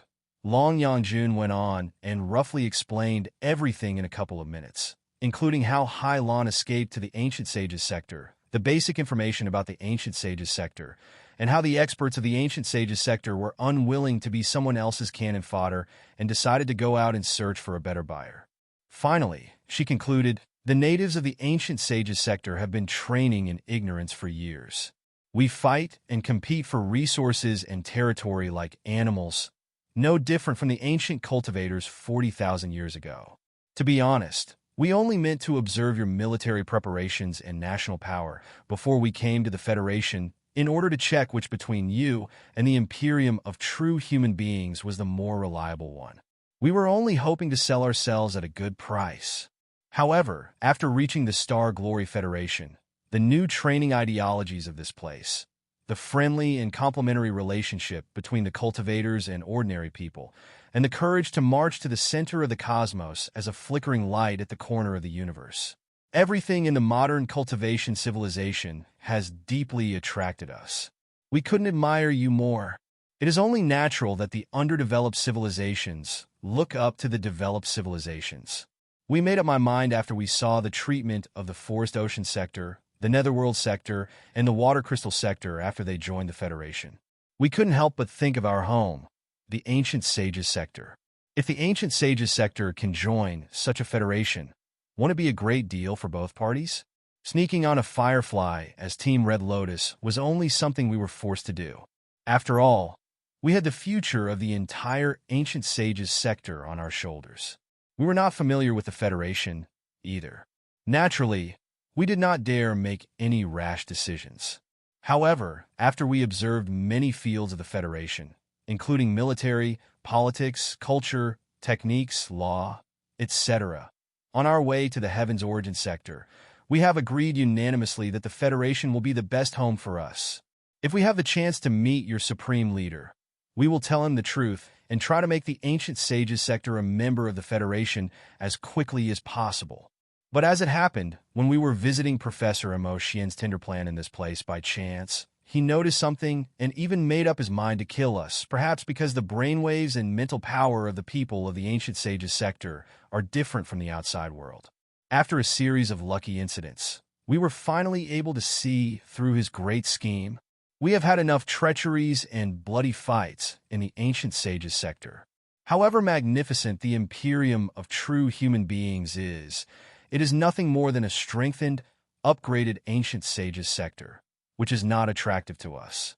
The ideologies of the extraterrestrial devils that highlight absolute peace in the virtual world sound quite tempting at the beginning, but they are full of loopholes if you think about it more carefully. The cultivators of the Ancient Sages sector would rather die before we abandon our bodies and swim in the world of the spiritual Nexus as unsubstantial souls. Therefore, the Star Glory Federation is our only choice right now. We all know that new members of a gang must do something to prove their sincerity. We have come to the Federation empty-handed without a gift. Perhaps our contribution in the operation later will be the greatest sincerity of the Ancient Sages sector. Long Yangjuan's words rendered Luo Qixing and all the soldiers of the Federation dumbfounded. They did not come back to themselves until a long time later. Well, never in their wildest dreams had they ever imagined such bizarre and unbelievable stories. Long Yangjun smiled bitterly. Colonel Luo, brothers of the Federal Army, please think about it carefully. If we were really spies of the Imperium trying to deceive you, we wouldn't make up such a messy, absurd story, would we? Any identity that we fabricated would be more convincing than such stories. It's a pity that this is exactly the truth, and the truth is often disordered, right? If you still don't believe me, Long Yangjun put her hands in a certain gesture and retrieved countless pills, blades, heavenly materials, and earthly treasures, and even some of her personal belongings, such as the stamp of Ghost character, which all came from the Ancient Sages sector, from her cosmos rings. Take a close look at them. None of the items are in the style of the Star Glory Federation. The spies of the Imperium of true human beings do not need to carry so many things just to sell a lie, right? Pondering for a moment, Luo Qixing summoned a few technical soldiers, medics, and refiners that had come with the troop and asked them to examine the objects that Long Yangjun had presented. They were unable to tell what the objects were, but it was true that they had never been found in the Federation before, and they were not the Imperium style. The soldiers all looked at each other in bewilderment, lost for words. Right then, a soft voice was calling from the darkness below them. "Help me! Help me!" It was Lu Wenshan, the unfortunate guy who had been sent to this place by his family after he was mentally deranged and ended up as a vegetative patient. Li Yao was overjoyed. At first, He had thought that Lu Wenshan's broken soul had already been demolished by Lei Yuqing's final outburst. After all, the mental attacks were so intense that even he and Long Yangjun, two nascent soul stage cultivators, had almost failed to resist it. However, from what he had seen, the mental attacks must have been directed at Li Yao and Long Yangjun. Lei Yuqing did not have time to bother about such an insignificant person like Lu Wenshan. The guy was merely affected by the ripples of the storm and luckily survived the doom. However, his color was even more lackluster than before, and his voice was feebler. He had rested in the darkness for a long time before he finally revealed himself again. Luo Qixing was greatly surprised. The troop that he commanded had all kinds of units. Several medics who were good at communicating with ghosts and nurturing broken souls immediately dived down to rescue him. The new crystal processor that Lu Wenshan was hiding in was rather mysterious. The few medics were unable to move Lu Wenshan's soul out of it, but it was possible for them to input some gentle spiritual energy to help him consolidate his soul. Luo Qixing bulged his eyes and demanded, "Who's this guy?" "He is one of the crystal processor experts locked in the Spiritor's realm by Professor Mo Xian and Lei Yuqing," Long Yangjun said in a hurry. "His name is Lu Wenshan, and he used to be quite famous in the field of crystal processor automation. He cooperated with the military before, too. Do any of you know him?" Before Lu Wenshan fell into the coma, he had been working for the military. It was apparently not the first time that he had cooperated with them. Therefore, he had quite a lot of acquaintances within the military. Although nobody in Luo Qixing's troop knew Lu Wenshan, some of them had heard his name before and knew of his accident that caused him to be mentally deranged and sent to Deep Blue Superbrain Hospital as a vegetative patient. A few soldiers who were good at cyberspace warfare went forward to question him. He answered all the inquiries elaborately and logically. There was not the slightest loophole. It was not until this moment that Luo Qixing and the other officers completely believed what Li Yao and Long Yangjun had said. Their faces immediately turned terribly awful. "According to you, the Black Wind Fleet may arrive at a certain strategic location in the Federation anytime, but it is absolutely within the control of Professor Mo Xian or the Extraterrestrial Devils. It is also quite possible that Professor Mo Xian has hijacked the entire spiritual nexus of Hundred Flower City and controlled all the information being sent out through the network." Sweats the size of beans were running out of Luo Qixing's forehead quickly. "Yes, we don't have much time left," Li Yao replied solemnly. At this point, there were 2 hours before the Black Wind Fleet arrived in the Heaven's Origin Sector. Jin Xinyue and the other forces who were in the Heaven's Origin Sector were utterly unaware of the Extraterrestrial Devils and had already activated their plan. Chapter 1747 Gathering. Ripples of spiritual energy invisible to the naked eye penetrated through the four-dimensional space and were received by the monitors in the other 6 sectors, the resource planets, the space towns, and the enormous starships, turning into navigation marks that guided the way for them in the universe. It was the largest space gate in the entire Federation, capable of navigating a whole fleet to teleport through the four-dimensional space and arrive in the Heaven's Origin Sector immediately. There were 3 space gates of the same level in the Heaven's Origin Sector. Together, they supported the numerous, prosperous sailing routes between the capital world and the other 6 worlds. Every space gate was a money gobbler. Solar energy was not enough to meet 1/10 of their daily consumption of energy. Countless high-purity crystals were shipped there on a regular basis and burned into flames that illuminated the four-dimensional space. Therefore, when the carrier that was fully loaded with high-purity crystals slowly approached the number 9 space gate, none of the soldiers stationed in the 2-star fortresses that protected the space gate noticed anything wrong. They knew that the shadow of war already consumed them. However, the Heaven's Origin Sector, as the capital of the new Federation, had the densest fixed defense arrays, which seemed to make it the hardest bone to bite. In comparison, the Flying Star Sector and the Uranian Ring Sector were more likely to be the primary target for the Black Wind Fleet. Such a preconception had corrupted a lot of people's wariness.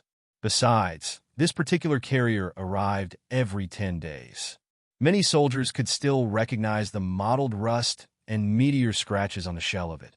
It was not until the carrier accelerated accelerated, and accelerated again instead of slowing down security check as it usually did, and a super intense spiritual shield as red as blood that was more profound than the shield of many main force warships appeared, that somebody finally screamed in alarm. The last procedure of the dim moon plan had officially begun. At this point, there was 1 hour, 59 minutes, and 44 seconds to go before the Black Wind fleet arrived in the Heaven's Origin sector. The Federal Hyperspace Navigation Center, which was responsible to control the 3 space gates from the ground remotely and to plan the sailing routes between the capital and other locations, was located in the middle of the mountains in the east suburb of the capital city in the Heaven's Origin sector. The 4 deep hollows on the ground were 4 bowl-shaped wave launchers that were almost 100 meters in diameter. They transmitted signals and instructions to the sky without stop. 7 teams of shuttles gathered from various directions and marched toward the Federal Hyperspace Navigation Center quietly. Sitting at the rear of one of the heavy armored battle shuttles, Jean Shinue touched the scepter of the coalition army of demons in her hands, silent. She had always been confident about her victory since the dim moon plan was implemented. She had even been acting mysteriously. However, at this moment, when the dim moon plan finally reached the last chapter and everything would soon be revealed, she suddenly felt ill at ease. Shuera, her disciple who was sitting next to her, sensed the anomaly. Master, in any case, there is no turning back now. Jean Shinue took a breath and closed her eyes, with obvious fatigue on her face.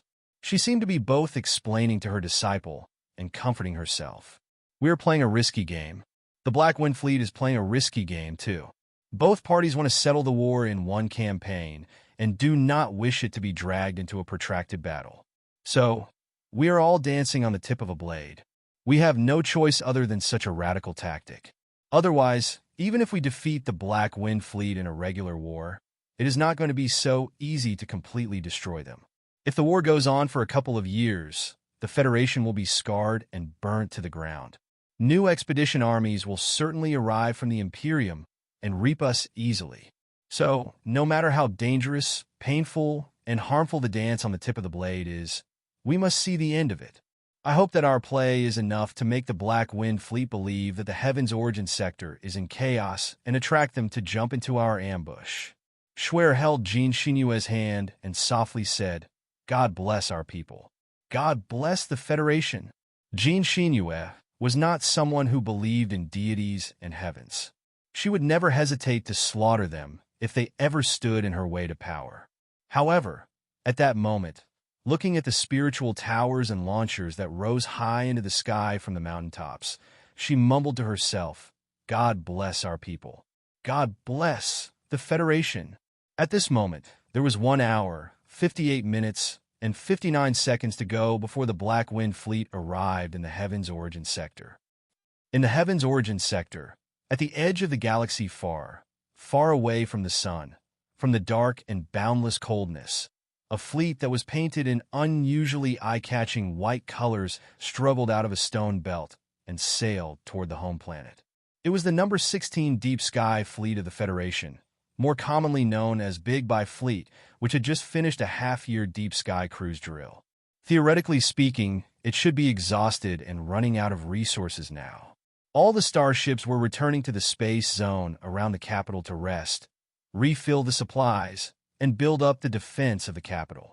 On the Bridge of Infinite Fire, the flagship of the Big by Fleet, by Xingjian, the highest commander of the fleet, crossed his legs and half lay on the chair comfortably with his hands as a pillow. Through the hundreds of light beams that were floating in midair, he viewed the overall report of all the drill subjects in the past half-year. He could not have looked more at ease. Xiao Lishui, his deputy and the chief of staff of the Big by Fleet, looked at him, frowning. The guy coughed hard every now and then, and his cough lasted more than half a minute every time. He was almost coughing all his internal organs out every time he coughed.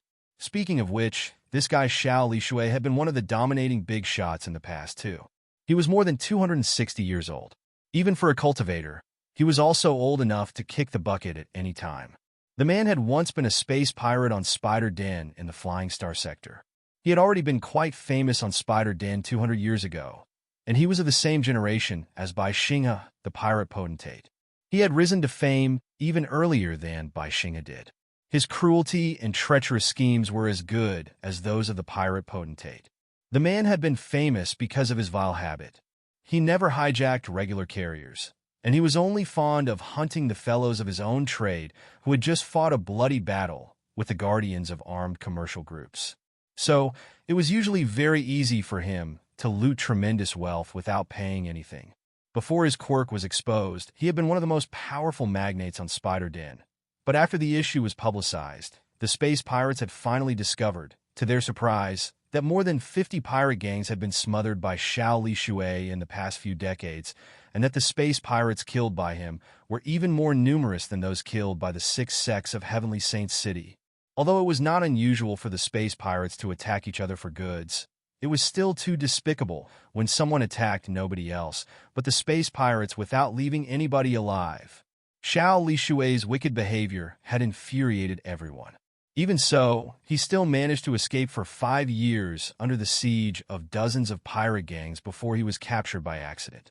Then, he was locked and tortured in a prison below the surface of Spider Den, partly because the space pirates believed that it was actually a mercy to kill him just like that, and partly because rumor had it that he had accumulated astronomical wealth after swallowing so many pirate gangs over decades.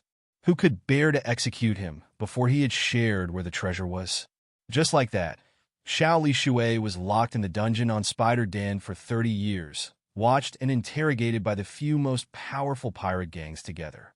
He had spent such a long time down there that he had almost been forgotten by everyone, and he was still soaked in the filthy water when Spider Den was liberated by the cultivators. Dealing with Xiao Li Shui had become a tricky problem. Nobody could deny that he was a space pirate. In fact, he was one of the most ruthless and cunning space pirates. There was no way that he should be set free and allowed to jeopardize the society. However, after arduous investigations, all his crimes consisted of hunting other fellow space pirates, and no evidence of him looting regular carriers was found. Also, at this point, his bones had almost rotted after being soaked in the dungeon for more than 30 years.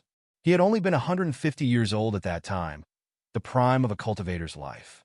But he was consumed by white hair, wrinkles, and diseases, and he looked like a man of 500 years old.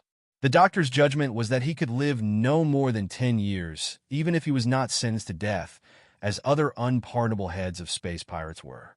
Therefore, Xiao Li Shui's final verdict was 50 years of imprisonment. Nobody expected that the coughing old man would struggle to live through his term of imprisonment. He was even picked up by Xinjiang from a corner of a certain slum and served as an advisor on Bai Xinghe's starship first. Then he was appointed as the chief of staff of the Big Bai fleet. He seemed to be revived again. Old Bai, Xiao Li Shui, covered his mouth and coughed for a long time.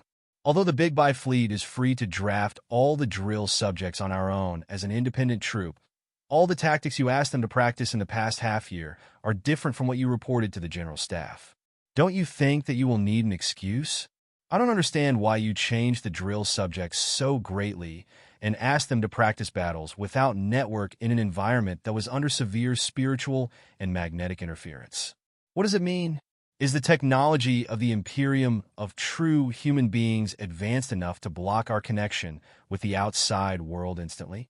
If that's the case, why didn't we just report the drill subjects instead of rehearsing them clandestinely? Bai Xinjiang suddenly stopped shaking his legs. A moment later, he began to shake them again. Don't be hasty, old Xiao. You will find out very soon. Find out what? Xiao Li Shui asked. You will find out. Bai Xinjiang narrowed his eyes that were filled with both confusion and excitement as he mumbled, whether or not I was tricked by the old fart. At this point, there was 1 hour, 57 minutes, and 36 seconds to go before the Black Wind Fleet reached the Heaven's Origin sector. With a laser launcher, he shot out a mystic ray and analyzed the structure of the big round ball as if he were peeling an onion. 100 Flower City is the research, utilization, and interaction center of the spiritual nexus of the Federation. Although no strong troops such as the Burning Prairie Fleet are stationed here, the defense system, made of the automatic magical equipment, including defense rune arrays, battle puppets, autopiloting flying swords, and many others, is state-of-the-art nationwide. A lot of automatic defensive magical equipment is actually tested in 100 Flower City first before the devices are shipped to strategic locations in the capital, the Flying Star Sector, and the Uranian Ring Sector. District 01 is the core of everything. The whole of District 01 is a forbidden military area. It is divided into two functional modules. One of the two modules is the Command and Administration Center of 100 Flower City, or rather, the local government of this place. Through the center, it is possible to control the artificial gravity, light and energy supplies, air and asset supplies, and the like in the 100 ball-shaped space stations. The other module is the Grand Unified Spiritual Nexus Information Processing Center. It is responsible for processing the information from the 7 sectors before encrypting, compressing, and redistributing the information so that the information can reach their destination more efficiently. Of course, the information of 100 Flower City itself also needs to be sent from the center to the hyperspace information launching bases around to reach the reception bases dozens of light years away instantly by way of 4-dimensional space travel. Therefore, the old general of the Federal Army, who had been going through mud and trenches his entire life, but never achieved any accomplishments that were worth bragging about, and who had been promoted to the place of colonel purely with blood and sweat and was about to retire in peace, glanced at Li Yao, Long Yangjun, and his subordinates. He tapped the big silver ball that represented District 01 and said, "Whoever controls District 01 controls 100 Flower City. If their computational ability is high enough, they can intercept, monitor, and even modify all the information on the spiritual nexus freely. But right now, every sign indicates that Professor Mo Xian is very likely to have bypassed the automatic defense system and seized District 01. Therefore, our mission is to break into District 01 and take back control of the Grand Unified Spiritual Nexus Information Processing Center." Just now, somebody asked if we could contact the fleets that were cruising outside of the 100 Flower Space Zone. Unfortunately, we can't because our connection with the fleets is based on the spiritual nexus, which is no longer reliable. Even the military network that seems to be independent is also the same. There's no way that our real voice will be transmitted to their bridge. Besides, starships are different from ground troops. The ground troops can fight independently, and every soldier can act on their own. But on the starships, as long as the bridge is under control, even if the sailors down below start a mutiny, it is unlikely for them to seize the starship. Most importantly of all, 100 Flower City is in a dense distribution right now. District 01 is closely surrounded by almost 100 districts. It's equivalent to saying that the millions of civilians in those space stations are being held hostage. Powerful as the guns on the starships may be, it is impossible to expose District 01 without destroying dozens of districts. So, there is no need to count on the reinforcement of the starships. We can only attack as infantries. The eyes of the old colonel suddenly turned sharper than he had ever looked in his 100 years of service in the army. All his subordinates were slightly dazed under his stare. They breathed heavily, waiting for instructions. "Starting from this moment, abandon the spiritual nexus," the old colonel declared resolutely.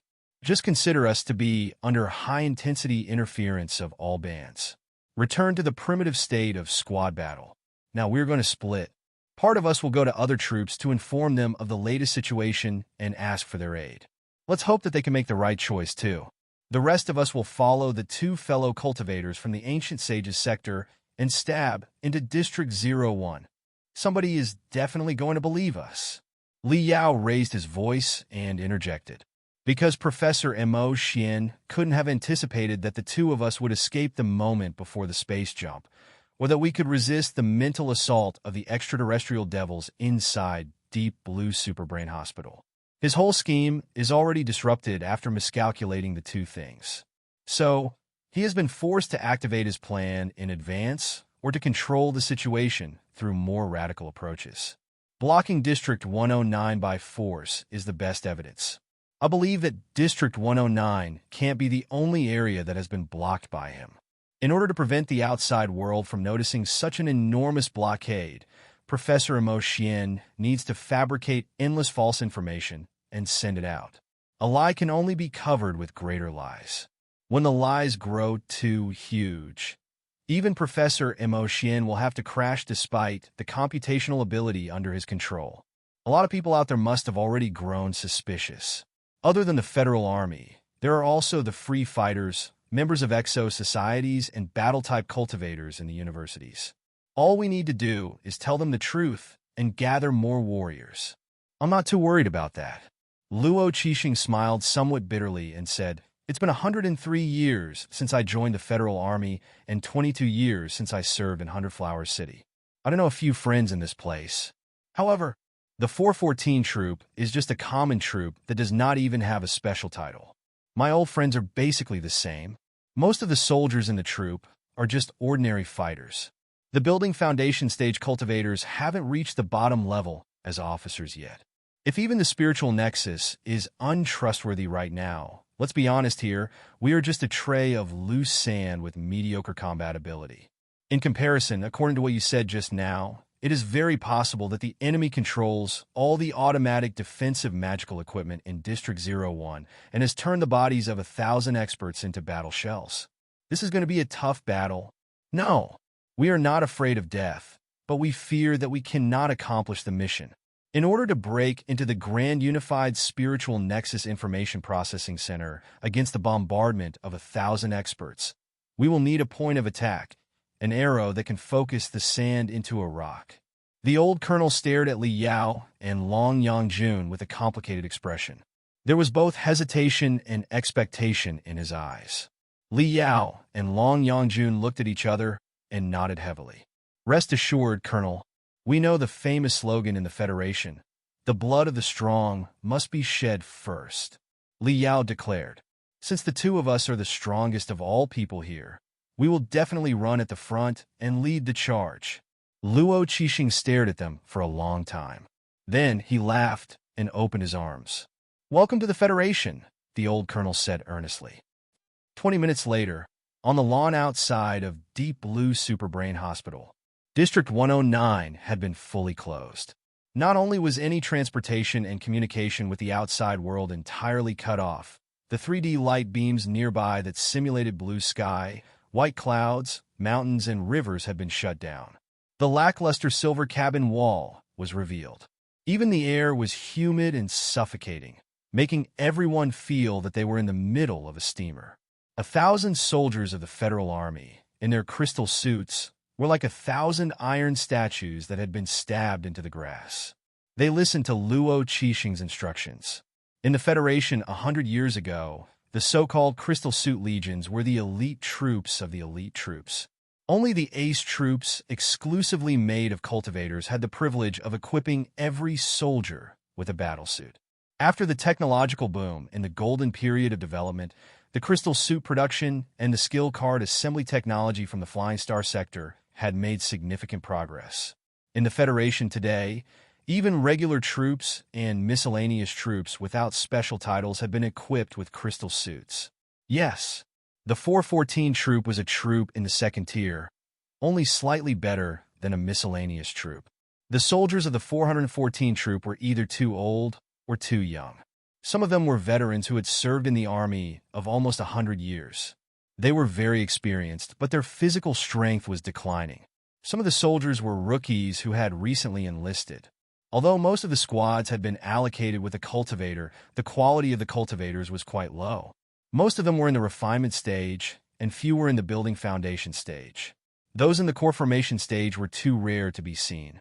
However, at this moment, the intimidating fighting will release from them was as impressive as the ace troops of the Federal Army that had their glorious titles, such as Flying Tiger or Eagle Strike. Every soldier tried to stand as straight as possible, even if they were just ordinary fighters whose spiritual root had not been awakened. This is the brief of the situation right now. The 414 troop is now faced with the most arduous task since it was founded. Luo Qixing roared. "I'm not going to lie to you. This is not a mission issued by the superiors. It is not even an authorized one, but an operation of insubordination and desertion. It is a soldier's responsibility to obey orders. Maybe we shouldn't do this, but soldiers should also consider protecting their country as their responsibility. They should answer the call of their motherland. Do you hear the wind? The Federation is now in unprecedented peril. The motherland is summoning us. That is an order of the highest level. We are the soldiers of the new Federation. We are warriors with brains and hearts. We are not cold-slaughtering machines. So, the 414 Troop of the 18th Group Army, listen to my command and carry out the urgent task immediately. We will break into District 01 and take back the Grand Unified Spiritual Nexus Information Processing Center from the enemy's hands. As the highest commander of the 414 Troop, I can't promise you anything right now, except that after the battle, even if only one soldier survives, the 414 Troop will boast its own unique flag, emblem, and title, like the Ace Legions exclusively made of cultivators. Unfortunately, Li Yao happened to be one such super refiner who had the brute force above the high level of the nascent soul stage. Under Li Yao's coordination, 100 exos exerted their strength in two directions simultaneously. The carotid artery on every soldier's neck were almost exploding before they finally opened a small gap on the airtight gate. Passing through the long pathway, they did exactly the same on the gate that was the entrance to District 108, only to discover that District 108, or rather, the few areas that they opened later through all kinds of trouble, was so chaotic that it looked like the end of the world. The entire 100 Flower City had entered the highest alarm state. All the transportation channels among the 100 ball-shaped space stations that made up 100 Flower City were closed. Every space station was blocked from the space stations nearby with the enormous gates that weighed tons, turning them into independent individuals. Such a design that was similar to an airtight cabin on starships was meant to avoid an accident where all the districts were exposed to the vacuum after one of the space stations was destroyed by intense hostile fire. As a result, all the economic activities in the entire 100 Flowers city stagnated. The daily lives of the citizens were seriously affected, too. The gravity control in quite a few districts became unstable. Now and then, residents, shuttles, and miscellaneous objects that were not fixed on the ground would float to the center of the ball-shaped towns. Then, a moment later, the man-made gravity was improved to more than twice the standard gravity. Most people were breathing heavily because of their own weight and unable to stand on their feet. The entire 100 Flowers city was in chaos. The 3D light beams that constructed the beautiful environment of blue sky and white clouds had turned into twisted snowflakes and even revealed the cold silver cabin wall and rusted tubes on it in the end. The virtual signs and arrows on the major roads either disappeared or changed crazily, causing a lot of shuttles to almost run into each other. Thankfully, automatic emergency brakes and buffer-rune arrays were the basic configuration for most of the shuttles nowadays. No serious traffic accidents took place when they were just moving at a low speed in the downtown area. But still, unprecedented traffic jams filled every district of the city. There was no need to mention the oxygen supply system and the automatic heating system. Should anything go wrong, cold wind might be blown out, and the heat-proof rune arrays might be shut off. As a result, the districts of 100 Flower City that were on the shadowy side would turn into a frigid hell where a drop of water would turn into ice immediately, and the districts facing the sun would become steamers with a temperature of more than 50 degrees. Getting to the bottom of it, the seemingly splendid space metropolis was merely a series of thin, iron shells soaked in the freezing universe. Compared with the life and death issues above, the spiritual nexus shutdown in the entire 100 Flower City seemed to be a minor problem not worth mentioning at all. The only thing that suggested the existence of a government was the obscure broadcast whose source was barely distinguishable. Dear citizens, please don't panic. Proceed to the nearest shelter if possible. Attach yourselves to soft objects if you prefer to stay indoors. Do not go outside. Repeat, the war has already broken out. This is not a drill. Please proceed to the nearest shelter in order. The voice was quite loud at first, but soon it became twisted and feeble before it was replaced by the shrieking attack alarms. Everybody felt that a beast was tearing their eardrums with sharp claws. Li Yao, Long Yangjun, and Luo Qixing looked at each other, all feeling grave. They were not sure if the war had broken out. However, according to the speculation of Li Yao and Long Yangjun, Jean Shinue had reached the moment where she had to activate her plan, and there was no need for Professor Imo Xian to hide his plan now. So, the war was destined to break out today. It was not important whether it happened a few hours earlier or a few hours later. What mattered was not how the war broke out, but whose banner would be flying at the edge of the cosmos when the complicated war that involved multiple forces was over. Professor Imo Xian's pace has been disrupted. He knew that we would rush out without bothering anything. That's why he caused such mayhem in order to prevent us from marching forward. Li Yao analyzed the situation calmly. Just like I said before, he could have taken over the Grand Unified Spiritual Nexus Information Processing Center without alarming anyone and lurked in the darkness while the Star Glory Federation and the Black Wind Fleet had an ultimate competition before he finally jumped out to claim all the benefits. But our unexpected operation forced him to go to the stage in advance and reveal his existence. As a result, he will have to mobilize more computational ability to fabricate the information streams being sent from Hundred Flower City to the outside world, pretending that this place is peaceful and quiet. For the virtual life living in the spiritual nexus, computational ability is their everything. Now that he is wasting so much of his computational ability on the pretension, it will certainly affect his real plan to some extent. What we are going to do is force him to consume even more computational ability. Li Yao, Long Yangjun, and the 414 troop accelerated to the central area of Hundred Flowers City. However, the closer they got to the downtown area, the more citizens and shuttles were crowded in midair, and the more chaotic the situation was. As a result, they were inevitably slowed down. In the meantime, they encountered some other troops who were stationed in various districts. Thankfully, those troops did not attack them the moment the two parties met. After all, even though Professor Imo Xian could fabricate orders through the spiritual nexus, it was impossible for him to make up such a ridiculous story that 1,000 spies of the Imperium had snuck into Hundred Flower City pretending to be an established troop of the Federation. Furthermore, Luo Qixing had been stationed in Hundred Flower City for more than 20 years. Even his family had moved there. He had quite a few comrades in the troops. His face alone was enough to half convince many commanders of Li Yao and Long Yangjuan's story. The real problem was that the last order those troops had received before the communication was shut off was to maintain order, pacify the citizens, and guide as many to the shelters as possible. It was definitely the most complicated work. Most of the soldiers had been dispersed among the panicked citizens. It was impossible to gather them anytime soon. It was not until then that Li Yao and his companions realized that Professor Imo Xian had cast the entire Hundred Flower City in chaos, not just to prevent them from moving forward, but more importantly, to hamstring the bottom-level soldiers who could possibly affect his plan. It is not going to work out this way. Li Yao gnashed his teeth hard. Where's the nearest double airtight exit? It's time to split. We will approach District 01 from the outside. Colonel, you will stay here and try to gather more people. All right. Luo Qixing's throat moved, as if he had something to say, but he said nothing in the end. He simply stood at attention and saluted Li Yao and Long Yangjun in the most standard way.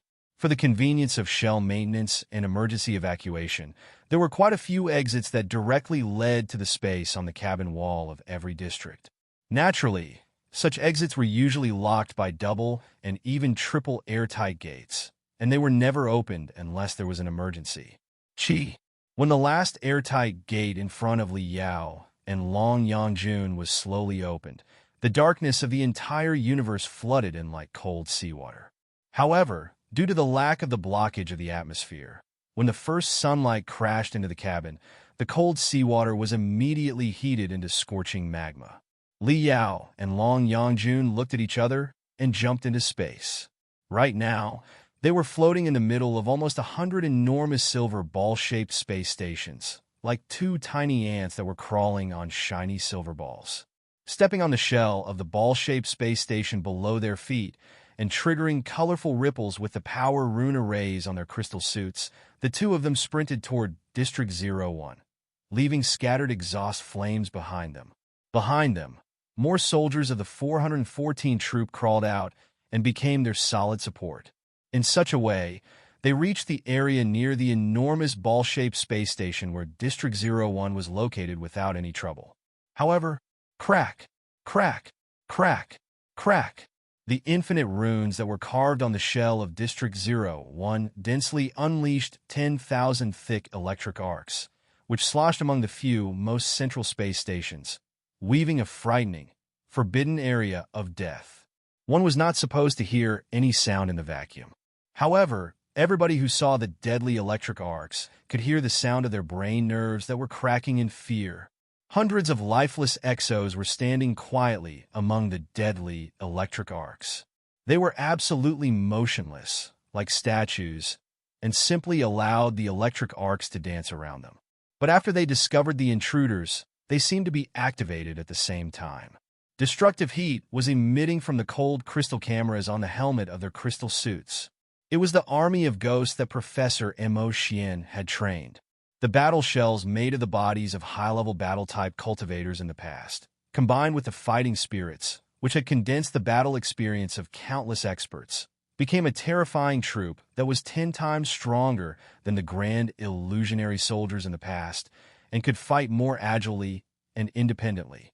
However, Liao was 10 times stronger than when he encountered the grand illusionary soldiers. Liao narrowed his eyes, but the excitement in them was undisguisable. His scorching eyes tore apart the cold universe and glanced at each and every member in the army of ghosts on his opposite. In the end, he seemed even delighted. Come to think about it, it's been 100 years since I released my best strength to my heart's content. Liao smiled, baring his white and sharp teeth. Chapter 1750, The Supreme Emperor's Excalibur, Photon Phantom.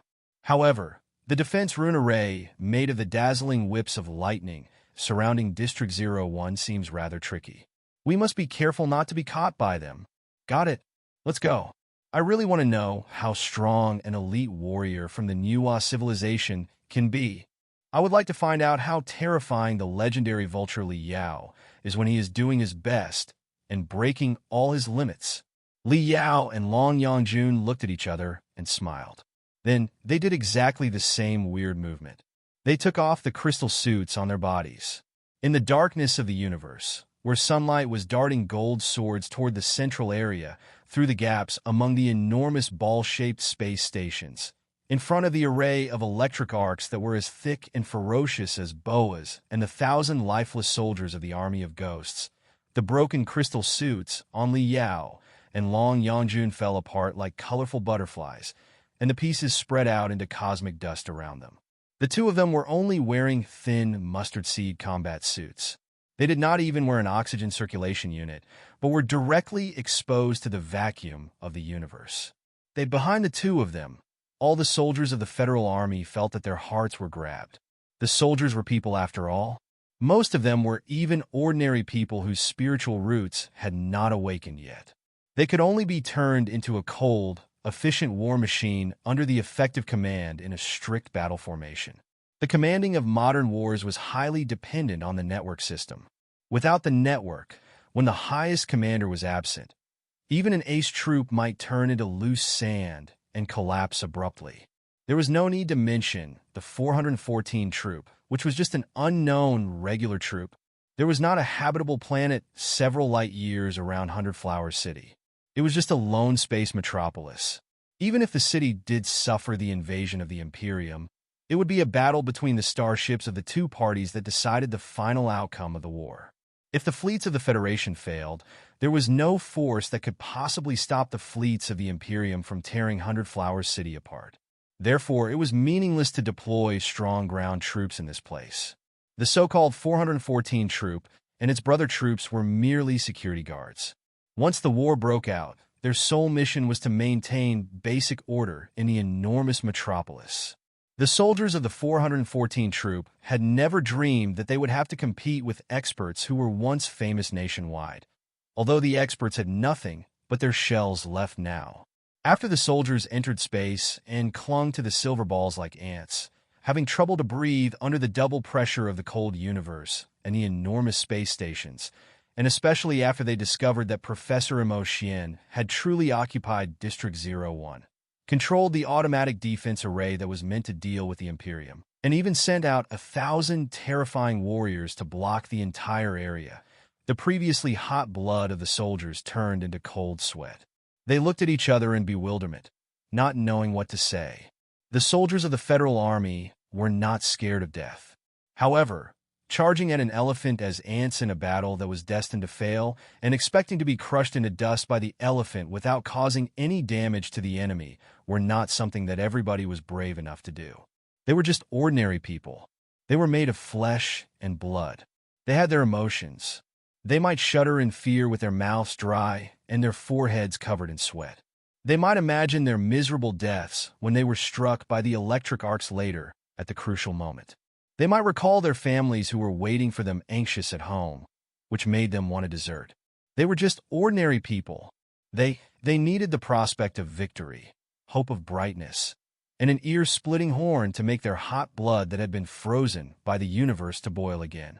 Ahead of the Federal Army made by the ordinary people, Li Yao and Long Yangjun had already taken off their broken old crystal suits that they had been wearing previously. Then, new crystal suits, the most magnificent crystal suits inside their cosmos rings, darted out in dozens of streaks of dazzling brilliance as their fingers danced softly under their summon before the crystal suits were put on at a super high speed. Shwa, shwa, shwa, shwa. The state-of-the-art crystal suits that were in different styles, but equally glamorous, as if they were made by pouring out all the stars in the galaxy, consumed the two of them instantly, transforming them into two dominating warriors. The two supercrystal suits were indeed from the center of the cosmos.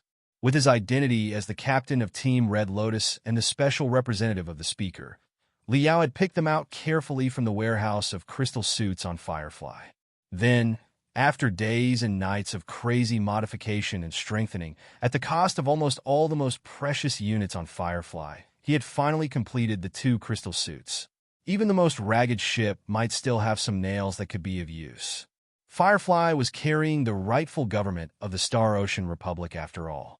Although its stock was incomparable to the Imperium or the Federation on a strategic level, it was still not a problem to find two pieces of single magical equipment such as crystal suits. The crystal suit on Li Yao's body was deep red.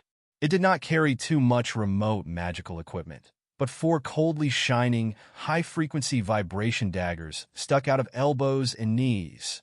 They were the legendary melee magical equipment invented by the Supreme Emperor himself in the Star Ocean Imperium. They could trigger vibrations in a frequency dozens of times higher than modern vibration sabers. Through the tiny, uneven vibrations, it would be easy to destroy the target's spiritual shield and to greatly increase the metal fatigue of the strengthened armor, eventually disintegrating the target's structure from the molecular level. When waving such high-frequency daggers, tearing spiritual shields would be as simple as tearing toilet paper, and cutting crystal suits would be as easy as cutting tofu. Even if faced with the super alloy armor of the warships, infiltrating them would be no more difficult than digging a hole at the beach. Equipped with such marvelous blades, Li Yao's crystal suit had improved his performance in the melee combat to the maximum. Therefore, the name of the super crystal suit was the Supreme Emperor's Excalibur. Long Yangjuan's crystal suit was as impressive as his. It was a pure white, glimmering, swift, and slender crystal suit. At first glance, it seemed to highlight agility and speed. However, behind the crystal suit, there were 9 long swords that spread in a sector, like the tails of a peacock. Brilliance and electric arcs were flowing on the long swords. They extended all the way downward and dashed out of the crystal suit's back, turned into 9 long whips of light. The pale electric arcs were highly condensed, ready to attack like fatal vipers. They seemed to be of an even higher level than the blue electric net on the defense rune array before them. As the electric arcs and the auras of the swords flashed, the hundreds of square meters around Long Yangjun seemed to be covered in a hazy mist. She seemed to be appearing at every point in the range simultaneously, and yet she seemed to have completely vanished into unsubstantial auras. It was the Photon Phantom, a supercrystal suit that had adopted the magical equipment units from the center of the cosmos and was carefully modified by Li Yao. A fire could only be furious enough when the wind was strong.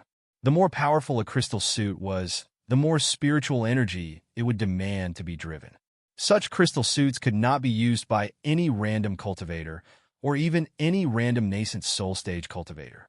However, after Li Yao and Long Yangjun, two unparalleled experts, put them on, the hunger and agitation deep inside the crystal suits completely awakened their soaring fighting will. Their muscles were bulging, their veins were expanding, and their blood and souls were burning. The strength that had been hibernating for decades and hundreds of thousands of years was entirely released. Li Yao and Long Yangjun both roared furiously, like angry beasts that had woken up. Surging spiritual energy rose above from their crystal suits and spread out to all directions, turning into crazily dancing flames at first and two overwhelming giants that surrounded them later. All the soldiers of the Federal Army behind them were dumbfounded. How is it possible? Is this really happening? Such magnificent tides of spiritual energy.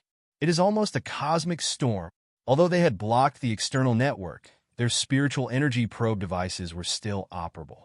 On the combat ability detector, a standard gear for the Federal Army nowadays that was upgraded and modified from the Demon Beast detector invented more than 100 years ago, all readings were soaring madly and breaking the limits one after another. Beep, beep, beep, beep, beep, beep. The crystal processors of all the soldiers were sending out ear-splitting alarms, warning them to immediately retreat and take cover.